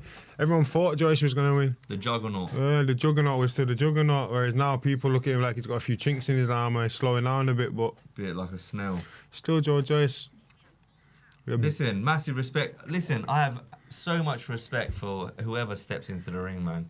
It's such a hard sport to even train for, let alone get under those lights in front of a massive crowd and to perform. I mean, this is very interesting here. They were trading here, and then the overhand right. Yeah, man. It was a glancing blow. Because you got to think it knocks your central nervous system off. Your equilibrium, and yeah. You'll be all right, but you can't. You got no control of your body. Legs, yeah. And he was up. Do you think that was stopped a bit early, or was that right? Oh, the coach seemed to have. I don't know. 3 days notice. Just travelled. Just had a 24-hour, 50 to 14-hour flight. Visibly shaken. I don't know.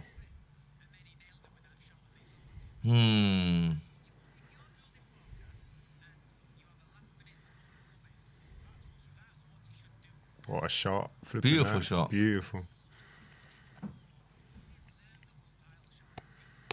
No, he does deserve a world He'll be on there for what is it? A contender for what? Knockout of the year so far. We're only 2 months in, aren't we? Instead of a year, but yeah, it was decent. It's always a different effect when you get hit like that, and then you get that movement. Hey, believe me.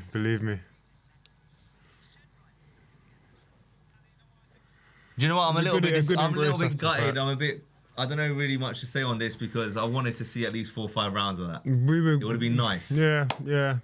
I guess it's one of them, man. What can you expect from a man? 3 days notice, 40-hour flight. 2006. He was world champion in 1999 and he held his belt to 2006.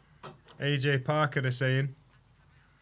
Yeah. Parker Caballero, that's a tough fight, though, man. Like, see me though, I'm one of them. But Parker, evidently though, he wants the world titles. But they're held up at the moment. They're held up. There's a jam there. You gotta get paid, bro. So, but Caballero, that's tough work for Parker. But a winnable the way fight. Caballero is doing what he's doing. Well, to be fair, Parker's gonna fight anyone, isn't he? He's not bothered about his opponent at this stage. No. He's what is he? 33 now. He just wants to get the fight on. Beterbiev versus Bivol is on its way, ladies and gentlemen. What is the time? So let's see. Yeah, it shouldn't be too far away, to be fair. I think with that knockout, they've probably caught up with a bit of time.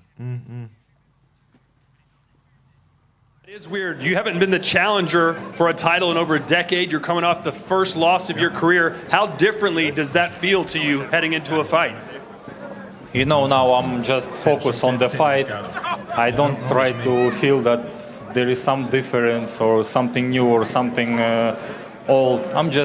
I said enough this time, and I'm just focusing on the fight, and I'm looking forward for it. Yeah, you said you have to do more. What does that mean? What more do you have to do this time? Everything, just more to win, you know. Hey, you still got a big crowd here and a lot of support. What's your message to your fans that believe you're going to become undisputed? Yes, thank you, guys. Спасибо, ребят, за поддержку. Это мои близкие, мои друзья, моя поддержка. Я им очень благодарен. Я всегда чувствую ее. Спасибо. Спасибо. Well, Artur, this is our 4th and final interview, I promise, before this fight starts. You got a lot of fans out here in the crowd tonight. How are you feeling going into this fight? I'm not bad, thank you. Not bad. It's only been 133 days since that last fight. That's a fast turnaround, fast comeback for you. Is that a good thing for you? I hope it's good. No injuries for you in this training camp. Has that been helpful, not having to deal with any injuries? Yes, of course it's good when his camp is going well. The first fight was incredibly competitive. Are you expecting this fight to look the same? I hope this fight is going to be better than first fight. In what way? We'll see. You said you can do a lot of things better in this rematch. What's one thing that you know that you can do better? Boxing. I try to do boxing. Good boxing, you know. Good luck, Artur. Thank you.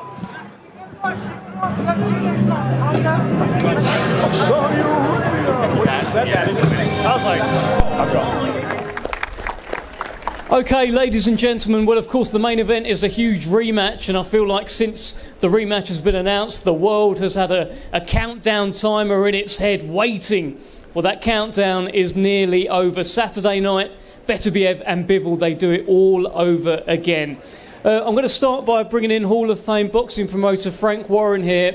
Frank, there are reports out there surrounding a situation with Daniel Dubois and Joseph Parker. What can you tell us? Excuse me.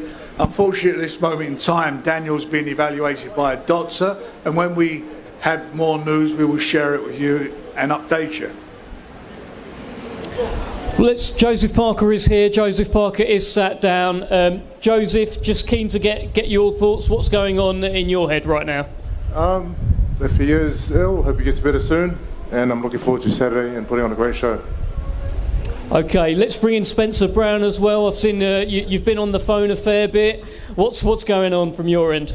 Yeah, there's been a lot of discussions. Like Frank says, he's been assessed by a doctor at the moment, so we are just trying to find out whether it's good or bad news. But whatever it's going to be, Joe's there. There will be a fight Saturday. Whoever's there, Joe's ready to fight. He's ready to go. He's ready to win. So that's it. Whoever we're going to fight Saturday, Joe's up for it. He doesn't care. He's one of them fighters. He'll fight anybody. And Joe, just a final one from you here, because you have come to Riyadh in the shape of your life to confirm you're ready to go. I am ready to go. I put in all the hard work with my team in Ireland. I'm here now in Riyadh, and come on Saturday. All right, thank you very much, Joseph Parker. Okay, let's talk about this main event. We all watched it in October. It was an incredible 12 rounds of boxing. The undisputed World Light Heavyweight Championship on the line. Beterbiev picked up the win that night. I want to begin by bringing in Vadim Kornilov from the Bivol side from World of Boxing Promotions. And Vadim, I'm keen to hear what you've seen in Dmitry Bivol's mentality. It's the first time he has a loss on his record, first time as a challenger. What have you seen and what are you expecting on Saturday? Thank you, everybody. Thank you, Riyadh Season, His Excellency Turkey Al-Sheikh, Eddie Hearn, Frank Smith, World of Boxing, Rybinski, and everybody involved. This is a great opportunity for us, and I was in camp with Dmitry the entire camp this time, and I thought he was gonna win the first time. I thought the fight was very close. When His Excellency wants something, he makes it happen. When he sees injustice, he tries to correct it. And this is what happened the next day after the fight. You know, we sat down, we talked about it, and everybody agreed. Much respect to Top Rank, to the entire team of Artur Beterbiev for giving us the rematch opportunity. Dmitry is more focused than ever. Gennady Mashyanov, Taylor Ramsdale, everybody knows that everything is on the line here. I've never seen Dmitry more focused, and I know that this time he will finish what he started. I appreciate it. Thank you. Thank you, Vadim. Let's bring in Brad Jacobs from the Beterbiev side, from Top Rank. And you've just heard Vadim there from the Bivol side say he saw an injustice back in October. What did you see and what are your thoughts? I certainly did not see an injustice. I thought Arthur won the fight very closely, but won the fight. Certainly the last 3 rounds were clearly Arthur's. But on behalf of Bob Arum, Top Rank, we're thrilled to be part of another event here in Riyadh. When you see a classic bout like we did in October, the fans beg to get a rematch, and thanks to His Excellency and everyone in Riyadh Season, we now have one, and it's unusual to have it so quickly, and it's a testament to both fighters, so we're thrilled to be a part of it and be here, and we're looking for another victory for Artur Beterbiev. Okay, thank you, Brad. Let's bring in Eddie Hearn, of course, Dmitry Bivol's promoter, who very much had Bivol winning. I think you said you've watched the fight back several times, and he won it every time. Give us your thoughts. Yeah, I mean, I thought it was a fantastic fight, first time around. One of the best fights I've seen up close. For me, for 9 rounds, Dmitry Bivol completely dominated the fight. And yes, Beterbiev did come on strong and win 10, 11, 12. I stand by Dmitry Bivol won the fight, but it was a fantastic fight between two great fighters. But it's done now, it's over. And the great thing for fans and for the fighters are we get the opportunity to run it back. And, you know, I want to echo what Vadim said. We want to thank Artur Beterbiev because he is now the champion. You know, he is the hunted, and he's been the hunter for a long time. And I just see the look in this man's eye this week. I see something different. I couldn't believe how well Bivol took the defeat. You know, it's up to the judges, not up to me. No sulking, no moaning. Unbelievable mindset from this man. And I just truly believe you're going to see one of the great performances from Dmitry Bivol this weekend. I'm very confident that he becomes the undisputed champion. I believe he should have been last time, but now that's done, that's over. And I expect another fight for the ages between two great champions. But for me, I truly believe Dmitry Bivol will be undisputed champion this weekend. Great stuff, thank you, Eddie. And just another one for you, Eddie. You've got a fairly interesting relationship with Artur Beterbiev. I remember that first press conference. I saw something. Artur did an interview with DAZN earlier this week, and he was asked about you, and he said, "Who is Eddie Hearn?" Did you see that? You always try and do this to me, Dev, don't you? I did see that interview. I was a bit sad, to be honest with you. I thought, you know, Artur Beterbiev said, "Who is Eddie Hearn?" Look, you don't know what to believe these days, but there are unconfirmed reports that back in Canada, Artur Beterbiev does own a copy of my book. He bought the latest Men's Health magazine with me on the cover and has pre-ordered the Eddie Hearn pyjamas that drop in 2025. So we don't know what to believe, but in all seriousness, we try and have a little bit of fun. Artur Beterbiev is one of the great fighters of our generation. I respect him as a champion.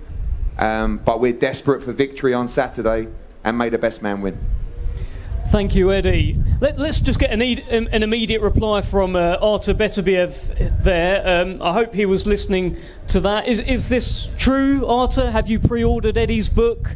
Have you got some pyjamas, Eddie Hearn pyjamas? Anything to say? If I don't understand what they say.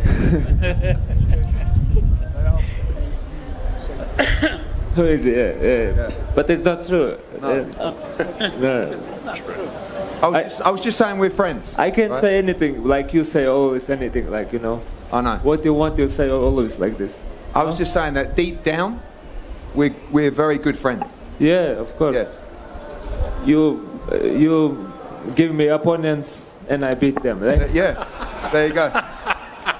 So we're friendly. We do good business. Yeah. Inshallah. Continue. You've been planning that one. Let's bring in Dmitry Bivol here. Dmitry, the first fight was undefeated versus undefeated. It was champion versus champion. This time, it's champion versus challenger. What does that do for your mentality heading into Saturday? Hello, everybody. First of all, I want to say thank you again to my team who was with me, to my promoter, to Eddie Hearn, to Andrei Rybinski, Katie Duvo, she's here. Everybody who was involved in my career, I want to say thank you. And of course, big thank you to His Excellency Turki Al-Sheikh and Saudi Arabia for this opportunity for me. And of course, thank you to Beterbiev to give me a rematch. Thank you. I'm just thankful inside of me, and I want to go to the ring and be winner. You said this one is about revenge. How much has revenge been motivating you? You know, all athletes we want to win always. We so Gamblers. we're like gamblers, and of course I wasn't winner last time. Now I won, and it's burning inside of me, and I wanna go. I wanna change something because I can see where I was wrong, in which points, and I wanna change it. As an athlete, I want it so much. Well, let's bring in Artur Beterbiev. Dmitry Bivol is driven by revenge. What is driving you on Saturday night? I want to defend my belts. Very simple. Yeah. Are you happy with the first fight? Yes, because I win this fight. What was your biggest learning from that first fight? You know, there is many things. It's too long to telling you. Let's talk after. Fight. Can we do some talking now at the press conference, though, please? No, I like, you know, everything. Like there is, we sit with my team, see a fight. Like, you know, it's always different. Like when you see a fight, we make something different. Try to be correct something. You know, we're working on it. In that first fight, for the first time in your career, 3 men ringside got to decide whether or not you had won. Would you prefer on Saturday we do not need to speak to those 3 men and you decide for yourself? We'll see. We'll see. Dmitry, one for you. We talked earlier in the week and you said that this time you will need to take more risks against Artur Beterbiev. What does that mean? What can you tell us? You ask me about the risk, and I answer, yeah. Every time when you are changing the punches, of course it's a risk.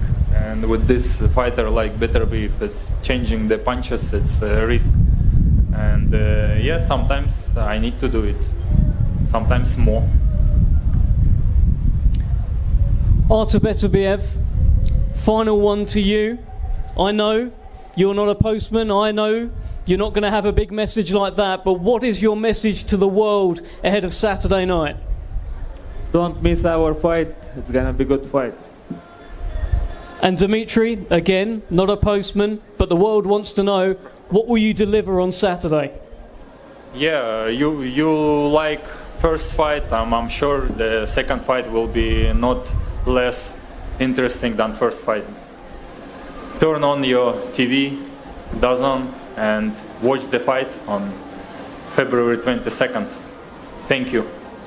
Thank you. Thank you, everyone at this table. Let's get these fighters faced off. Thank you.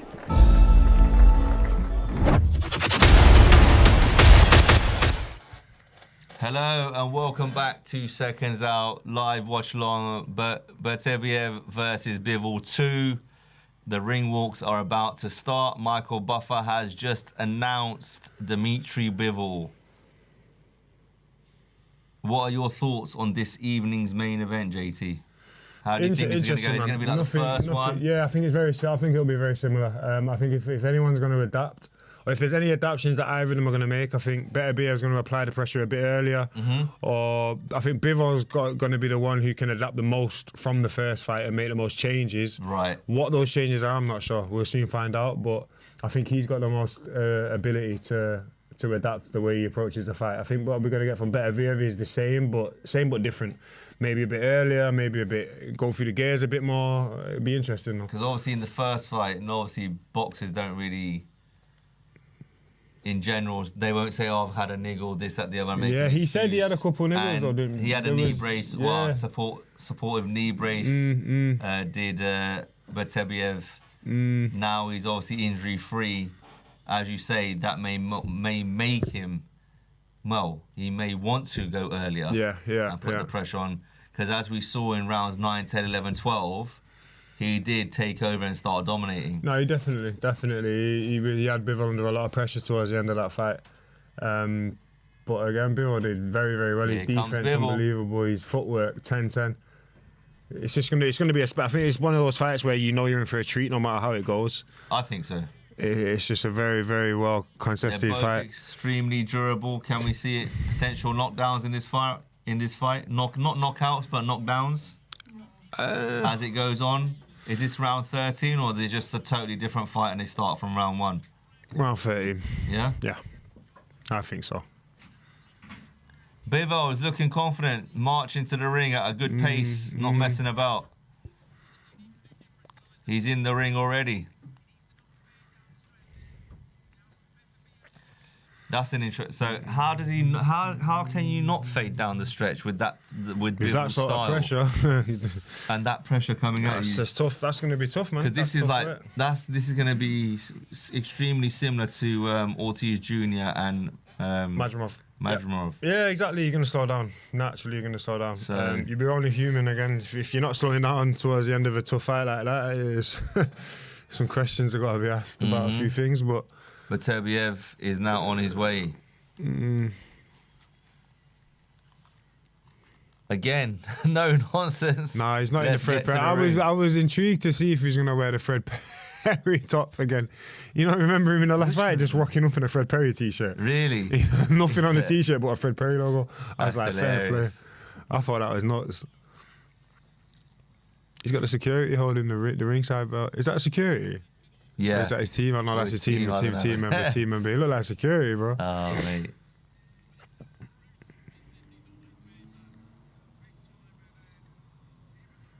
These boys are no nonsense, are they?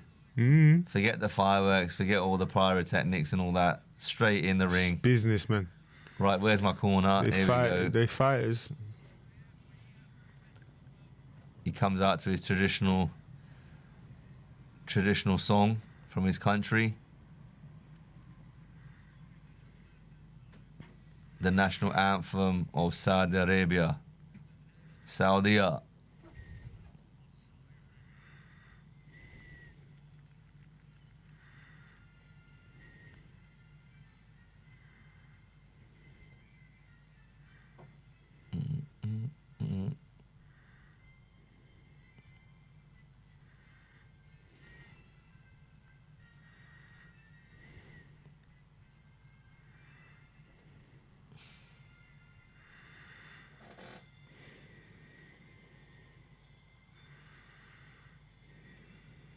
There we go. Sweet, nice and short. Saudians. Michael Buffer back on the mic now.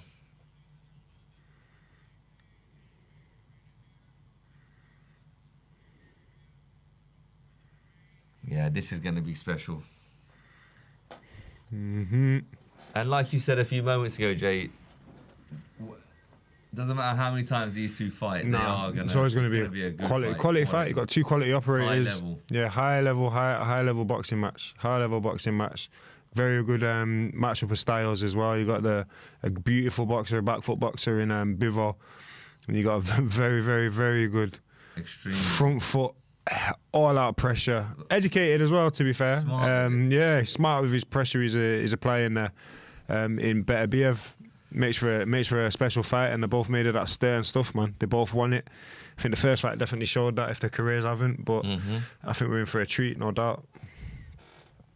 No, I think you're spot on there. They're both ready, man. They're both ready, that's for sure. And it's one of them ones where if someone does touch down, it's going to have to be an absolute peach of a punch, either way. No doubt. So again, that just shows the elite. Well, from the first fight, thus I'm judging it off the first fight, if I'm being honest. Those 12 rounds, it was very difficult to, like, for example, Bivol, he only got pinned down in the last, I think it was the last 2 rounds. Last two, three rounds, yeah. So I'd say it got real tough for him in there. Again, I think that's always going to happen though. When you're in there and you go into 12 rounds with someone like Beterbiev who's applying that sort of pressure on you, you're going to slow down. Especially when you're the one on the back foot and the fight's almost on Beterbiev's terms throughout. It's tough because you're not fighting to your own pace. When you ain't fighting to your own pace, that's when you get tired. If you're fighting to your own pace, no matter how much you're working, it's not really going to have that much of an effect on you. It's when heart rate's under control. You're in control. You're in your sort of rhythm and flow. It's when you start having to box and dance to someone else's rhythm, that's when it can get a little bit interesting. Sure. That's when it can get interesting. So you got to try and always make sure when you're in a ring, it's on your terms. Don't really get led. True. Don't be a sheep, mate. Don't get led. Don't be a sheep. They're calling this fight night the last crescendo. Crescendo. But I don't think it'll be the last crescendo if Bivol wins. I can't imagine so. And I can see Bivol winning this fight. I think we are in for a trilogy here, to be fair. Who knows, maybe I'll be on the next card. That would be great. Who knows? It's a funny old spot, this boxing one. I will not be making a 14-hour trip in 3 days' notice, though. Hell no. Then again, pay me what you pay Depends for on the Coley, bottom mate. line, to be fair. Pay me what you pay for Coley, mate. You never know. Nah, more. 14-hour flight, though. Mental, gotta be innit? more. What a guy. Hey, Because fair you've got to play take in the to... logistics. Fair play to And to Bacoli, be though. fair, I'll be honest with you, he was warming up. Do we call that a lucky punch over the top? Nah, there's no such thing as lucky punch in the ring. There's no such thing as lucky punch because you mean to throw. It's not like you don't mean to throw a punch. No, so he threw it, but landing it in that manner, well, he ducked. I wouldn't say it's lucky for Joe Parker's fault. Parker. I say it's unfortunate for Bacoli. It's not. It's Sure. not unlucky for. It's not lucky for Parker, though, but unfortunate. It may be unlucky for Bacoli. But It's again, very interesting actually you say that because in the Adames Shiraz fight, yeah, we were talking about the taller guy against the shorter guy, and you don't want to throw a shot and then end up getting an overhand right over the top. This is what I'm saying. Yeah, And look what's yeah, happened. yeah. This is the thing. That's what happened He because he exposed threw himself. and he just dipped and threw over the top. It's like a If anything, he tried taking his head off the line with it That's as well. right. So it was a beautifully delivered shot from Lovely, Parker. lovely. Great shot. Money. 40 years old, 21 fights, 21 wins, 20 KOs. 40 years old is just insane. Though, And man. I'm just like, come on, bro. The only person he hasn't KO'd or stopped is the man standing across the ring from him. Just got to give him his credit where it's Mr. due. Bivol. Beterbiev being announced. Here we go. Clear the ring. Let's do this. City of the Wolves. Interesting. I like it. I don't know.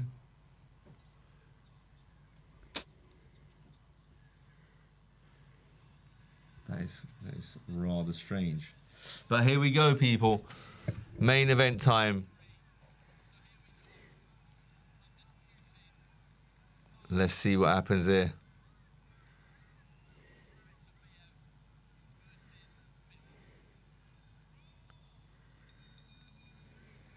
It's off we go. Round one.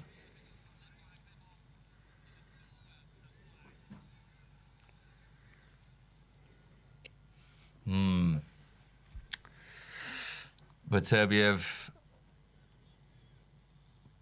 Bivol, double jab there. Didn't land flush. It feels like round 13. JT called that. Crowder into it already. Posturing, both men. Bivol got It's sent gonna the be- ring, which is different from the first fight. Yeah. Even there, he's just countered him with an overhand right. Well, not an overhand right, it's straight, to be fair. He's kept his balance.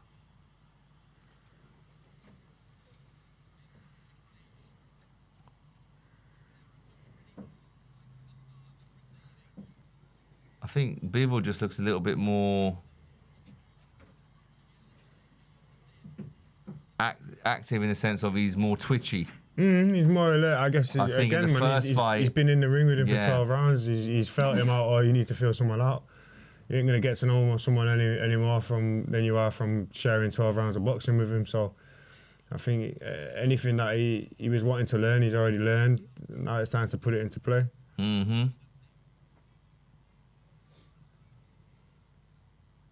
Bivol throws a right hand, blocked by Bivol. Beterbiev, sorry, throws a right hand, blocked by Bivol.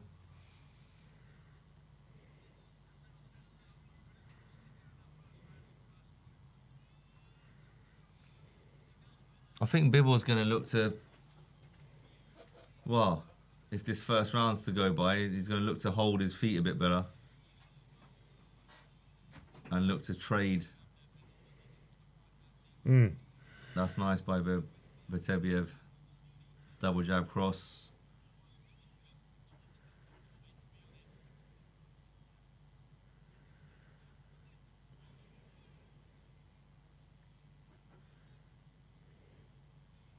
Nice 1-2 there by Bivol. Followed up with a jab down the middle. Good left hook there from Left Bivol. hook round the side.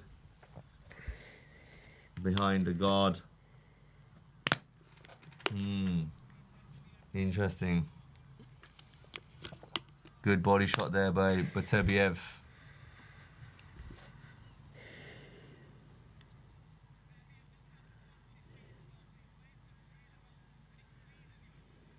Bivol turns him off the back. He gets off the ropes, throws a 1-2.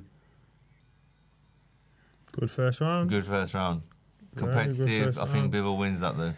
Yeah, Bivol from more active. More accurate. So again, he's good ring generalship as well in the start of that round anyway, but Beterbiev ended up getting the centre of the ring as the round went on. Yeah. Very, very interesting.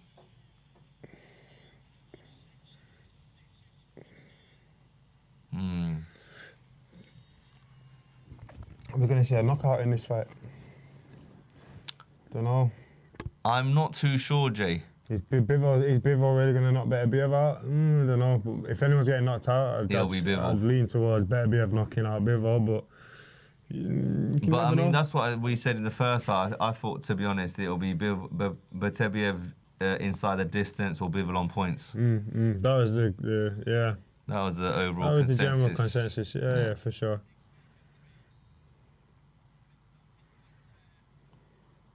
But they haven't. It's not been a slow start.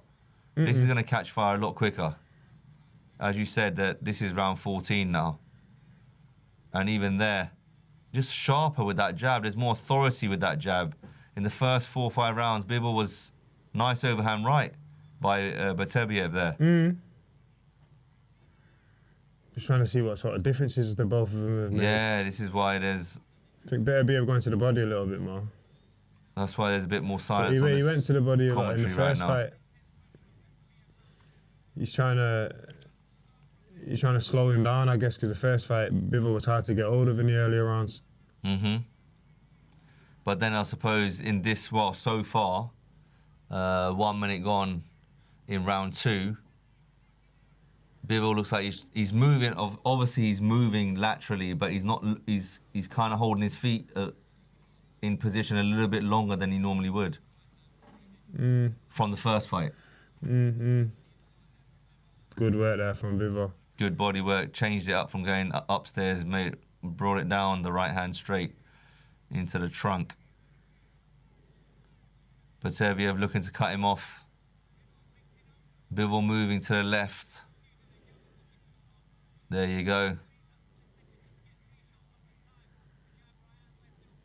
That was a good stiff jab there by Beterbiev. Bivol trying to go over that jab with the right hand. And he's looking to parry with that backhand and then come over, as you say, with that counter jab. Good right hand lead. Good stab.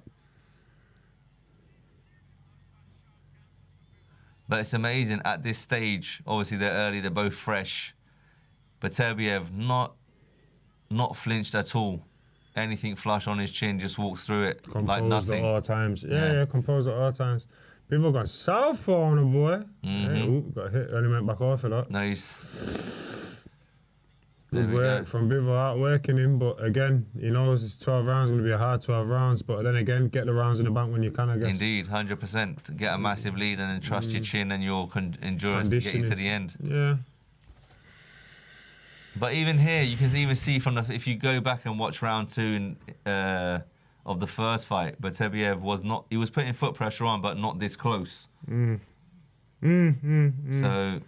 this is going already. It's simmering. I can't see the pace slowing down from this point until round 8 or 9, to be fair. If anyone's going to slow down, it'll be Bivol. For sure. But again, Bivol, I don't know, is that a clash of feet or did he get hurt there? I mean, I think Bivol went southpaw for a set, so maybe the clash feet, little tangle up of the feet there. But a good round again, I'll give that round to Beterbiev though. I think, I agree with you. Just applied the more pressure, I'd say there. 1-1.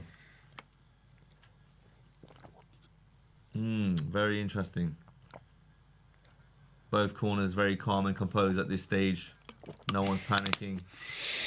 And that's what you want in a corner. You want to stay nice and composed throughout.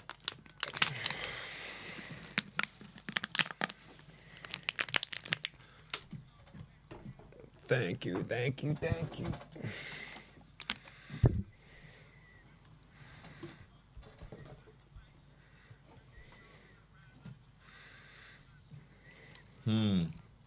Very interesting. It's just one of those fights. It's like Jordan said in the last, or was it the last fight you said? Which one? You may not. You might stop commentate, forget to commentate or talk. It's just no. It's such a captivating fight. This fight is doing that for me. Yeah, it's a captivating fight. It's a captivating fight for sure. It's one of them. I think everyone's just interested to see how this fight unfolds. I think Again, everyone's the pace. Yeah, it started again. Round 13 was the first round of this fight. I think it just picked up where they left off. I think if we're going to see anything different from anyone, it's going to be more Bivol. But this looks like a mirror image of the first fight. Yeah. Again, that goes to show though, both guys give it their all. Both and they trust their abilities. They believe in the game plan. They believe in the skill set that they've got. They've been brought up on. Exactly. And it's good that work. Similar part of the world, that mindset. Overhand right, takes it well, Mr. Beterbiev.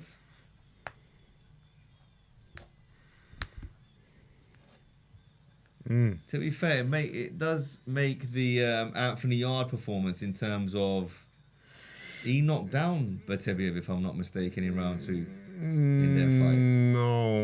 No, don't believe so. So who's? No, I swear that there's was someone. Callum Johnson. Okay, yes. Callum Johnson. Where's Callum Johnson? Is he from the Midlands? Gone up to cruiserweight.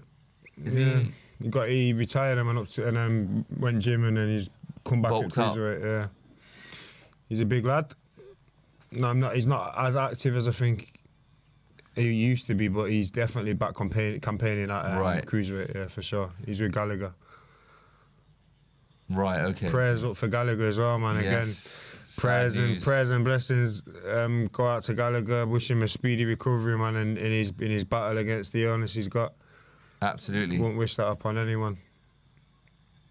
Most certainly. Very sad news. Bivol wasting a bit of energy there, throwing some wild shots and none of them really getting through. The thing is, he has to because Beterbiev he's applying that pressure, boy. That pressure. Beterbiev said, "I'm gonna walk through you." Yes, sir. Yeesh.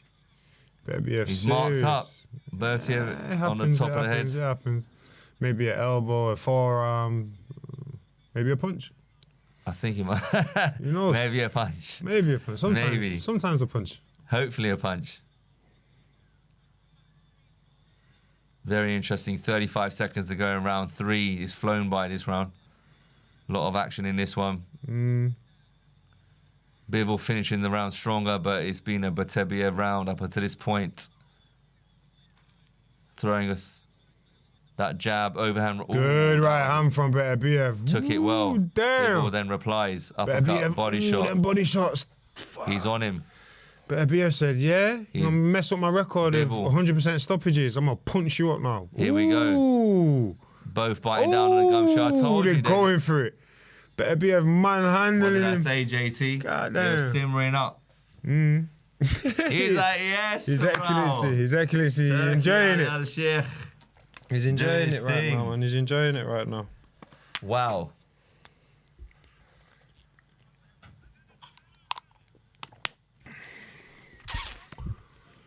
His nose. Beterbiev's corner telling him he needs to keep mixing up body head. I'm not sure what he's saying because that's not my language and I can't speak it.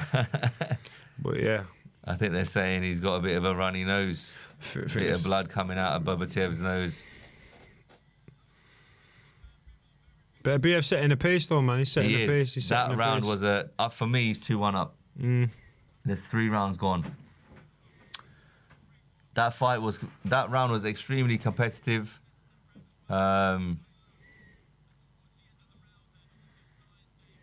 It's simmering. We said it was simmering the round before, Jay. It'll go into overdrive extremely soon. For sure. Because I think, to be honest, the knockout, he wants the knockout. Beterbiev wants a stoppage. He definitely wants that. He's not even snatching. He's so calm. He's so composed. Oh, wow. Overhand right, took it well, but he can't keep taking those shots. First round, he held his feet. Now he's on his bike. Here's Bivol. Beterbiev, beautiful. This is the thing. Oh, This stunning. is a hell of a start from Beterbiev. Because Round four. in the first fight, it was Bivol winning these earlier rounds. That's right. And this and is then he came where. on strong. So it'll be interesting to see how this fight unfolds. And this is where. And this is what I was saying. He was just going to motor on. Because he's. No knee strapping tonight. Beterbiev, again, Jay. that's what he said. The only change for Beterbiev would have been to apply the pressure a bit earlier. That's right. I think that's definitely what he's doing Yes, right sir. now.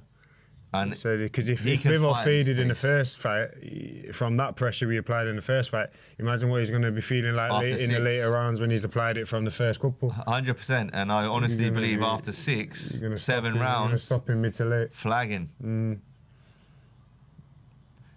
It's more meaningful. I think this is a performance that we're seeing from Beterbiev at this present moment in time. That he wants to show the world that, yes, I am the man and I'm going to dominate him. You thought I lost that first fight? Let me show you who's boss. I think he wants to show he's the final boss of this division. Beautiful boxing. And I'm telling you, Bivol is still in this fight, but it's just so hard to... Great body shot. Like you said, JT, his corner said mix it up. First time he's gone downstairs in this round. Nice little dip and feint there by Beterbiev. Goes over the top. Good defense from Bivol though. Good. Throws up the solid jab. Shot, solid shot there. Good little scoop from Beterbiev. Yeah, the pressure from Beterbiev in this fight a lot different to the first fight. Indeed. Again, he's applied it from a lot earlier. This is suffocating pressure. There's pressure and then That's there's... Dave Caldwell just saying on the commentary there. Oh, is that what you're So saying? I must be saying something right, you know. Well, this is what we do. This is what we do on I'm Seconds trying, Out. I'm trying.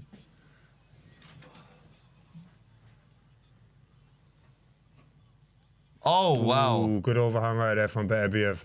2 solid men. Bivol will have to show a lot of heart and determination in this fight. He's going to have to hit Beterbiev with something. He's going to hit him. That was nice. He smiled there, but Yeah, so he felt it. If he smiled, he felt it. Beautiful. this is a very good fight. This is a hell of a Very fight. good fight. A hell of a fight. And Sometimes again, the second fight is not as exciting. Sometimes, Sometimes. The This one is- prequel, the sequel, the prequel, that like movies, the second never usually is good. Indeed. What's that, 4 rounds down? 4 rounds down, I got 3-1. it 3-1 Beterbiev. Yeah, I got it 3-1 I had Beterbiev. first round going to Bivol. And then But after that, I think. And then gradually, as these rounds are going on, the pressure is building. Yeah, no, I'd say so. I'd say so for sure. Wow. To be fair, it was worth the wait. These two are class. Pace is being set. Just thinking, what's Beterbiev going to feel like as the rounds go on? He's going to feel it, Jay. He will feel it, but I think because he's landing more, he'll have more in the tank to take the shot back. Yeah. Does that make sense? Yeah. And again, like You're I like a was saying computer before, game, the energy bar. Mm-hmm. So the stamina's going down, but the actual energy of the opponent or himself is up. Beterbiev is trying to get him out of there. So just say, for example, halfway through or into the championship rounds we go, right? If we get there, round 5 has begun. Yeah. I would say if Beterbiev's engine is at half 50%, Bivol will be at 30, 35%. Fair. In terms of energy left. Yeah. Just because of the output. Viewers verdict. What they watch. I don't know about that. Don't worry. We got it all covered here on Seconds Out. I don't know about that. I don't quite agree with the viewers' verdict there on Sky Sports app, but each to their own. I think a lot of people thought Bivol won the first fight. Seconds Out watchers, give us your good body shot from Beterbiev at this there. present moment after 5 rounds. Please do subscribe and leave your comments below. Good work. That lead hand work there from Beterbiev. Amazing. Beterbiev. Very calculated, man. Calculated. He's in control at all times. Superb touches upstairs, then he'll go and throw a little left hook downstairs once or twice in a round. Like you've always said, you save it and then you throw it. So you can't really you can't check his pattern. Nah, he didn't really offer any sort of pattern or rhythm. That's right. And again, he's keeps you controlling guessing. the pace, Jay. Yeah, he's fighting at his pace. He's now not moving, and Bivol stopped. And that's because you don't want to move right now. That's right. He was taking a round off, and he's still winning it. Yeah. Because the last 2-3 rounds, he's put enough pain on him to hold him off. He's drained him for sure. Bivol can't work as much as I know he'd want to right now. I like in this fight, he's using a double jab a lot more, Beterbiev. There's a lot of single punches in the first fight. I think that which body was shots allowing Bivol to come off and circle out like he just did there. Into the lovely good right hand from Bivol. Eddie like that. Did that is that damages? No. No. Again, this is another thing very important for me personally. They don't mark up easily. Yeah, like with all due respect, world-class fighter, elite fighter in his day as well, Ricky Hatton. But used to mark up, cut a lot very easily. Some fighters do. Some fighters cut easy. Some fighters mark up easy. Some fighters are made of that tough stuff like Bivol and Beterbiev. They're doing all right. Then again, though, Bivol after the last fight, true. Yeah. But even like the last fight though, Bivol, the marks on his actual face weren't from clean punches. They were more so from blocking the punches through the gloves. Sure. Beterbiev is piling on the pressure right now, though. Right now, amazing. He's got him on the ropes. Literally got him on the ropes right now. This is great defense as well. High guard, tight. Bivol's taking it, and he's taking a deep breath there, waiting for his stall after round 5. He knows it's a tough night right now. Yes, he knows. But it's also, what do I do? Like you said, the tough night. What is the tough night? How do I get past those barrage of punches? And it's not 2-3 phases in a round. It's continuous pressure for 3 minutes. Pressure, non-stop. He's relentless with it. Beterbiev. He's relentless with it. The mental pressure this must take. That's what's more draining than anything. It's having to be switched on for every single second of the 3-minute round. That's what's more draining than the physical aspects of it. It's the mental aspects. That's a beautiful shot. But not enough. I don't even think it's about not enough. He's not getting enough respect off of his moments. Is the problem? Yes. That's the problem, because he's having the moments. He's having enough of them, but they're not getting the recognition that he would want. So if that's the case, then it's very hard to score, or is it clear? Is it a clear cut? No. For me, Beterbiev winning the fight. 4-1. Yeah, that's without a doubt. You can't say Bivol winning this fight. In the first fight, he was landing more. He was landing more cleaner punches. They look better. They look more effective. In this fight, I'm yet to see anything really take its effect in the first fight or deter Beterbiev. Clean punches have landed, but it ain't deterred him.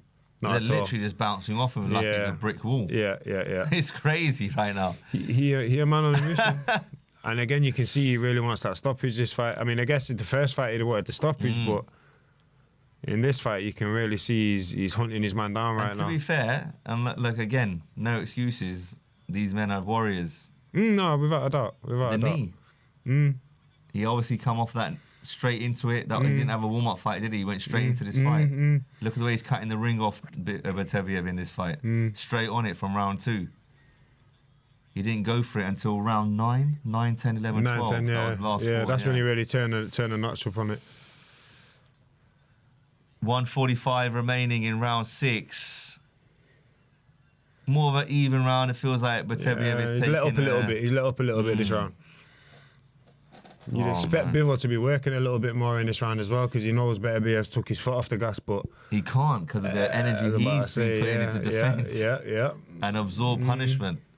And he knows if he's lackadaisical with the punches or he's lazy with the punches, he's going to get countered by with a solid right hand. Someone with lovely hand speed there, 4-punch combination. Bivol. A 90% knockout ratio in Beterbiev, so you can't afford to make mistakes against Beterbiev.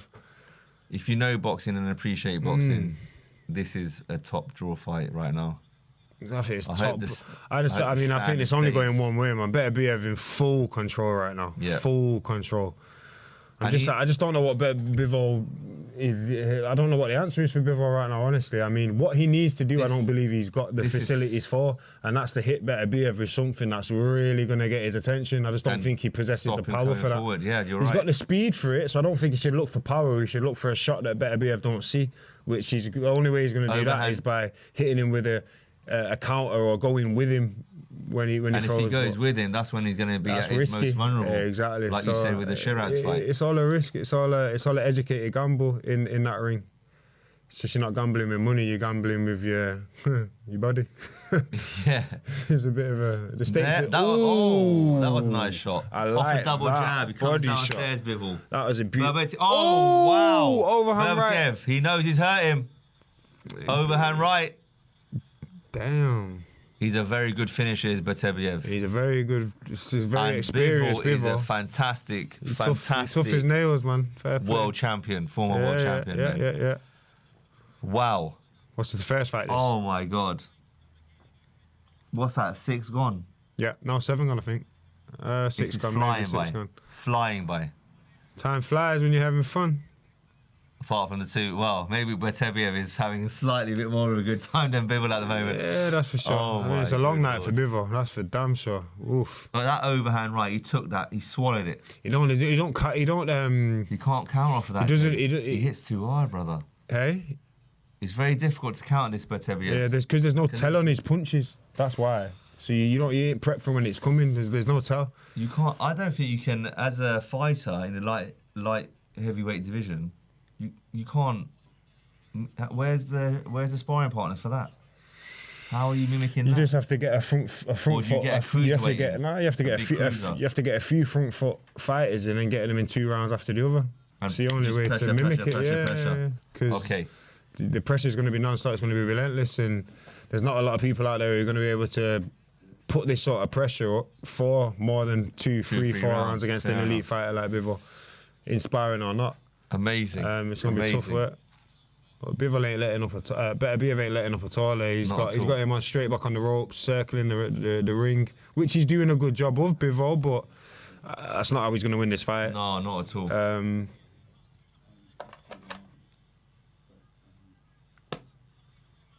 Unbelievable. The viewers on Sky have got it even. How? I mean, the pro Bivol, but this fight it even. Not 10 seconds if it been crazy. even. I think Beterbiev. I think the best Bivol can after 6 rounds of boxing, 4-2 is the best he can get out of it in Beterbiev's favour. Yeah. 4-2. Yeah. You can't give Bivol more than 2 rounds, and that's at a push. I've got him 5-1 up. Being generous, you can only give him more than 1 round. And I'm a fan of Bivol. I want Bivol to win. I thought he won the first fight. He ain't winning this fight. The magic here is the ideal fighter is a mixture of the two. No, literally, yeah. You got mean? two perfect styles there. Two styles which complement each other very well. But you got one offensive genius and you got one defensive back foot genius, and the aggressor's coming up good now. Lovely level change again there. I think it's one of them. When you're a counter puncher, unless you're an absolute freak, which with all due respect, that's what Usyk is like. He's unbelievable. He don't stop moving. He's constantly, and again, he's fighting at a different weight, so it's easier to do that against your bigger, slower heavyweights.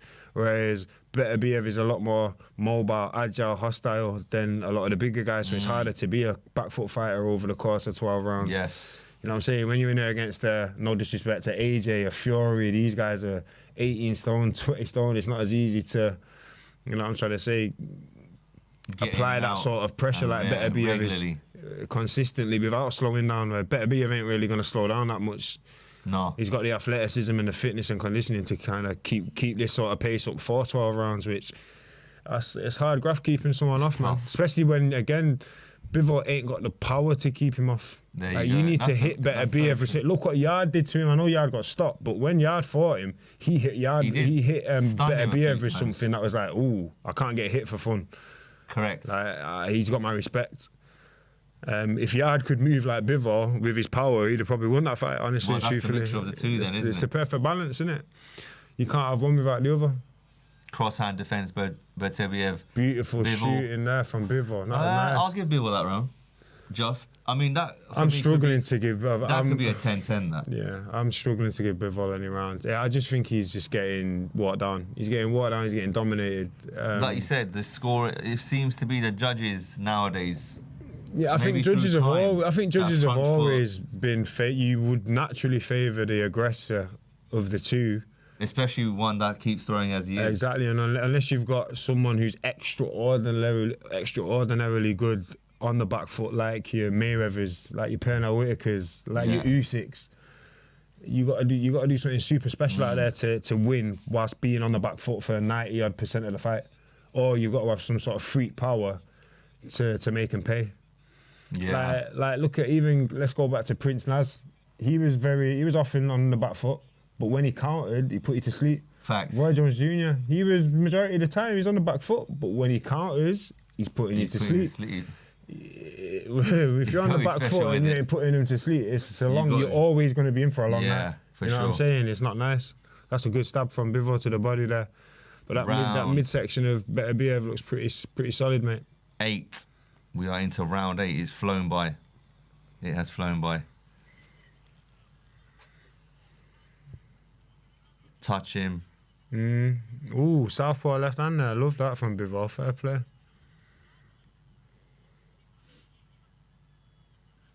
Bivol needs a couple of rounds here to stay in distance, touching distance to win it. 8, 9 he needs, and then 10, 11, 12. Bivol, I've not seen Bivol throw, which for me is the shot against someone like Beterbiev with that style. Front foot heavy, head uppercut. Sometimes could uppercut. I've never not seen it. It's like left uppercut, right, lead uppercut, backhand uppercut. We got to see a shot coming through the middle. The safer option would be for him to throw the rear hand. That's what I'm saying. Again, like we were saying before, it's a risky shot, and against someone like Beterbiev, the less risk the better. Good work from Bivol there. Okay. You got his respect there. Overhand right there. Well, like we said, the energy levels are gonna start slowing. Okay, he's gonna slow down a bit. Naturally, he's gonna slow down. I would hope. Otherwise, I want to eat what he's eating. Damn. Nice fade. Lovely change of level there.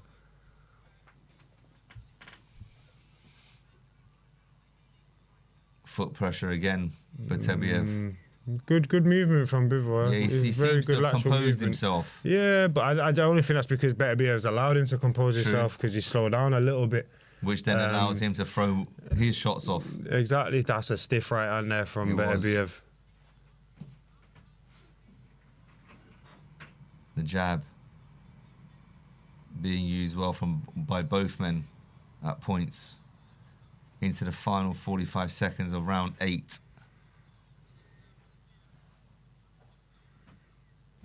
This is going to be an interesting finish to this fight. 9, 10, 11, 12. 30 seconds remaining of 8. It's a lot more draining for Bivol than the first fight of this one. Yes. The last rounds of this fight are going to be harder than the last rounds of the last fight if Beterbiev can keep this pressure up. If not, the last rounds of this fight are going to be very interesting because Bivol could be the one who finishes better. Okay, they're opening up a bit. This is... Yeah. I'd say this is arguably Bivol's best round there. It is. Arguably Bivol's best round there. I'd say the more notable shots in that round came from Bivol. 8 rounds down, 8 rounds gone. But I think Beterbiev there 6-2, gave that round 5-3. away. I say 6-2. Me personally, I think 6-2. You could chuck it even round in there if you really like Bivol. Yeah. But for me, from the work that they're doing, lovely counter. That's a 6-2. But that was the best round I'd say from Bivol by far. By far. In terms of the consistency of the 3-minute period, for sure. And again, maybe we see Bivol come on stronger and finish this fight better now because Beterbiev applied the pressure more in the first half of the fight. Yeah, true. Whereas in the second fight, Bivol had the first half of the fight, Beterbiev finished stronger with the 2. Maybe that was why they give him the fight, but the judges scored it. Yeah, it was a bit of a crazy scoring. Yeah, I don't know about a few of them scorecards. Here we go. Let's round see. 9. Ding, ding, ding.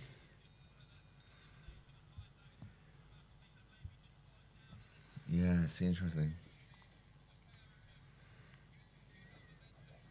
Bivol's footwork again in this fight, top notch.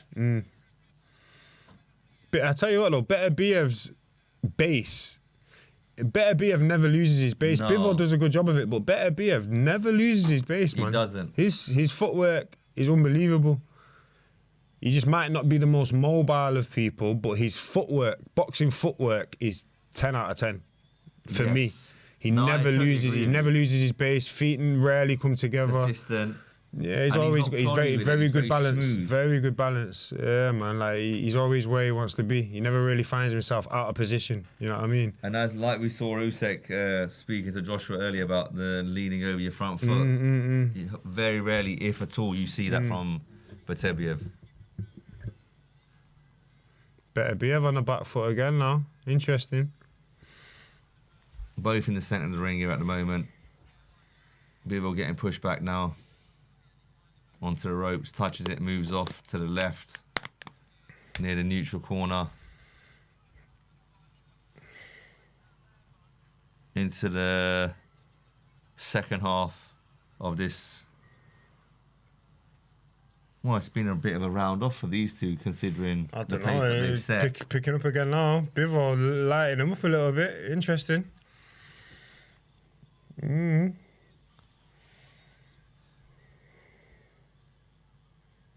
1:15 remaining, round 9. Pace is naturally slowing down, but the quality is still high. Yeah, very high, very high. Very, very well-educated fight, this. Just seeing, can Bivol come up with something to turn this, for me, to turn this fight around? Bivol got to knock him down or something, honestly and truthfully. A 10-8 round, huh? He needs a 10-8 round, yeah, for sure. I agree with that. I can't see him winning every single one of these last rounds. I just can't see that happening. For me, he needs a big, big, big momentum changer. There we go. They both go at it. There we go. Good end to this round here from Taking Bivol. chins. I like that shot he does when he steps back, goes southpaw, almost comes back with a left-hand lead. Left-hand lead. Is that a left hand? Yeah, left hand. There we go. Done it again there. Left hand okay, lead. yeah. I see that. He does it very smoothly as well. He does it. It's good. It's happening so quickly, ladies and gentlemen. There's a lot to keep up with here. Beterbiev doing his thing.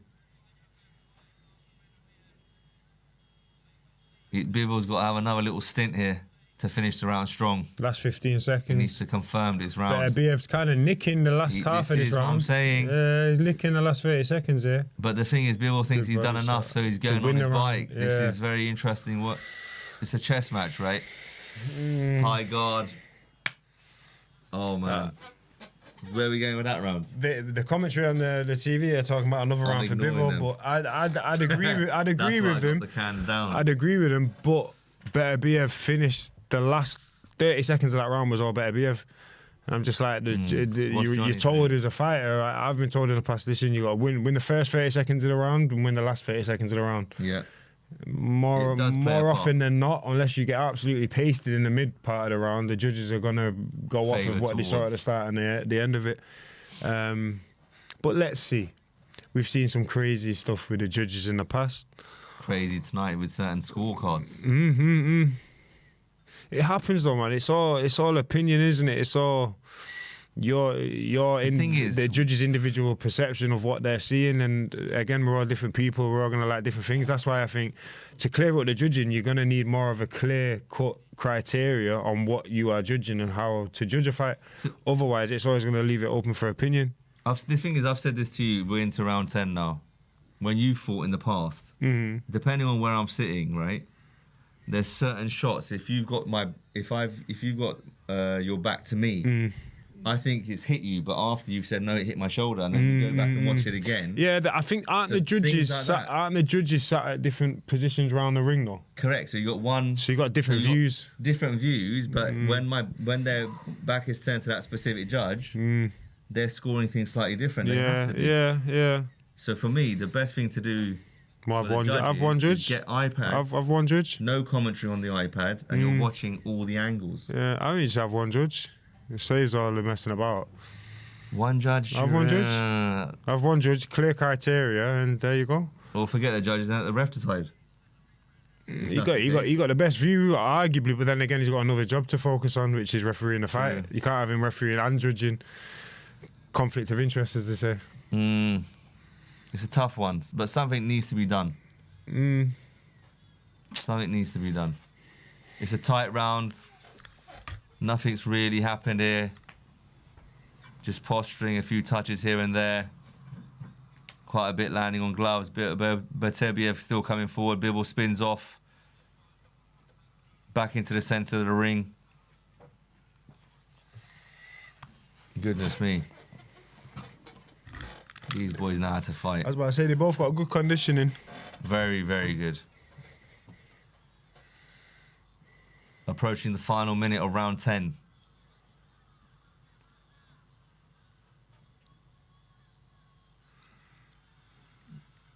Great body work there by Bivol. Upstairs, downstairs, mixing it up. Happy to hit the forearms. It all counts at this point. Boxers should do that more often. Just hit the arms, no problem. If there's a tight guard, not the elbows, on the fleshy parts. Canelo, look what Canelo did with Callum Smith. Yeah, there we go. He broke his arm by punching it near enough, or he snapped his bicep or something. If you're going to have a tight guard, that's what you got to do. Yeah, you got to break it open, I guess, somehow.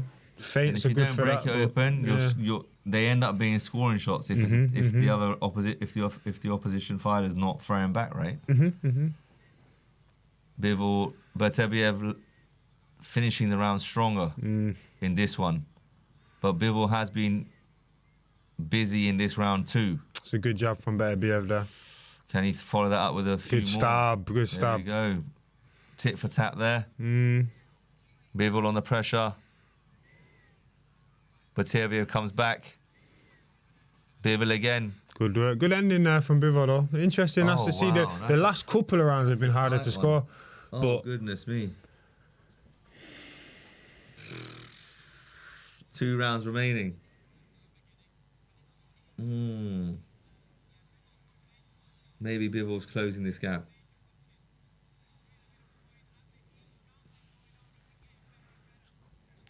They've both gone to the body well. They have. Just showing the highlights here, and it's even, it's nip and tuck, man. It's back and forth in the last few rounds. But I'm sorry, in the earlier rounds, Beterbiev was in full control, in my opinion. Are we into round 10? Yeah, 11 coming 11 up now. championship rounds Here coming we up. go. 11-12. It's where the fun starts. They're both sitting in a similar position. Hands on the second rope. Wow, wow, wow. They're so durable.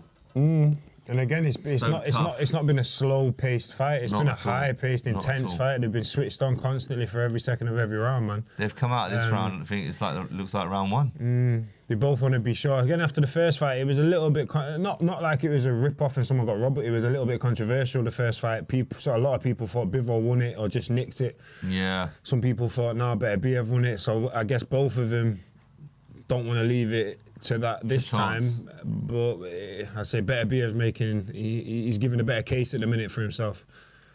Overhand right, Bivol comes out with a 3-punch combination. Bivol's in the centre of the ring at the moment. Beterbiev takes it back. That's good. Good pressure there from Beterbiev. That double jab's been double jab right hand's been working a treat through. He has. He's going. I love the Bivol. Beterbiev's been using that stab to the stomach really well as well, and that's going to slow down Bivol a lot. We used to call him. We got to put it in the bank. Yeah, for sure. Put it in the bank. You might not be able to cash out straight away, but put it in the bank, and it will heighten your chances for cashing out later on in the fight. You've got to be patient, I guess. That's very important, especially at this high level. That's good work from Bivol there. Again, Bivol's throwing more in these recent rounds, but again, nothing's really landing clean, apart from a couple real sharp counters from him in the last couple of rounds. That was good work. There we go. Yeah, and that was a good little 3-punch combo there from good right hook there from Bivol. And he finished with a lead up. Again, he throwing this while Beterbiev walking him down, still throwing, just not landing the cleanest of shots maybe, but you're tiring him out. But listen, got 4.5 minutes left of boxing. Turned him, Beterbiev's on the ropes, walks off.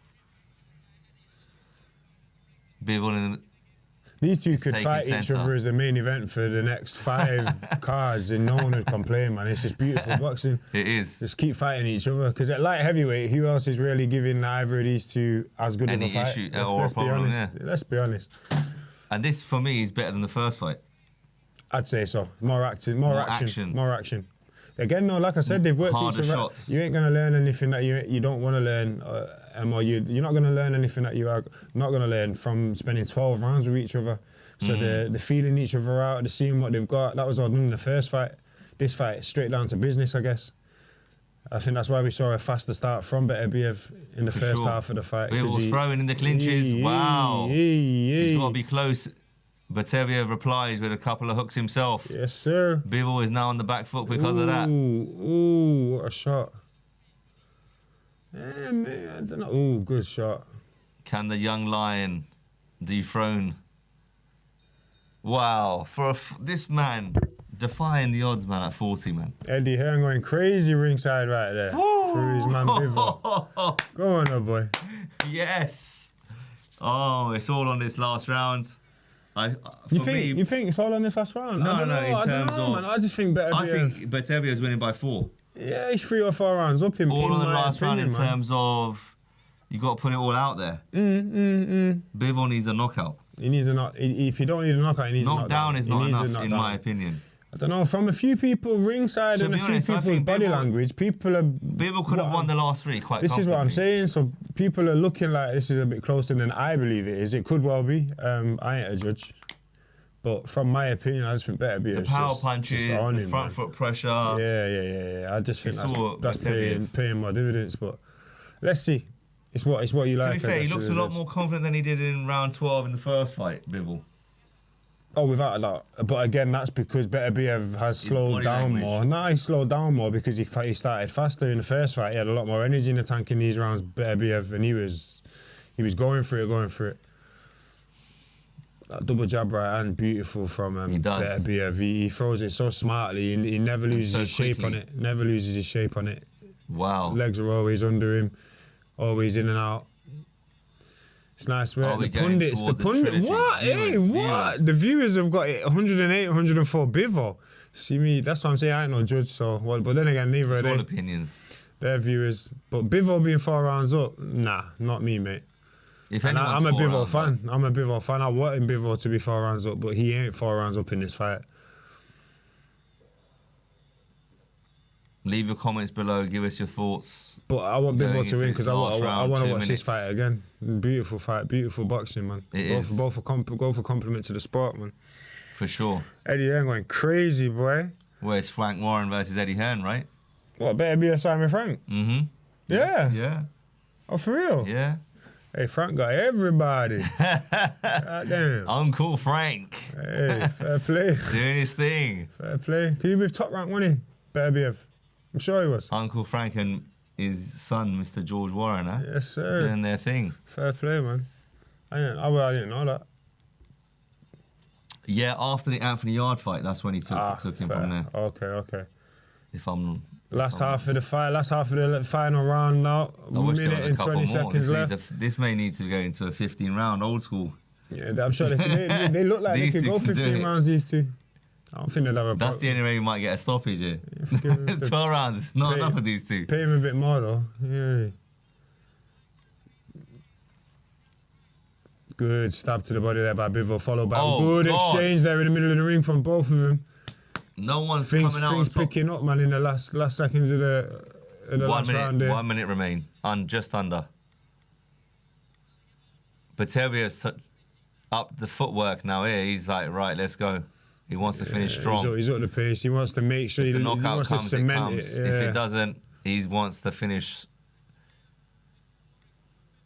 Here we go. This is the first time it's got a little bit messy. Can't wait to see the scoring of this. This is interesting. Because in my opinion...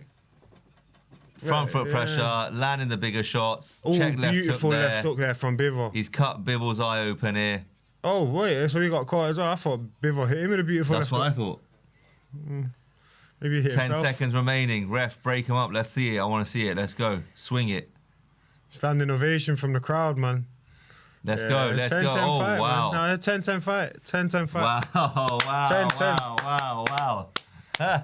Nah, they're both special fighters. Special fighters. That's for sure. Ooh, that eye. Listen, that's what he's got to do to win. And he's put it all. He left it all in there. No excuses. He's done all he can. Now it's up to the judges. Let's see what the judges say. Bivol's corner seem extremely confident. A lot of Bivol's people look confident, to be fair, but I don't know, man. I don't know. It's gonna be very interesting. This. Just that was only just now, I think. So that's a good effort. That's a good amount. Blah, blah, blah, blah. So the viewers have got it 3 rounds to Bivol. Hey, bro, there ain't no way I'm scoring it 3 rounds to Bivol. Impossible, in my opinion. But you could argue maybe he's a Beterbiev draw. won that last round. It's just, I can't. To clean the shots. I don't know, man. I just Because, mean, okay, from so what people were both telling swinging, me in the first fight, I had Bivol winning that first fight. People telling me, nah, Why? you can't see he won that first fight. Beterbiev was walking him down. He didn't stop. He walked him down more in this fight than in the first one, and he was throwing more in this fight than in the first one. Bivol for me landed less than he did in the first fight in this fight. So I'm just like, how? Whatever happens, that Bivol's got a bit of a nasty cut there. That'll take a couple of months out. That'd be alright. Let's have a look. Was that a clash of heads or was that a punch? Yeah, it was a beautiful what punch. a punch. Turn that over like a peach.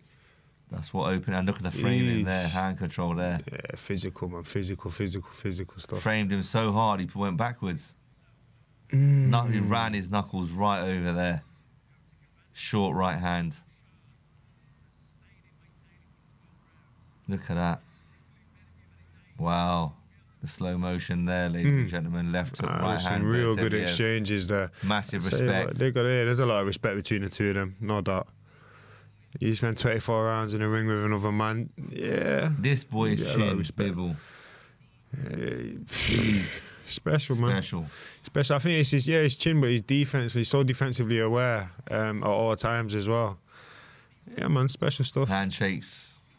Most certainly need these two special fighters. Are we going to see a third one? I want it. I would love to see it. Why not? Who else are going to fight? Bawatsi or Callum Smith? Forget that. Respectfully, bro. Like, What, Callum Smith? What is he going to fight Anthony Yard next? Potentially, because Yard turned up tonight. That's right. With Joshua Bawatsi firmly on his lips. But after that, let's see what they're saying. Scorecards.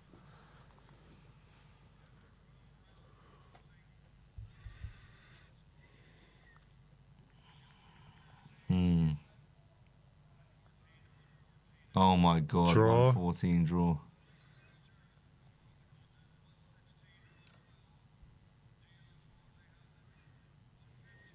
Okay, someone's got to win.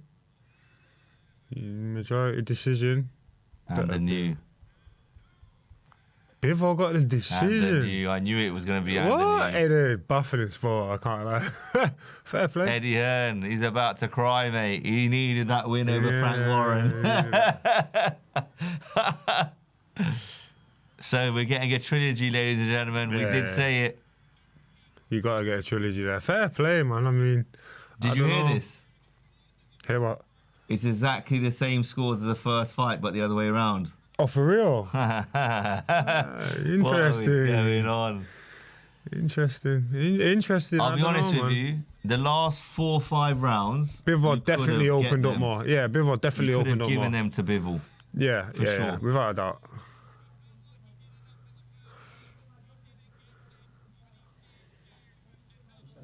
Fair play. Do you know what? Especially with his personal life as well. Going through a lot right now outside the ring. So, do you know what? Let's go do that dance again somewhere. 100%. 100%. Winner takes all. Give him the best money that they can possibly give him. Amazing fight, though. Amazing fight. Interesting. These two are special. Like you said, Jay, every time these two fight, they're always going to put on a show. That WBC special belt's not bad, is it? It's a nice belt, I'll tell you that, eh? It's a nice belt. Wow. Fair play. Give credit where credit's due. Hopefully we see a third one. Indeed. They need a break. Yeah, I mean, If anything, he's going to have to have a break, rest his eye up. Go again in December. Give him a bit of time off. November, December.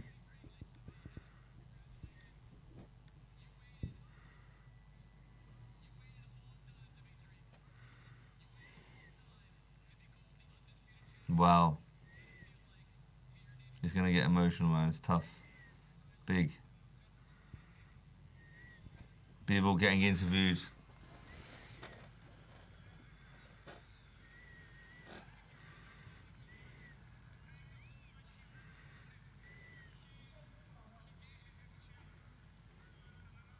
Just thanking everybody.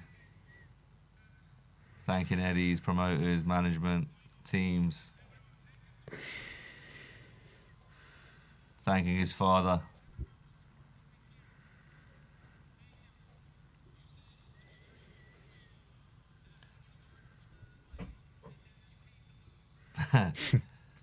Ain't that the truth?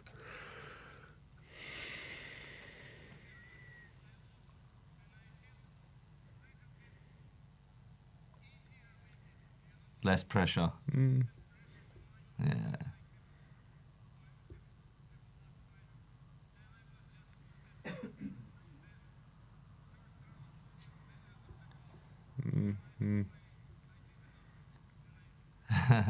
Got the belts for it tonight.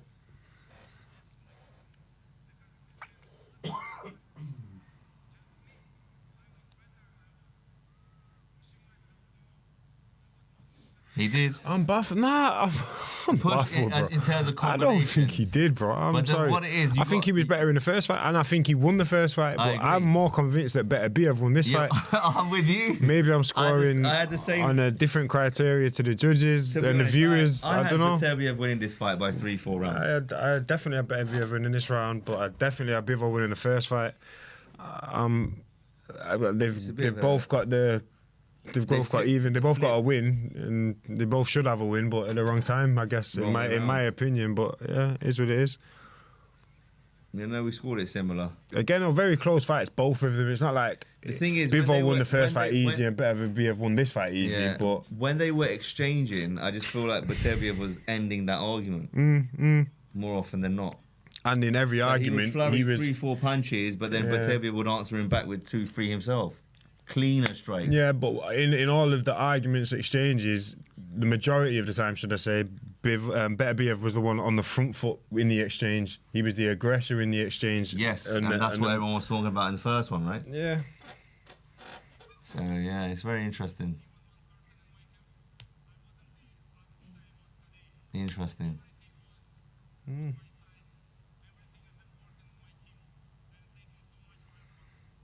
Still talking to Bivol. Yeah, run it back one more time.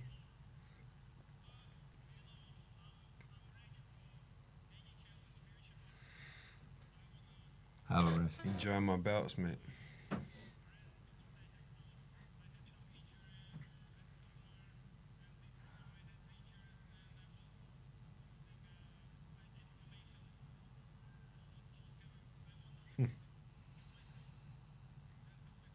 Heard that before. That's crazy. Fair play, man. He's saying he had quite a few niggles. He wants to have a rest before he goes again. And rightly so, to be fair. Both of them.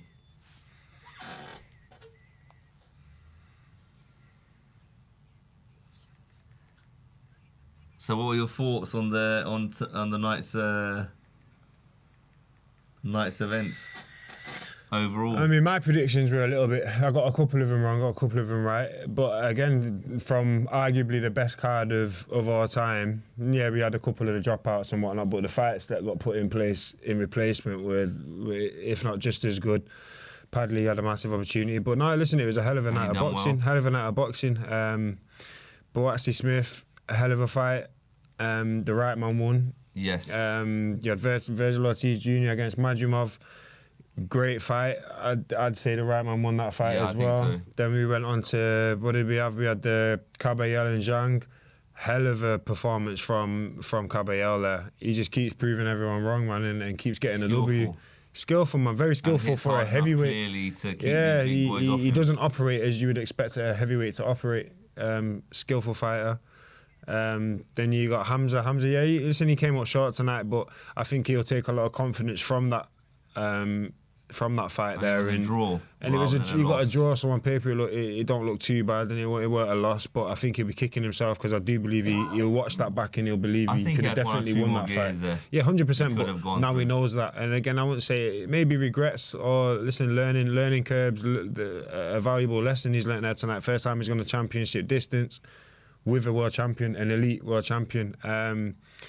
Then we had Beterbiev after that, Shakur and Josh Padley. Listen, man, well done to them both. They did exactly what I think everyone was expecting. Padley put up a beautiful account of himself, but he just came up short to the better fighter on the night. Shakur obviously got rounds after getting his hand. He got a few rounds in first time back after his surgery, so fair play to him. And then it's a good tune-up, and then we had Parker was crazy, mate. Bacola Parker. That was. I think that's the one that everyone was so intrigued to see. But fair play to Joseph Parker, man. Fair play to him. He come up with the goods again. And then it's in the main event. Overhand right, top of the head. Yeah, it's a good finish, very good finish. Again, you can't really take a lot from that fight, though. You got a man coming in on a few days' notice, hopping off a 14-hour flight. Could we really have expected a lot from him? Like, let's be real, man. A 14-hour flight, that's crazy. The jet lag. People talk about jet lag when they've been in camp for someone for 8 weeks and then they come over 2 weeks earlier or 3 weeks earlier. This man's hopped on a 14-hour flight across the world and just jumped in the ring. He didn't really look in the best of shape. Yeah, this one, like, come on, man. Yeah, fair play to Joseph Parker, because I know there's not a lot of people who would have took that fight on 3 days' notice, even with him not being in camp, but fair play to him. He did his job. He did what he had to do. You can only beat what's put in front of you. And yeah, shout out to Bacola for taking the fight, keeping the show alive. And everyone gets paid. Everyone gets paid, mate. That's what it's all about at the end of the day, let's be honest. 100%. And then the main event. The main event, man. The main event was special. Again, they're always going to be involved in a special fight when them two get in the ring. But yeah, for me, Beterbiev won that fight. Bivol won the first one, so it should be 1-1. It is 1-1. No complaints. Let's have a third fight. No, I think you've summed that all up very well. Try my best, mate. That was solid. Thank you for watching. Please do give your comments on the main event there. Are you happy with that decision, ladies and gentlemen? Jordan and I had Beterbiev winning by 3 or 4 rounds. Do you agree with the was it a unanimous majority decision? Sorry, 115, 113. Was it 116, 112, and 114, 114? That's how the judges had it scored. Please do go like and subscribe on the Seconds Out YouTube platform, and we'll look forward to seeing you next time.